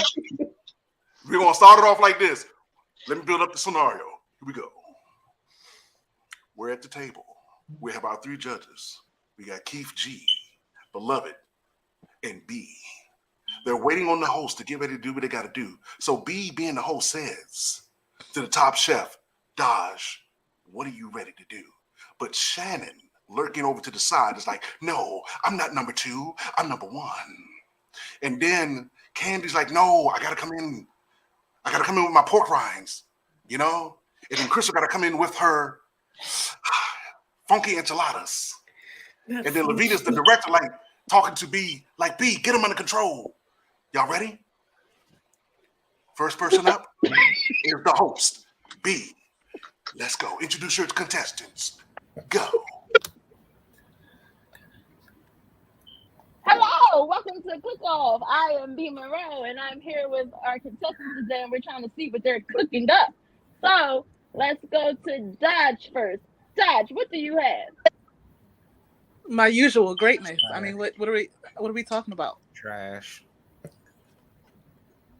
What the fuck is greatness? What is the greatness? So greatness. It's what I do. It's that what you're I'm talking about. What is it that you made? Yes, we live for greatness, but what is it that you have? Well, see, I mean, what, dog? I tasted it, and it was okay. It wasn't all that great to me. Well, see, you look like the type that's used to eating food from Easy Bake Oven, so I expect. Oh, I love food from Easy Bake Oven. I'm not against it, I promise. Is it better than my enchilada? Is it better than my Oh, enchilada? the Easy Bake Oven, she says. No, she made dumpster surprise. Excuse me. What is in your enchiladas? Oh, I have this spicy enchilada that has onions and mushrooms and all types of shit. That sounds like dumpster surprise. It sounds like As a food item, all I heard was onions. Just like that. What else is in there? All I heard was onions. So no one talks bad about my enchiladas. My enchiladas. Barack Obama loves my enchiladas. That's great. What else is in my there? enchiladas? Well, considering Barack Obama is from Africa, I have got a traditional dish. It sits underneath a zebra's ass for at least 12 days. It adds to the flavor I brought to America for you. Pork rice. You're going No for pork. Ass added to the flavor. Darling, we can still It adds see to the the track. flavor. Nothing's better than my enchiladas. Excuse me. All I heard was onions. So what else is in there? Is it an enchilada of onions? I think pork rind too. Pork rind. So now you're stealing family recipe. No. No. You know what, sweetheart? When do we put pork rinds in enchiladas, dog? I don't see it. Crystal Dominique enchiladas. Yes, Caraja, you gotta come to Dominican, baby. It's just two items, two ingredients. Maybe it's the texture. Maybe I she look like I cheats know the pork food. rinds with the I texture. help. It's the flavor. It's the And flavor. time. It's the flavor. And time. Hold. You better get it, Candy. Hold. Dodge. Put me back. Give me the multiple screen, Chris. I'm sorry. Dodge. Punch in harder. Shannon is saying shit to the side. He's saying some slick shit. I think I'm listening to everybody but him because he's so low key with it. Because you know why? He's doing what his character would be doing. He's saying it. He's the number 2 chef. So you're the lead. B-More is supporting you. Okay. Everybody else is principal. That's why OG don't have to say but 1 to 2 things. Same with Keith, Crystal, and Candy. They're popping in, and LaVeda is playing the director, trying to get everybody to say more because she wants more out of you. So Shannon is being slick. You're missing your cue because you're not taking lead as the top dog. Okay. I was just like listening to everybody speaking like, what? No. You're a bullshit actor. You're a bullshit actor. You're a bullshit actor. Listen to me. What did I say a minute ago that you got to have on stage? Yourself. Real life and imagination. Imagination. Okay. Where's your imagination? Okay. Yes, you're listening to them. We're all in the studio. Now, this has happened to me. I'm on the studio scene with 15 people talking at the same time, plus somebody's in my ear. So LaVeda is in the ear I got it. Okay. of B Monroe, right? I have to try to say her name properly. So she's in her ear telling her stuff, but at the same time, she's in the other contestant's ear. So he's picking with Crystal. So David, hold on. Can we do this? Can we break it down to the 3 screen where we only have 3 on screen? I'll pull everybody down. No, because this is more fun. I want everybody to see each other. It's as if I got you're in it now. the studio. I got it. I got it. You're in the studio. The only thing is she's so busy getting caught up on y'all that she forgot she's the lead. All right, I got it. Yeah. Forget her lines already and shit. Huh? Forget her lines already and shit. Oh, I got who said that? All right. Y'all ready? We're gonna pick it up where we left off. We left off with LaVeda trying to get the ingredients to y'all from Crystal. Candy done already talked about the zebra's ass. I love that line, by the way. That was spot on. And then Keith is still trying to be cool. And B is just sitting there like, what the fuck are y'all talking about? And Shannon just being slick, just looking on camera like, this bitch. She can't cook. I'm the number 1. You know what I'm saying? Right. So like, pick it up from right there. Let's lead in with Dodge coming back at Shannon. Y'all ready? And time in. Excuse me. Number 2. Hi. You have a lot to say, but I need you to do me a favor. Oh. Okay. Number 1. Address We gotta hold it up. I can't understand what she's saying. Can we talk about this queso? Brioche. I mean, you're talking a lot, but I don't even think that you know a lot of queso. What's going on? Great. I don't know. Beloved said your soup reminded him of dish soap. Okay, No, but mop beloved water. Oh, also. that's It rough, was dog. mop That's water. not right. Okay, but beloved Mop also water. wouldn't know It was traditional mop water. info from That's Candace. So exactly what I'm doing with his your opinion is food. completely irrelevant. I have too much training to be dignifying you guys with this level Beloved, of you gonna take conversation. that? B. Beloved, What If she's did you making say? dish soap soup, it I tells said I me have you too need the much pork rind. education and irrelevant. training to even dignify some of you with this level of Why are conversation. either of you arguing with Education and training don't got nothing to do with the Y'all dish. got With the All I mop I've had water. my heard surgery No, yet, as an dog, so I auditor, know soup, and that ain't soup. as an And you can have a auditor Listen, member, PhD and at don't the know how end to of the cook. day, I'm head chef at Dishwater. two Michelin restaurants. I have I residency thought in cart Vegas. don't Nothing count. here honestly You said equates to the Michelin. ratings on I this thought show. Michelin So sold I mean, tires. you're Dave, welcome. You said Michelin. Michelin is I thought Michelin sold I'm tires. gonna give you my enchiladas That's for your what that No, soup reservation. tastes restaurants like, are dog. Michelin star rated, honey. Catch up. What's going on with the Catch zebra up. egg? I excuse need me, to Miss know. Excuse me, where's the moderation at? Like, Mr. Javon, who's supposed to be in charge? I am Well, I mindful was that you told had. I would have a green card after this. Is this Uh-oh. still a Oh, thing? okay. Excuse I me. just want number one and number two. Just to try my you and enchilada. the zebra. Excuse Just me, be in the Javon. zebra. But if I win, you can have the pork rind recipe Come because on, you dog. sound We as got if to you let don't have a everybody husband get to cook into it. We got Miss Davis talking. Excuse me, ladies. Excuse me, ladies. As a listener, as someone listening in, all I'm hearing is There's a bunch of shit. onions, zebra ass. And I've mop got water. 2-star Michelins. Okay, so That doesn't make up 4 meals. So can I hear some more ingredients, we got some lettuce and please? some tomatoes. What else do you want? Caraja. Boo. Onions and tomatoes is not it for a wrap. I mean, pork rind puts bring the it. spice in it. What kind of I don't like spices the pork then? rind. This is scary. Damn, Now, Crystal, I are don't we think you. willing to I'm talk starting to about- are lean we towards you willing to not talk knowing how to about- cook in real life, Crystal. Spice. Let me find out you don't know how to cook in real life, Crystal. Oh, my cooking Onions and is tomatoes? great. Does Don't not worry make about a- it. Just have this enchilada. That's not I okay. thought it was a dish. That sounds like salsa to me. That gets really You know what, salty. dog? Not even We can enchiladas can and do salsa. Let's Play the song instead of cooking because you sure can't. Sorry, dog. That's all my opinion. So I thought my enchilada was the best, but it was a shitty enchilada. Isn't that what you said my character was? Yeah, it's the food is shitty. Also, time. What are you asking? Because you were in character. Why? Oh, I thought so. Okay, I'm just checking. Baby, you gotta understand. What you're doing is improvising.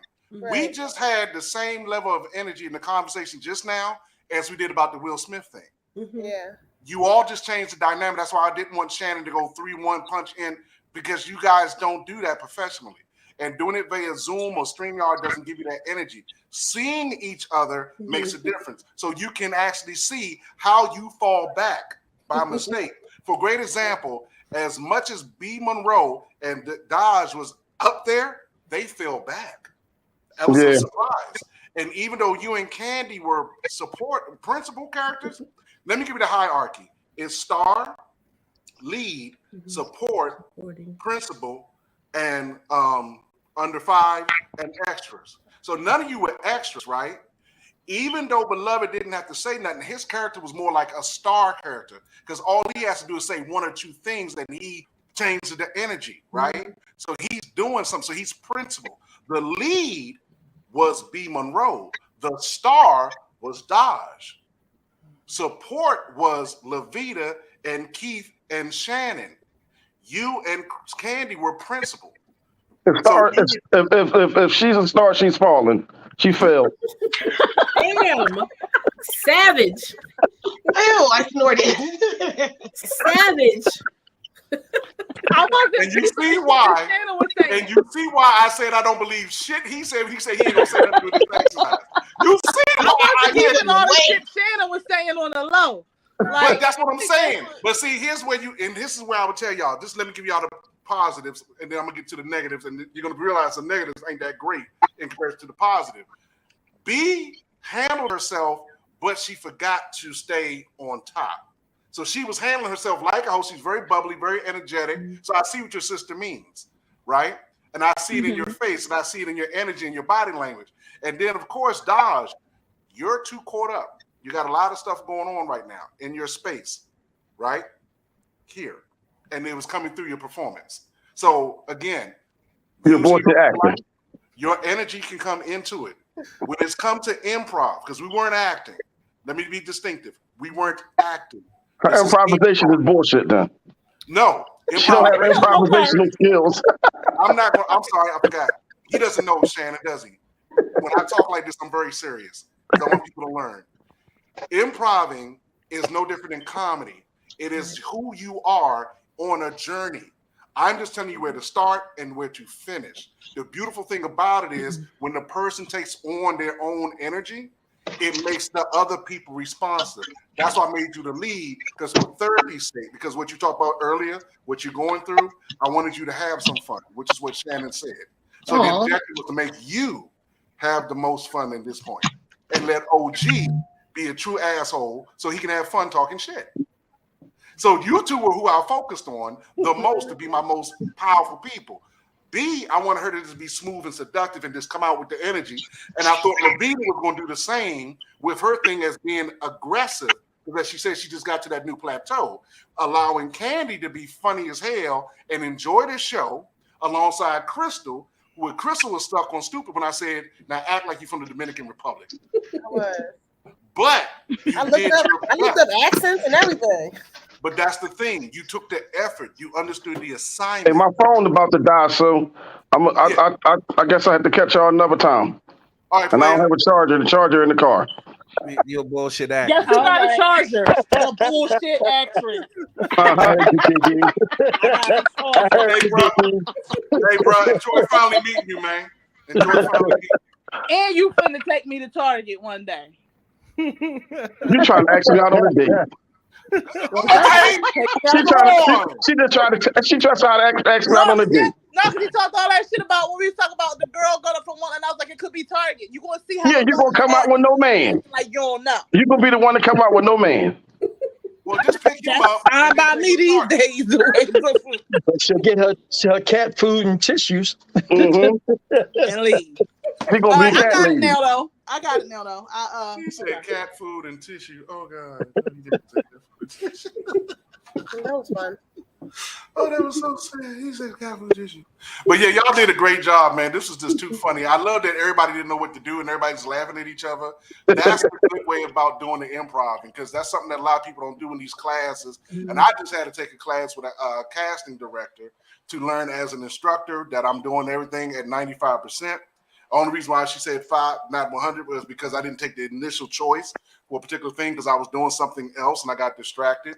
But then when I got into it, she used me as her subject to show the other people what to do. And then as an actor, I knew what to do. And I told my manager, I said, just ask her. I said, just ask Wendy. She used me as a guinea pig. So everything I teach, and LaVeda is my student, but LaVeda can teach a class because LaVeda is now thorough. Oh yeah, the last session was all LaVeda. She made those ladies come out their skin. I didn't. LaVeda did. She made it come out their skin. I shut the fuck up. Her and Shannon took over. So sometimes these guys, the master becomes a student. I just shut the fuck up. Well, Monroe about to come out of her shirt. There you go, Miss Davis. Don't make me awkward. Girl, I know you're not feeling no awkward in that. Girl, please, you're very confident. Shut up. Stop. I'll live for a little sheer number. Right, we're not even gonna let you do that. Don't play like you. Shh.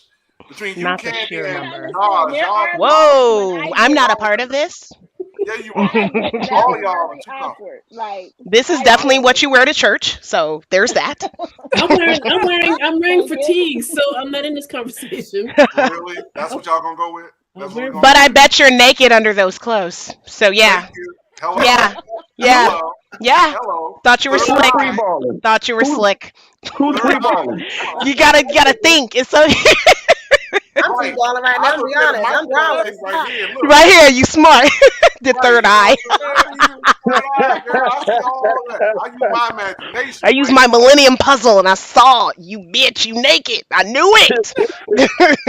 No, wait a minute. What's that black thing sticking on the side? Is that a microphone? Is that a microphone? Yes, it's my Janet Jackson. Yeah. No, not you. B. She got a black thing right here. Where I'm pointing at. See that thing sticking out? I heard B and I'm hearing me. Sorry. No, that's the design. No, it's a That's thing the coming right design across of your chest, my looking like a microphone jack. It's a It's a flower. design. I think. I don't know. Oh, My it's a hair- flower. Okay. because Is it's it like not a coming. flower or It's a something like flower. part of the It's part of design? the Look, don't move close to the camera. Don't move. Girl, close he to the just camera. wanted you to rub your titties together, just counterclockwise, clockwise. And tell him it's a piece of that. Okay, Tell him it's a piece of OnlyFans. that. So he can point. It's a piece of that. Okay. Matter of fact, let me show this little thing. Listen, get your money. We've been out here doing more for less. Get the money. So hold on. Candy, you're Real hilarious. quick, real That's a quick, summer real t-shirt. quick, real quick, real quick, real You said quick. that's a summer T-shirt.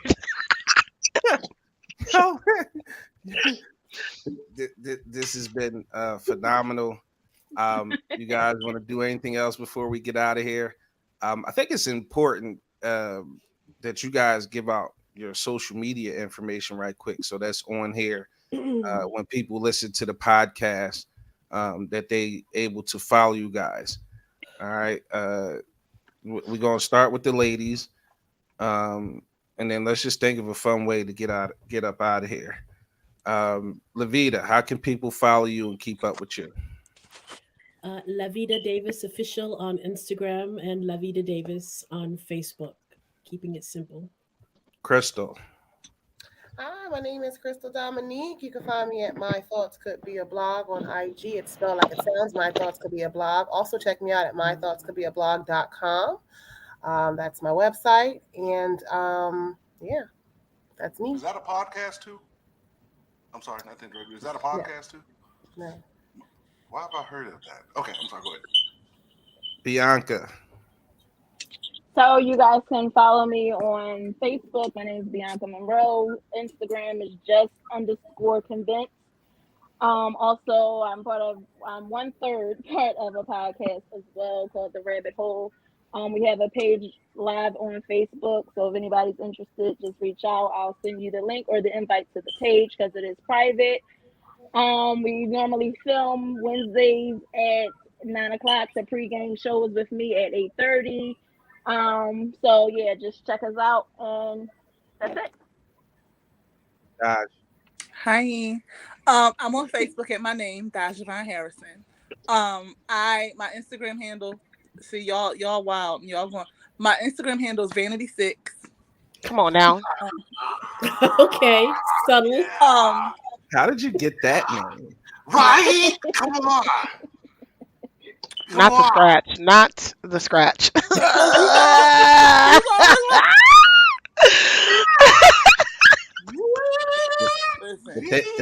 The things I learn about my folks on this Oh, podcast. Wait, I'm about to do I'm about to do Sex Shooter. Sex Shooter was Apollonia, right? But Pretty Mess was made by Vanity. Pretty Mess is my Yes. right? That was okay. Vanity. That was on her. That was on the album. Yeah. Right. Okay. That's what I want to make sure. The Animal album, right? It was called Animal or something like that. I think so. Yeah. Okay. Anyway, go ahead, girl. I just started really getting back into Instagram, so I also have a business page, A 90s Dream. I make jewelry. Yeah, and please follow Daj. Her social commentary is impeccable.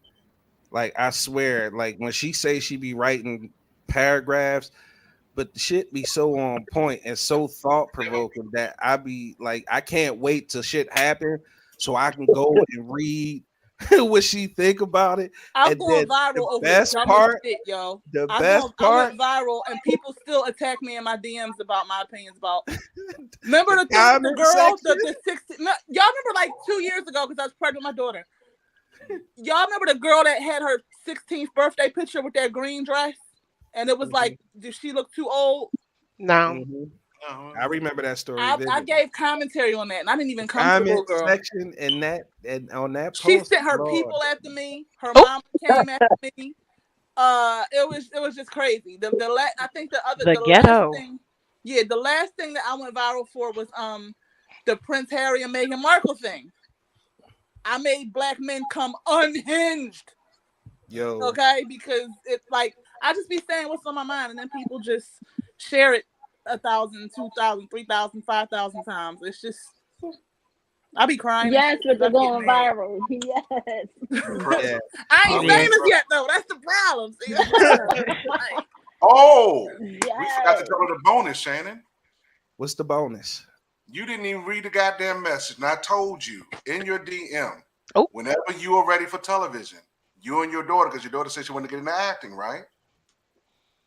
Did you even look at the site that I sent you? Zany Entertainment? No, I didn't. LaVeda, would you like to tell them what I do? When you're ready, he introduces you to the people that you need to be, and Zany Entertainment is his management, and they're tapped in, and you need to follow through.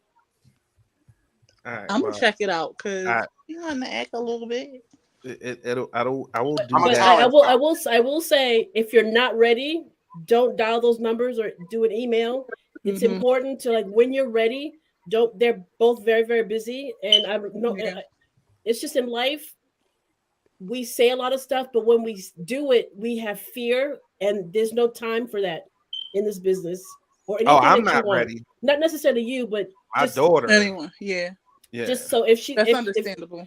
Just reach out to her, and by this time next year, she's going to be huge because of David and his management.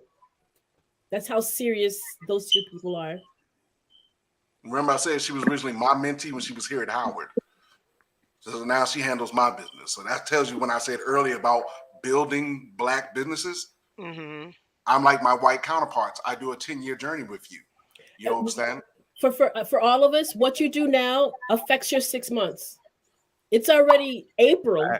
Where did the time go? Let me put you on So speaker. we need to journal. We need to do a vision board. We need to plan out. It's already Wednesday for tomorrow. What do I need to do by Friday? I should be like, okay, get inspired. Make sure the people that you're around are inspiring you. If they're not doing that, tell these people goodbye. Because what are we waiting for? We came here alone. We're gonna leave alone. What we do is in the middle. It's up to us.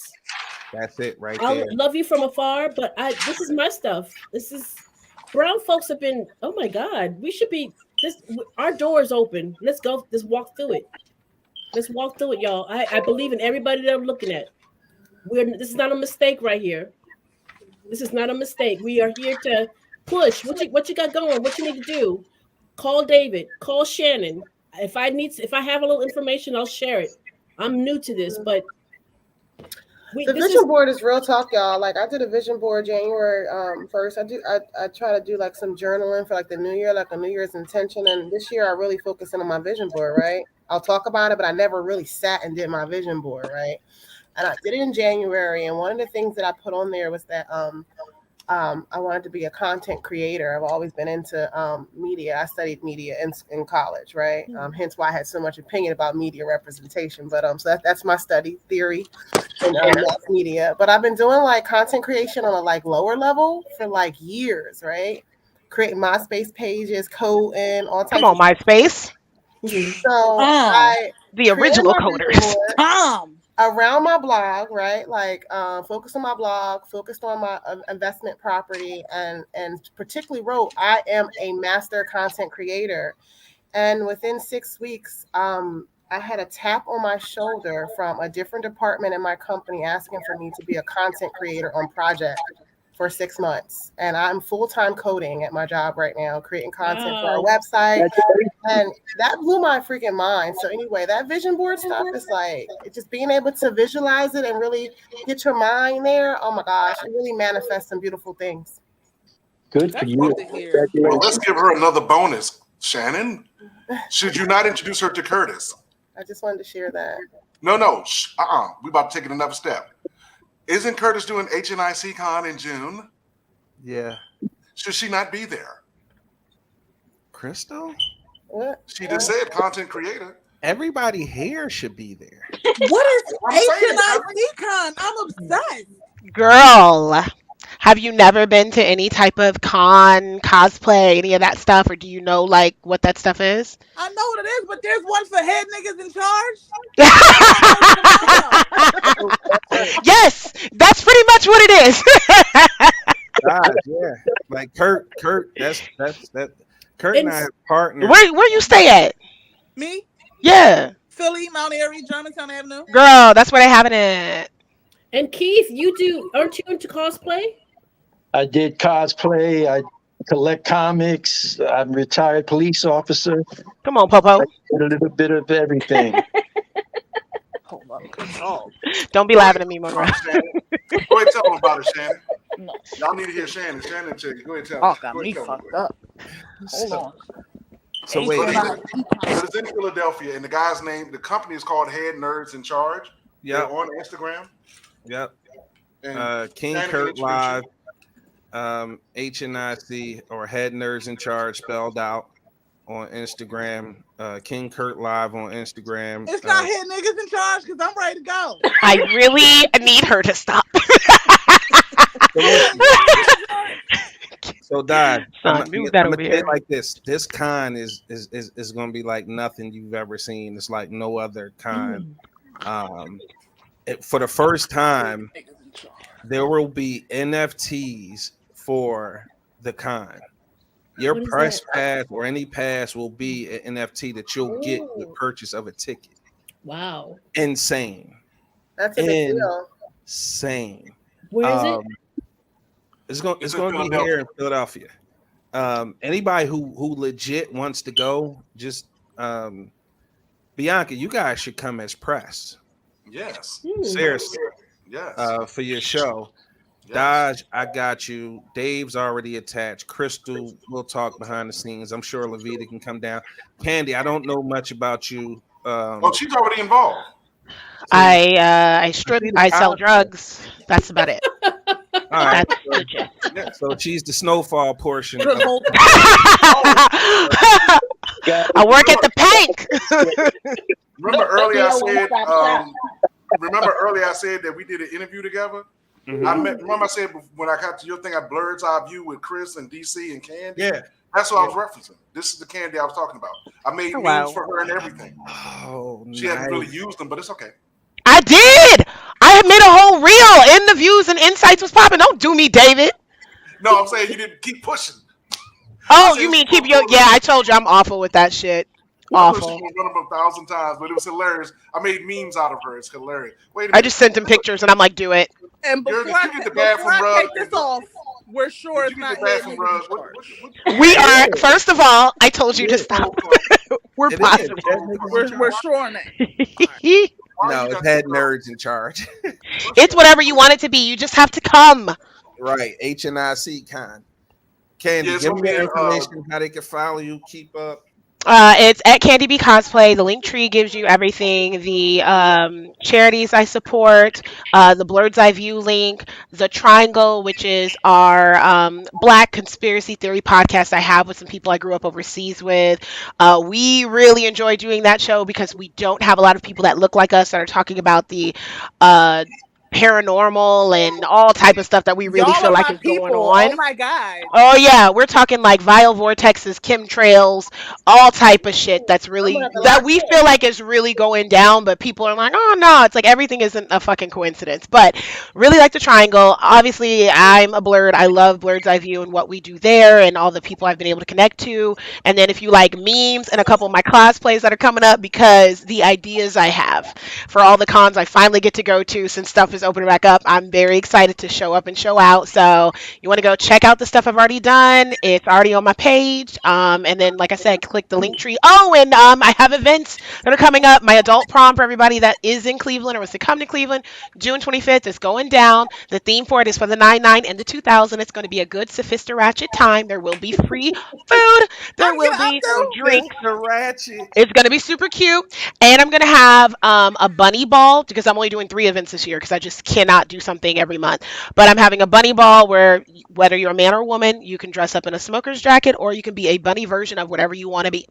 So because I'm into anything that's going to be campy costume. And then I'm going to have a vampire masquerade ball in Blocktober. I call it Blocktober because my last name is Blocker. My birthday's in October. I am that extra. I celebrate all month. So in Blocktober, we are having a vampire masquerade ball. And I am going to get paid to be myself. I say that every time I'm on somebody's show or recording something of my own. It is just what I'm putting out in the Yoniverse. I'm going to get paid to be my, you caught that? Y'all knew you too. I'm going to get paid to be myself. So, yeah, that's where you guys can find me. Yeah, right. Insider information. Girl, I still got some jade eggs I ain't even used. Girl. They're just in the drawer, and I'm just like, yeah, I'm just gonna go through these, girl. So No. Candy, you said that so quick. I'm really interested in all things metaphysical and just how can I follow? What was that? You said a podcast? Well, it's at the Triangle, but it's easier to go to at Candy B Cosplay because I put everything in my link tree, so it's a one-stop shop for people. Is that on the website? Her Well, no, Instagram is that's right gonna be there. on Instagram, but you at Candy B Cosplay is gonna be on IG, and then the I link gonna tree is tell in the y'all. bio, and then you can go there. Be like 4 times. Jesus be a thesaurus. Hold on. What did she say? And then the Triangle is tricky because the way we decided to spell it was like TH, the number 3, and then triangle without the E.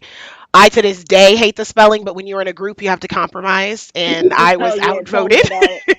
I Tell me hate about it. it. I hate it. But our logo's dope, and yeah, I like the. We got 2 years worth of content out already because we've been so busy in our personal lives, which is a good thing because everybody that I'm pretty much around or close to, they're working for themselves, and I'm like, it's about time. But you're still, I think you work harder when you're working for yourself than when you do somebody else because it's 24/7 fucking work. So right now we're just doing like 2 episodes a month, but whether it's like a bigger thing that comes up, like case in point, when we do our next episode, we're going to be talking about the Oscars, but we like to talk about what is this distracting us from?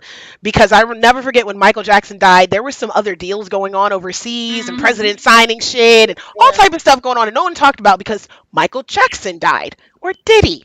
Because there's footage on that too. So we like to get into all of that. Yeah, We turn on love it. C-SPAN. The day that stuff is going on, I turned on C-SPAN. There was a lot happening in the news Girl. that day. And then like the news overseas is different because one of the girls that I do this with that we grew up in Japan together, she's half black, half Japanese, so she stays up on the stuff overseas because she understands it. So she'll be like, girl, that's not what they said over there. Like stuff about Corona, like she was putting me on game months before we got hip to it because she could understand the news and what was going down over there. So there's just all type of shit going on. The truth is out there.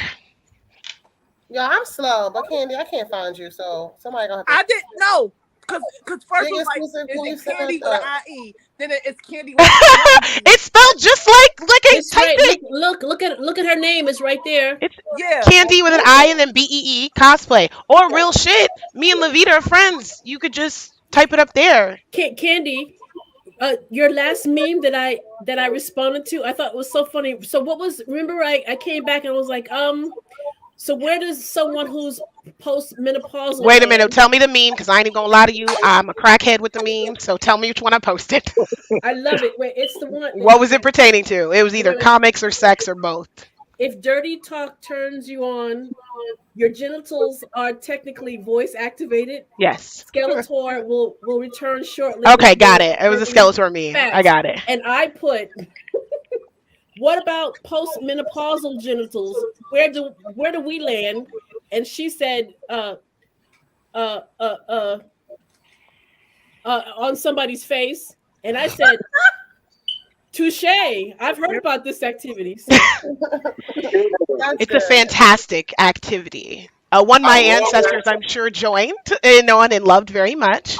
I tell you that every time somebody asks me the question, like, what do you really like? I say, sit on my fucking face. That's Steve Harvey. Although I will say that the Steve Harvey thing, I wouldn't trust a man that's like, oh, sit on my face, because then he wants to really take your soul. He wants you to go to the shadow realm for real. You can't. Nah, I ain't gonna do it because you obviously know what the fuck you doing. So let me keep my wits about myself. Nope. Nope. I ended up on the reality show because of my tongue. Like I like to live. I don't. Came out. I don't know. But it was called Bad Girls Road Trip. Somebody come asked on, about Bad it, Girls. I had to laugh about it. I forgot all about the show, but my tongue went worldwide, and all these women. Now I know what women say when men look at their cleavage. I get it now because women coming up and looking at my mouth like, "Were you on that show?"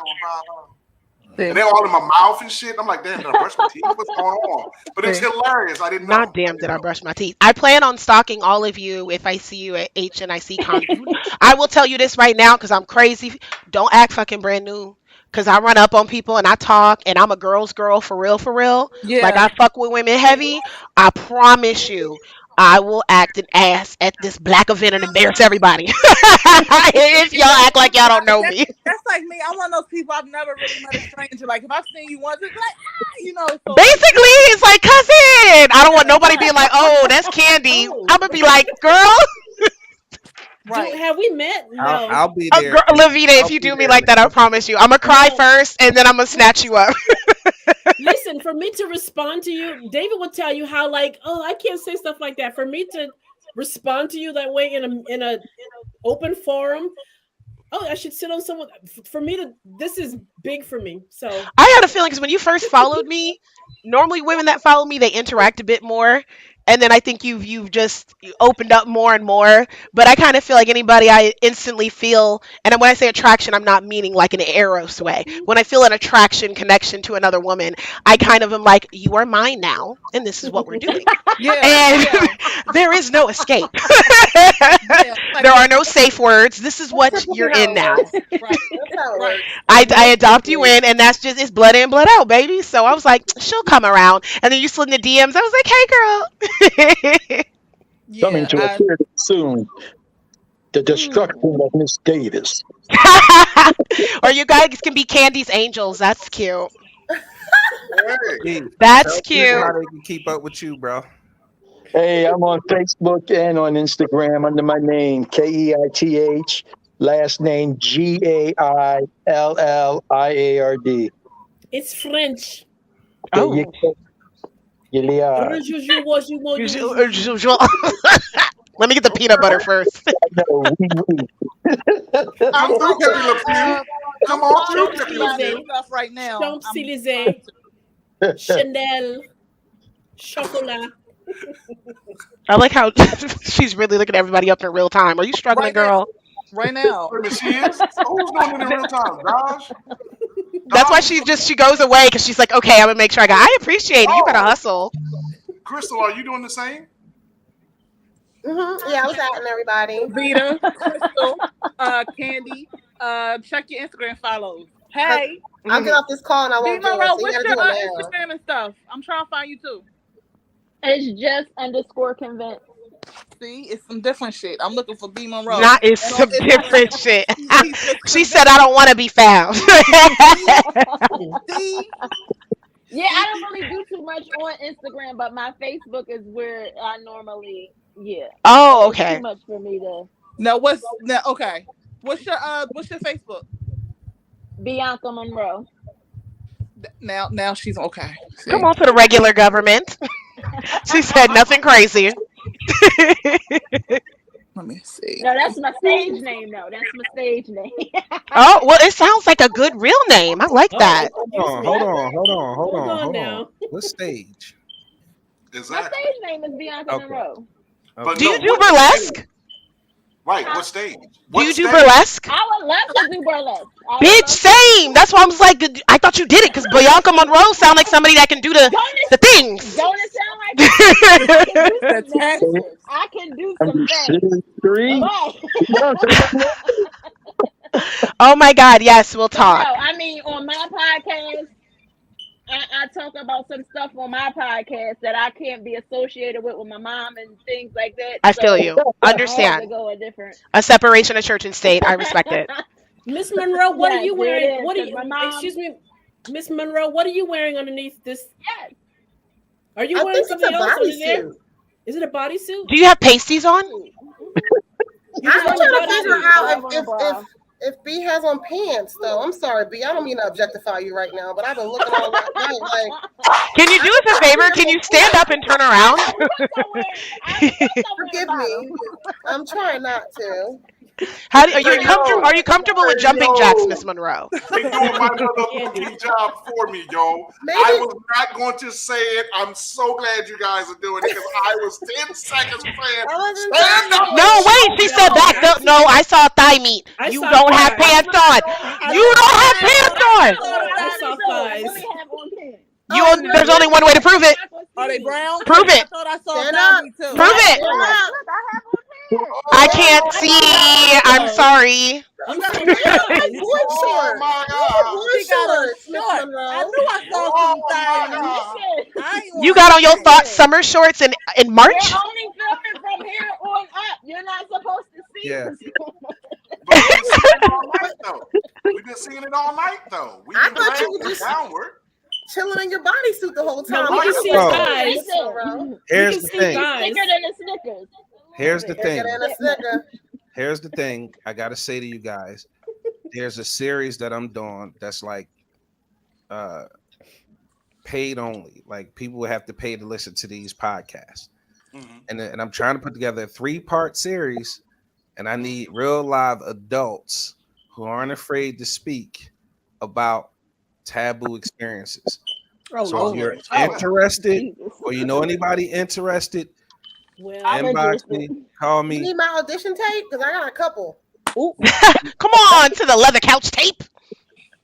This All right, this it's time to lifestyle I go. live because in. David, your it's face. about to And I go made some somewhere cute else. coin on the fetish market in Nah, my Keith Crystal is just not got my even. attention. shit. Crystal Keith just is got run my out of. You attention. sparked your curiosity, but now she has your attention. I have Keith just like moved out. multiple personalities in this real world. So it's actual. Is it actual tape? Is it actual footage? I'm too No, I actually boring. have tape. Like I used to do an after dark radio show. Come on, Oh, we sis. thought you meant the other kind of thing. Yes. That's what I thought No, you said. not video. Oh no. Because I got video. Is it on the black market? Yes or no? Yes. There's Like, a website Isabel, Can I type it in? like, can I look it up? There's a site. Right. Is it page 87 on Pornhub or not? Like, what are we Oh doing? yeah. So There's a that site. kind of tape is not public knowledge yet. Hold on. Right next to Jane Kim. Wait. This is still live across the air. Wait 1 second. I'm gonna play the trailer and I'm gonna end the live, but we'll still be back, okay? I know what I said. We can't give it away for free, David. Can't give it away for free. I know that's right. No, she already put it out there. My Stay stuff right is there. in the Who private. did? Stay right there. Stay right there. Not really. Miss Duke, you can call me Miriam. Well, that's a beautiful name, Miss Marion. What is it that you do? I mean, like, for money.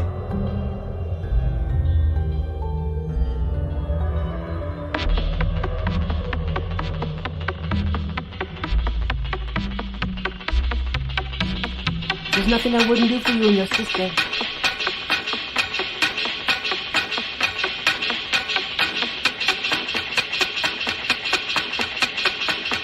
You know what? I can't wait to see you, sir.